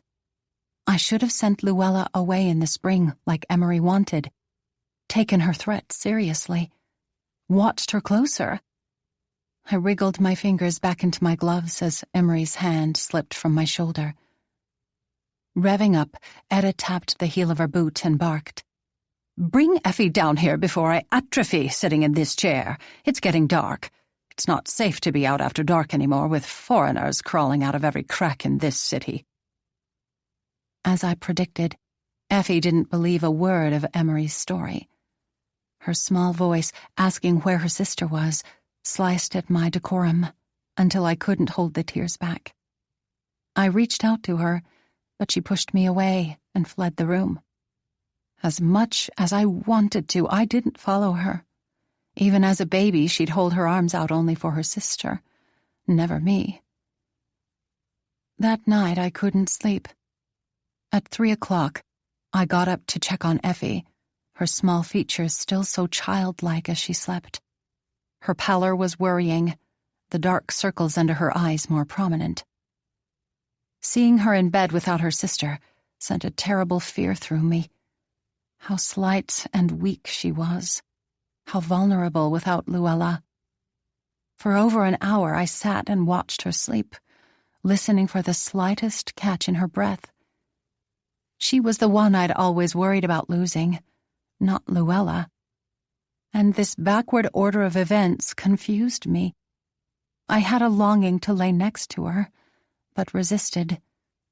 I always resisted comforting Effie. I didn't want to coddle her. Treating her like a normal child was the only way to get her to survive. If she thought she was weak, she would be. Over the next few months, I avoided Emery, slept fitfully, found food distasteful, and smoked too much. Despite this, I ran the household as if all was normal, keeping a firm grip on order and routine as I waited for news of Luella. She'd tire of that filthy life, I told myself, praying on my knees at the foot of my bed that she not come home married, or worse, unmarried and in a compromised condition. I held out hope. Effie surprised me. She held herself together admirably without her sister, did as she was told, repeated our lies, even though she knew they were falsehoods. She was stronger than I'd ever given her credit for, which was why I stopped worrying about her and focused on willing Luella home. It took until October for the detective to arrive with news. The temperature had dropped 20 degrees overnight, and by 10 o'clock in the morning, frost still covered the ground. I'd crunched through it earlier to dig up my lily bulbs, the grass blades looking deceptively soft and fuzzy in their coats of ice. My trowel didn't make a dent in the frozen ground, and I decided to wait until afternoon, as it was bound to warm up, which put me at my writing desk in the parlor when Neela announced the detective. He was a tall, weedy man with deep brown eyes. When I saw him in the doorway, I leapt up so fast, my calendar slipped to the floor with a bang. I left it, approaching the man with such urgency, he retreated a step. "What news?" He glanced behind me. "Is your husband at home?" "He's at work. I'll relay any message." The man removed his hat with a nervous flourish before fishing a letter from his breast pocket. "Your daughter's in a town outside of Portland, Maine. She doesn't want to come home, and she was right furious that you sent me to find her." I snatched the envelope from his hand. "You were not supposed to go to her. You were to tell us when you found her so we could contact her." "Don't get mad at me, ma'am. Take it up with your husband. I was just doing what he asked." He settled his hat back on his head. "I'll see myself out," he said, hastening from the room before I could ask another question. When Emery came home, I was on the sofa with the letter in my lap. Neela had telephoned him at the office, the maid's lilting Irish sailing from the hallway. "I was nervous calling you at work, sir, but your wife's been sitting in the parlour for over an hour now without moving. She's white as a sheet. I think you best be coming home." I heard the car pull up and turned my gaze to the window. The room smelled faintly of lemon oil from Neela's cleaning and wood smoke from the fire that crackled in the hearth. A log fell, startling me, and a shower of sparks shot up the chimney. I noticed that the candelabra on the mantel was off-center, and that the photograph of the girls and me taken at Christmas had been moved to the bookshelf. I'd have to tell Neela to take more care, I thought. It was imperative that things were kept in order. The door opened, and I heard the heavy thud of Emery's shoes in the hallway. I kept my eyes straight ahead as he entered the room. "Read it," I dared, waving the letter over the curved arm of the sofa. He left me dangling the letter in mid-air as he walked to the decanter on the side table and poured himself a scotch. I'd never thought of him as a drinking man, but lately scotch was the first thing he went for. I dropped my arm. My skirt, plum-colored, rich as jam, shifted around my feet as I angled myself to look directly at my husband. "If you'd be so kind as to pour me one." His drink was halfway to his lips. He paused, his clear blue eyes searching me curiously. I held his gaze, resisting their allure. Those eyes could drown a girl. I learned that a long time ago. Emery extended his drink with an audacious look. Possibly this side of me would have excited him under different circumstances. Careful not to touch his hand, I took the drink, feeling instantly more confident as the biting liquid coursed down my throat. I waved the letter like a red dare before a bull. "Go ahead. It will only hurt a little." I didn't usually speak to my husband this boldly, and I couldn't tell if it intrigued or worried him. He drew the paper from my hand and glanced into the fire, as if pondering whether to toss it in, before he pulled his reading glasses from his waistcoat pocket and unfolded the letter. I'd already read it 3 times, and each time I was struck that even the angle of Luella's handwriting seemed indignant. I could hear her voice upbraiding us as plainly as if she was standing in the room. She wasn't sorry, she wrote, especially not after we sent a detective to find her. Sydney had found a job with a local fisherman, and they were doing just fine. If we were worried about her, we should have come ourselves. We were clearly more concerned over the family reputation, which she didn't give 2 whits about. She had no plans to come home, and if we didn't leave her alone, she'd marry Sydney just to spite us. Couldn't we see that this was why she'd left in the first place, because we were more interested in controlling her than understanding her? And had Daddy changed his ways? Because she wasn't doing anything he wasn't. "At least I'm brave enough to stand up to him," she wrote. And we were to tell Effie she was sorry. This had nothing to do with her. She loved her, and they'd be together again. She promised. There was no closing, just a hasty signature. Emery looked at me over the wire rim of his spectacles. The blue of his eyes diminished. "When did our daughter become so mean?" he asked, carefully removing his glasses and folding them back into his pocket. I myself had been enraged since reading the letter. It was not Luella's place to stand up to her father on my behalf, to shame me. What a man did in his spare time was his business. If I chose to turn a blind eye, that was mine. "At least we know where she is, and you can bring her home. I've already checked the train schedules. There's a train to Boston tonight that leaves for Portland at 7 tomorrow morning." I didn't generally take charge, but I didn't generally drink scotch in the afternoon, either. He dropped the letter on the end table. He didn't look angry, just put out, inconvenienced. "I will do no such thing. Clearly, Luella refuses to come home, and I have no intention of pleading with my daughter. You think she'll last a winter in Maine in a wagon? I dare say she'll be home before the first snow falls." His self-possessed confidence needled me. He was so assured of my compliance. And why not? When had I ever questioned him? Never. That was the answer. I could sway him in my direction at times when it came to the girls, but I never questioned him. In the beginning, it was because I loved him. Later, because I didn't want the truth. Finishing my drink, I set the glass on the coffee table to leave a ring of sweat on the exquisite wood, an 18th century Tildon heirloom. I was happy to leave my mark. I stood up to fetch my cigarette case from the hall table.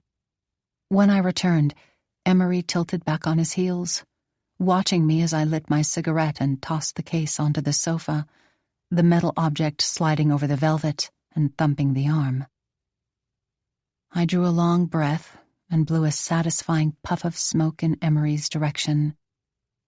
"Maybe your daughter would see fit to come home if you apologized for whatever it is you've done." This took him by surprise. "You'd like to give her that much satisfaction? She dictates the terms?" He yanked loose his tie and unbuttoned the top button of his shirt, facing me as I sucked hard on my cigarette.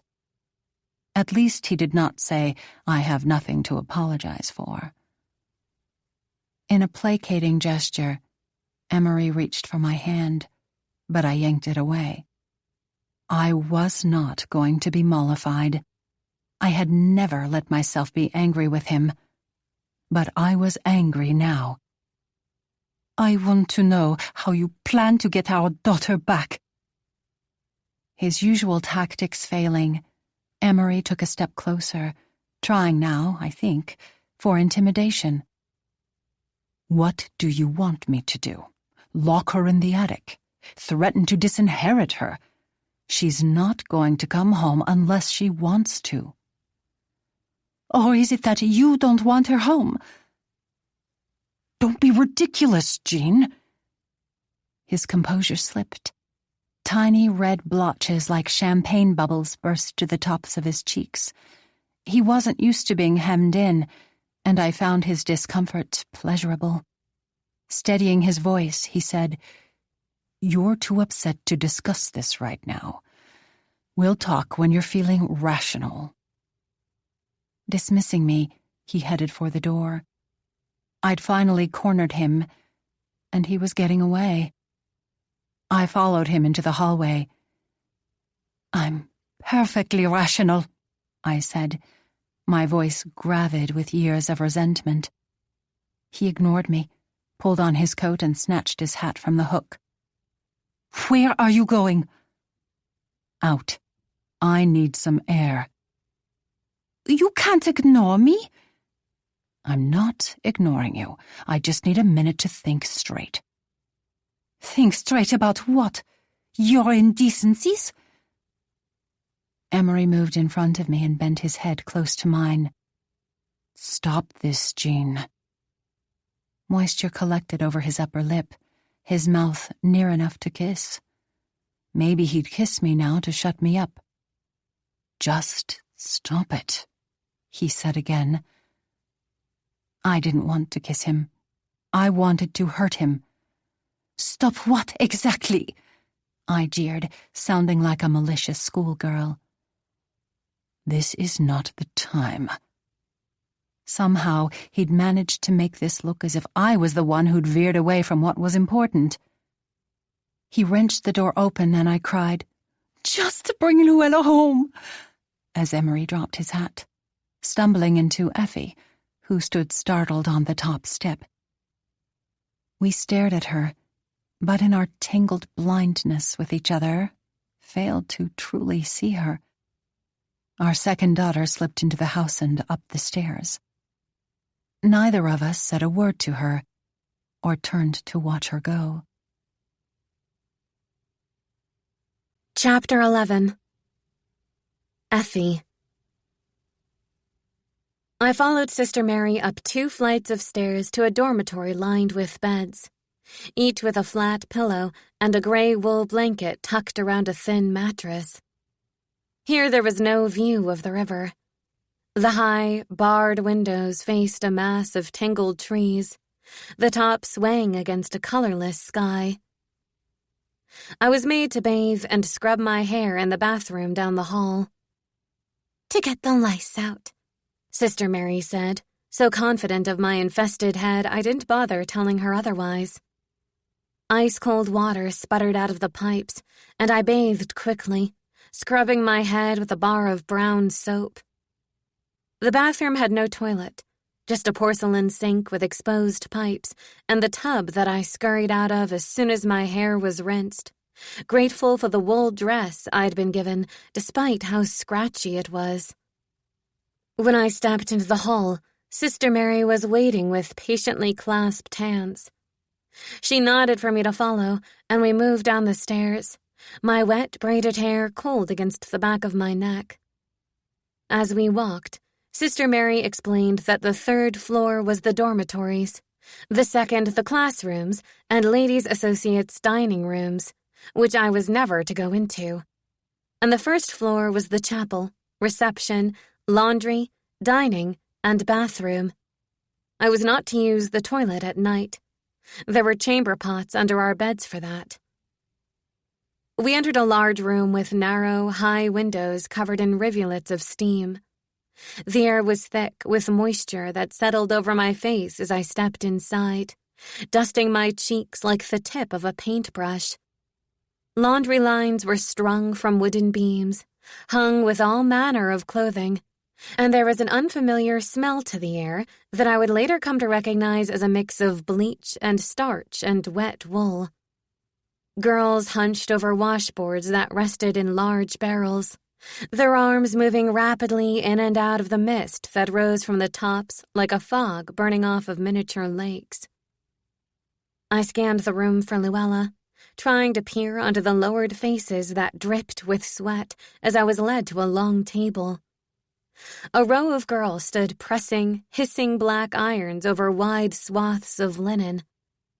Sister Mary went to the tallest of them, a girl with high cheeks and fine hair pulled tight behind her head, white wisps scattered at her temples, her skin ivory, chiseled, her eyes slices of pale sky. "Effie, this is Mable," Sister Mary said. "Mable, dear, would you please instruct Effie on the ironing?" Mable propped a hand on her skinny hip. "Why doesn't she have to start with washing like the rest of us?" "Do as you're told, Mable," Sister Mary said, sing-song. She was used to this sort of talk back, and she moved away, gliding as if on wheels, fluid as a ghost. Mable snatched my hands, and the feeling on my bare skin was a shock. "What's wrong with your nails?" "Nothing. I was born that way," I mumbled, not used to the exposure. I wanted my gloves back. She inspected my palms, her hands rough and dry. "Never ironed clothes, have you?" I shook my head, and she dropped my hands. "Burn something and I'll slap you. Come on." I followed her around the table, standing on my tiptoes to look out over the room. Maybe Luella would see me first. "Pay attention!" Mable snapped, handing me an iron so heavy I almost dropped it. My hands felt tender, like freshly healed wounds. "We'll start simple." Mable spread out a pillowcase edged in lace, covered it with a square of linen, flicked water over it from a bowl beside her, and told me to get to it. The iron hissed as I pressed down. "Smooth," Mable ordered. "All the way to the edge, and keep it moving or you'll burn it." "I'm looking for my sister." I moved the heavy iron back and forth as I'd been instructed. "She in here?" Mable took up her iron next to me. "Yes." "What's her name?" "Luella." "Luella!" Mable shouted, and I looked up, my hand stilling, the iron spitting. "Get over here!" A girl walked toward us, her plump face bobbing in front of Mable as disappointment washed over me. "Blazes!" Mable cried, and the iron was ripped from my hand as a blow struck my cheek so hard I gasped and grabbed my face. "You dunce!" she hissed. Stamped in the white cloth was the perfectly singed shape of the iron, the edges blackened like burnt toast. Mable slammed my iron on the massive black stove behind us and knocked me out of the way with her hip. Scrubbing, ironing, and wringing halted as every girl turned to watch. Snatching up the pillowcase, Mable heaved open the door of the stove and shoved it in. Hot coals lit with flames. The door clanked shut, and she turned to the room, brushing a clammy piece of hair from her forehead as she raised her finger, stringing an invisible line between the staring faces. "Not a word. Got it? Sister Gertrude finds out about this, and I'll drag each and every one of you from your bed and beat you." The girl whom she'd ordered over stood startled in front of her. "You this half-wit's sister?" "No," the girl muttered. "Well, you got her anyway. Show her how to use the wringer. Maybe she'll lose a finger instead of costing me another pillowcase."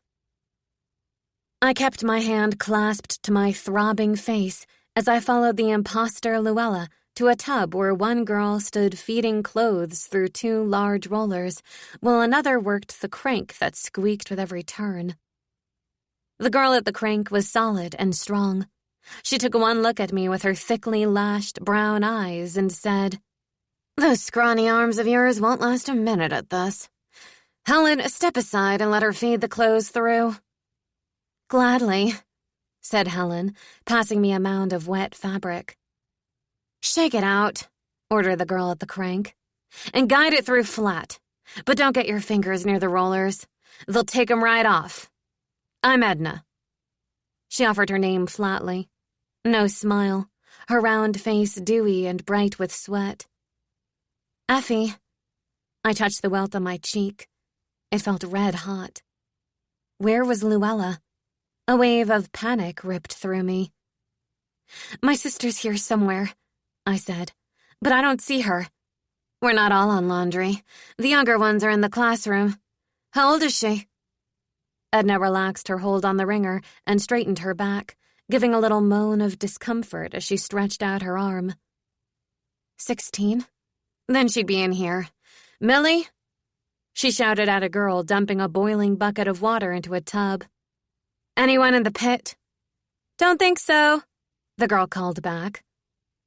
A bell tolled the hour, and there was a rustle of commotion as the girls put away their work and scurried to untie their aprons. "Supper," said Edna. "We all dine together, so as long as your sister's not in the pit, she'll be there."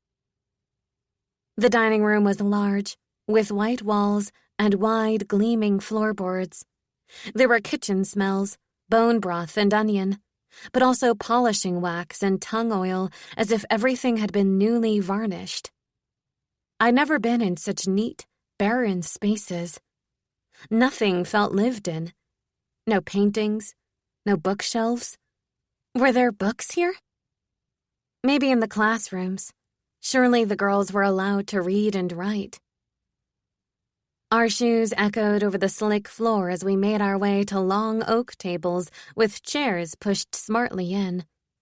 From the high windows, past the thick metal bars, I could see the hillside. It had begun to rain. The bars struck dread in me, the reality of being locked in settling fresh in my gut. Where was Luella? We didn't sit, but stood behind our chairs until Sister Gertrude entered and positioned herself at the head of our table. There was a lengthy pause, and she scanned the room before giving an imperious nod for us to take our seats. I followed the girls as they scrambled into chairs and bowed their heads in prayer, keeping my eyes on the bits of onion floating in my bowl. When prayer finally ended, I glanced around the table at the girls spooning soup into their mouths and had to resist a consuming impulse to jump up and shout my sister's name. No one spoke, and when I tried to whisper something to Edna, who sat next to me, she pinched my thigh under the table, and I stayed quiet. The room buzzed with clinking spoons and shifting chairs, coughing and breathing, and the thrashing whir of my heart. My cheek still throbbed where I'd been struck, and I felt the approaching panic of a blue fit. Nudging the girl next to her, Edna whispered under her breath, "Is there anyone in the pit?" The girl shook her head no, without moving her eyes from her food. Edna put her head close to her bowl and whispered, "Your sister's not here. Now eat before Sister Gertrude thinks there's something wrong with you. The last thing you want is to get sent to the infirmary." I reached for my spoon and gripped it as if that small piece of metal might hold me up. My sister was not here. My brain somersaulted through the events of the last few months, a frenzy rising in me. I took slow, deep breaths and finished my soup. Luella had to be here. Pushing back my chair, I followed the girls to the back of the room where we scraped what was left in our bowls into a garbage pail and set them on a long counter. Silently, we tramped back to the laundry where I guided wet clothes through the wringer, my mind a tangle of irrational thoughts, my legs weak and my fingers slippery. The fabric kept going in unevenly, and Edna glared at me as she made a show of heaving the crank up and repositioning the cloth. I was exhausted by dinner time. My wool dress was damp and heavy, as much from my own sweat as the wet clothes I pulled from the bucket. Dazed, I left my apron on a hook and followed the gaggle of girls back into the dining room. Edna didn't sit next to me this time, and I found myself beside a pasty girl with sunken eyes who kept coughing and wiping her nose on the back of her hand. Dinner was a tough piece of meat and a baked potato that I found hard to choke down. I looked for Luella in every face around the room. She had to be here. Otherwise, nothing made sense. After dinner, We assembled in St. Saviour's Chapel for evening prayer. The chapel adjoined the main building in the center and extended out into a central courtyard. Shuffling our way past the hall windows, I could see the rain slicking over a lawn filled with golden leaves. Only hours earlier, a leaf had clung to my hair, water had eddied through my toes, and the wind had chilled my neck. In the ancient, musty chapel, we were forced to kneel in rows on hard, wooden benches. Gas sconces blurred in front of me, and a pallid evening light eked through the stained glass windows where St. Paul, with his sword and scroll, stared disapprovingly at me. And Jesus, shepherding a baby lamb, gazed at me with sympathetic eyes. I clasped my hands, following Sister Gertrude in prayer. We have left undone those things which we ought to have done, and we have done those things which we ought not to have done. Tears welled behind my lids. I squeezed my eyes shut and bit a trembling lip. It was cold, and there was a draught at my feet. I wiggled my toes inside the soft leather of my shoes. Sister Mary had let me keep my shoes, and I felt a sudden irrational attachment to them. Hours earlier, these shoes had been sitting in the hallway of my home, a home that was just over the hill, and yet, somehow, existed in an entirely different universe. In what universe did my sister exist? Where was she? I looked around the dim chapel. Luella was truly not here. How had I made such a tremendous mistake? Stripped of physical strength, I managed to get through evening prayer and stumble up to the dorm room where a sour girl wordlessly tossed a nightgown at me and pointed to an empty bed. I clutched the nightgown to my chest, my heart accelerating. I'd never spent a night away from home. I left my parents a note saying I was going to get Luella. But if she wasn't here, where would they think I'd gone? I imagined Mama pacing my empty room, tapping out the seconds on the back of her hand the way she used to when counting the length of my blue fit. What if she tapped all night and into the morning, her worry consuming her? I saw Daddy walking down the street with Miss Mulholland on his arm, her hat tilted to one side, her cream-colored coat swishing from side to side. What if he didn't care that I was gone? What if he was glad to be rid of me, so I wouldn't tattle like Luella? Edna appeared beside me, linking her arm through mine as if we were old chums as she drew me to a bed where a girl was turning down the covers. "Get on." Edna jerked her chin at the girl. "You're sleeping over there now. You snore." "What about my sheets?" The girl darted her sharp eyes at me. She was small, but looked vicious as a badger. With a sweep, Edna yanked the sheets and blanket from the bed and dumped them in the girl's arms. "Go!" The girl sulked away, and Edna nodded at the nightgown still clutched to my chest. "You waiting for someone to help you on with those?" The room was frigid, but none of the girls seemed to mind as they stripped naked, flinging off dresses and chemises to pull nightgowns over their heads, some lingering in their underclothes, chatting and laughing, while others crawled wearily into beds. Embarrassed, I pulled my nightgown over my head and wiggled my wool dress out from underneath. "That's a good girl. Now go get your sheets and make up this bed before Sister Mary comes for the nightly check-in." The sheets were in a large wardrobe at the end of the room. When I returned, Edna eyed me as if she knew I'd never made a bed in my life. Remembering how Neela did it, I found the gathered corners of the bottom sheet, tucked them over the mattress, and shook the top sheet over it. Edna looked unconvinced. "There's something funny about you." She reached around and unbuttoned her dress, pulling it over her head, her bare arms pale and round, the outline of her heavy breasts visible beneath her chemise. With a creak of springs, Mabel leapt onto the bed opposite us, landing on her stomach with her hand propped under her chin. Without thinking, I touched my tender cheek. "You still sore about that?" Mabel kicked her legs in the air, her nightgown falling down to expose her shapely calves. A smattering of freckles dotted her tight, pale skin. "I have to establish myself with the new girls right away. Otherwise, no respect." She flipped onto her back and hung her head over the edge of the mattress, her hair like a white flame licking the floor. "It looks like Edna's given you a bed right between us. She must like you, but then she's a softie, especially for the newbies."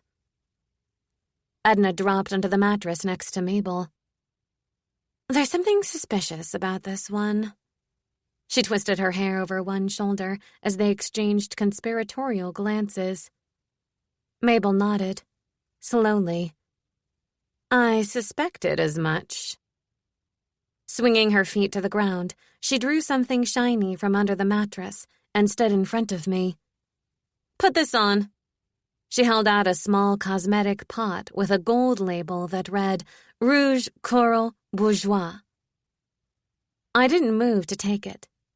I'd never been pushed around by anyone. At school, the girls knew to leave me alone. I was Luella's little sister, and besides, I was sick. No one pushed around the sick girl. Mabel smirked.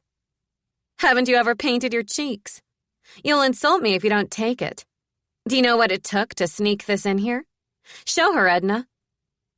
With a toss, the pot went sailing through the air, and Edna caught it, pulling down the strap of her chemise to reveal her large white breast with its bright pink nipple. Lifting her breast, she promptly secured the pot beneath and raised her arms with a little curtsy, the pot held in place. Mabel clapped. "Stupendous what one can hide under those things. Now give it here." Retrieving the rouge, Edna tossed the pot at Mabel, who snatched it in the air like a ball player and unscrewed the lid. She smiled, rubbing her finger methodically into the red cream. From behind, I felt my arms pinned to my sides. "Don't struggle," Edna hissed, her breath hot on my neck. "Otherwise it'll get all over and you'll look like a whore instead of a lady." I thought of Luella's fierce glare and the determined purse of her lips when she was angry. She'd never stand for this. She'd destroy these girls. I squirmed, trying to twist out of Edna's grasp, but all I could do was yank my head to the side as Mabel came at me with her red-tipped finger. Frantic, I kicked her, hard, right in the shins. She winced, screeching, "You devil!" And together, they threw me on the bed. Edna sat on my stomach, clapping her hands over my ears and holding my head still as Mabel smeared cold, sticky rouge on my lips and cheeks. My breath caught, and my heart sped up, the room muffled beneath Edna's hands. Mabel's suffocating finger pressed to my mouth as I kicked and twisted, weakening. I'd never win. I'd never be like Luella. I was as flimsy and frail as the filaments I traced in my botany notebook. These girls would shred me like a leaf. This time, the room didn't brighten and dissolve peacefully like the time on my bed. This was a violent death, a black noose closing around the edges of my eyes, around my neck. I choked and slipped and fell at a terrifying speed, images flashing like a deck of cards. Daddy's fingers on the inside of my wrist, Luella's braid on a pillow, a baby doll with glazed, taffy curls, piano keys, a ruler wrapped over my knuckles, a pot of cold cream spilling to the floor, the white of Mama's scars. Gasping, I clawed my way back through smothering darkness, dug at empty space, until a ceiling beam came into focus, the edge of a window frame and the corner of a wall. The rush in my ears gave way to a ringing, and I recognized Sister Gertrude's face floating out of reach. Her mouth moved, and I heard, "How long has she been like this?" I couldn't make out a reply.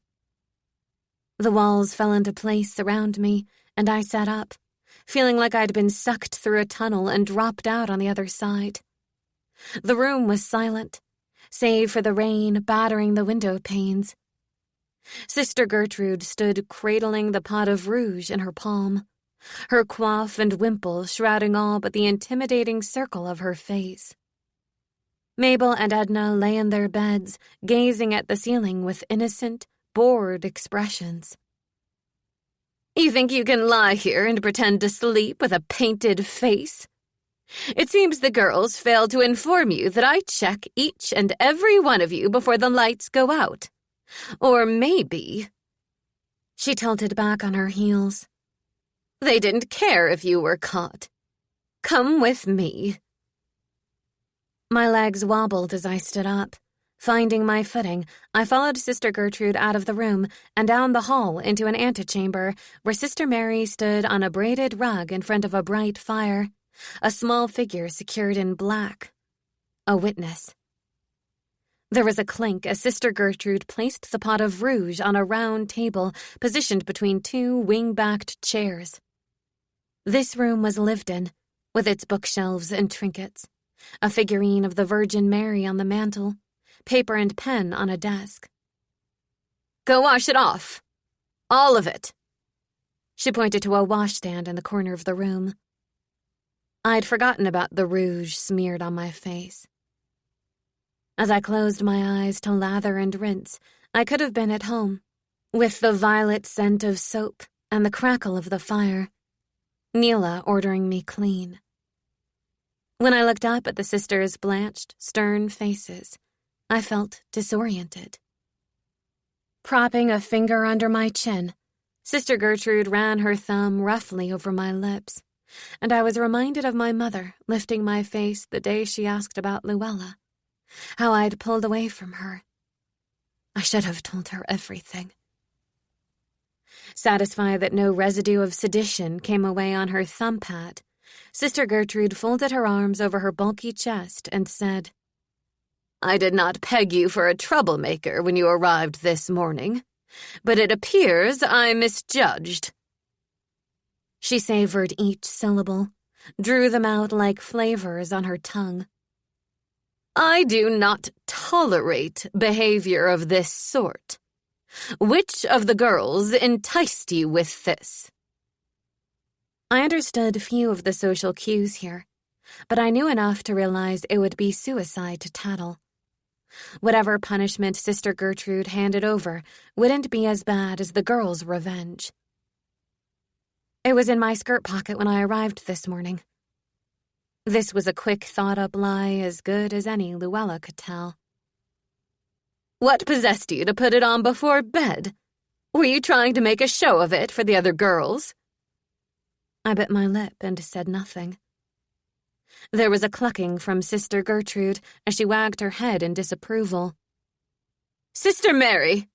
she snapped, and Sister Mary's still form came to life as she shuffled to the desk under the window and drew something from the drawer. "Turn around," Sister Gertrude instructed. I turned to the window.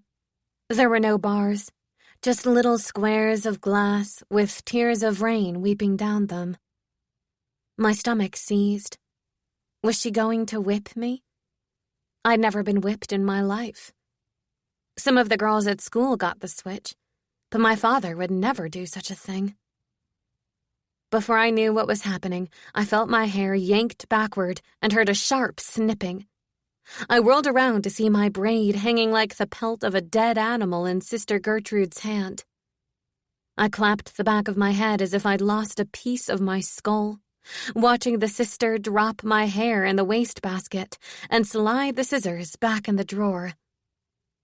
She turned kind eyes on me, her disapproval sanctified by her righteous actions. "I will inform thee and teach thee in the ways wherein thou shalt go, and I will guide thee with thine eyes." She smiled. "It may appear a harsh punishment, my dear, but I assure you, rooting out one's vanity is the first step to salvation. Beg forgiveness for your sin, and God will look kindly on you. Your hair will grow back. I have faith that, by then, you will be strengthened in goodness and no longer fall into temptation."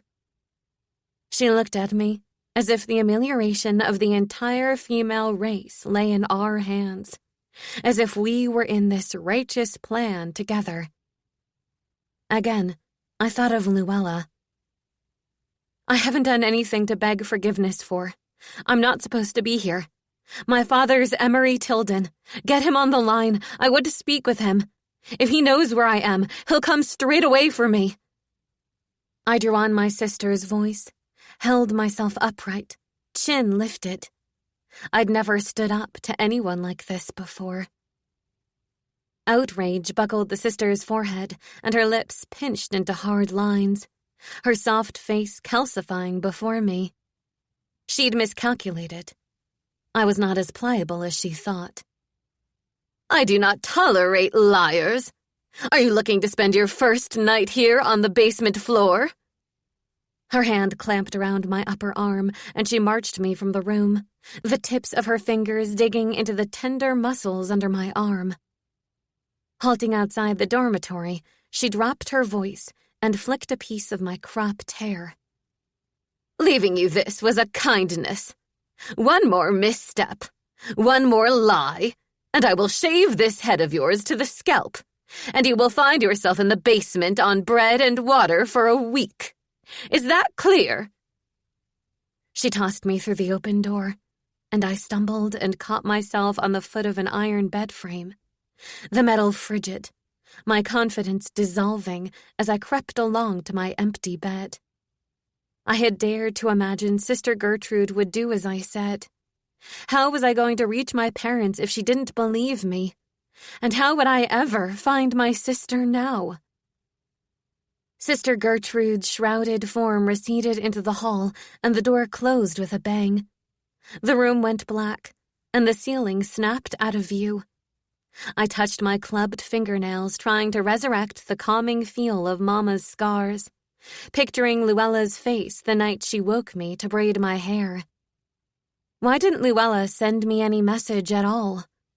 I needed a word, a sentence, a beginning or an ending, something to explain this. There was nothing, just the pulse of a room filled with 100 sleeping girls.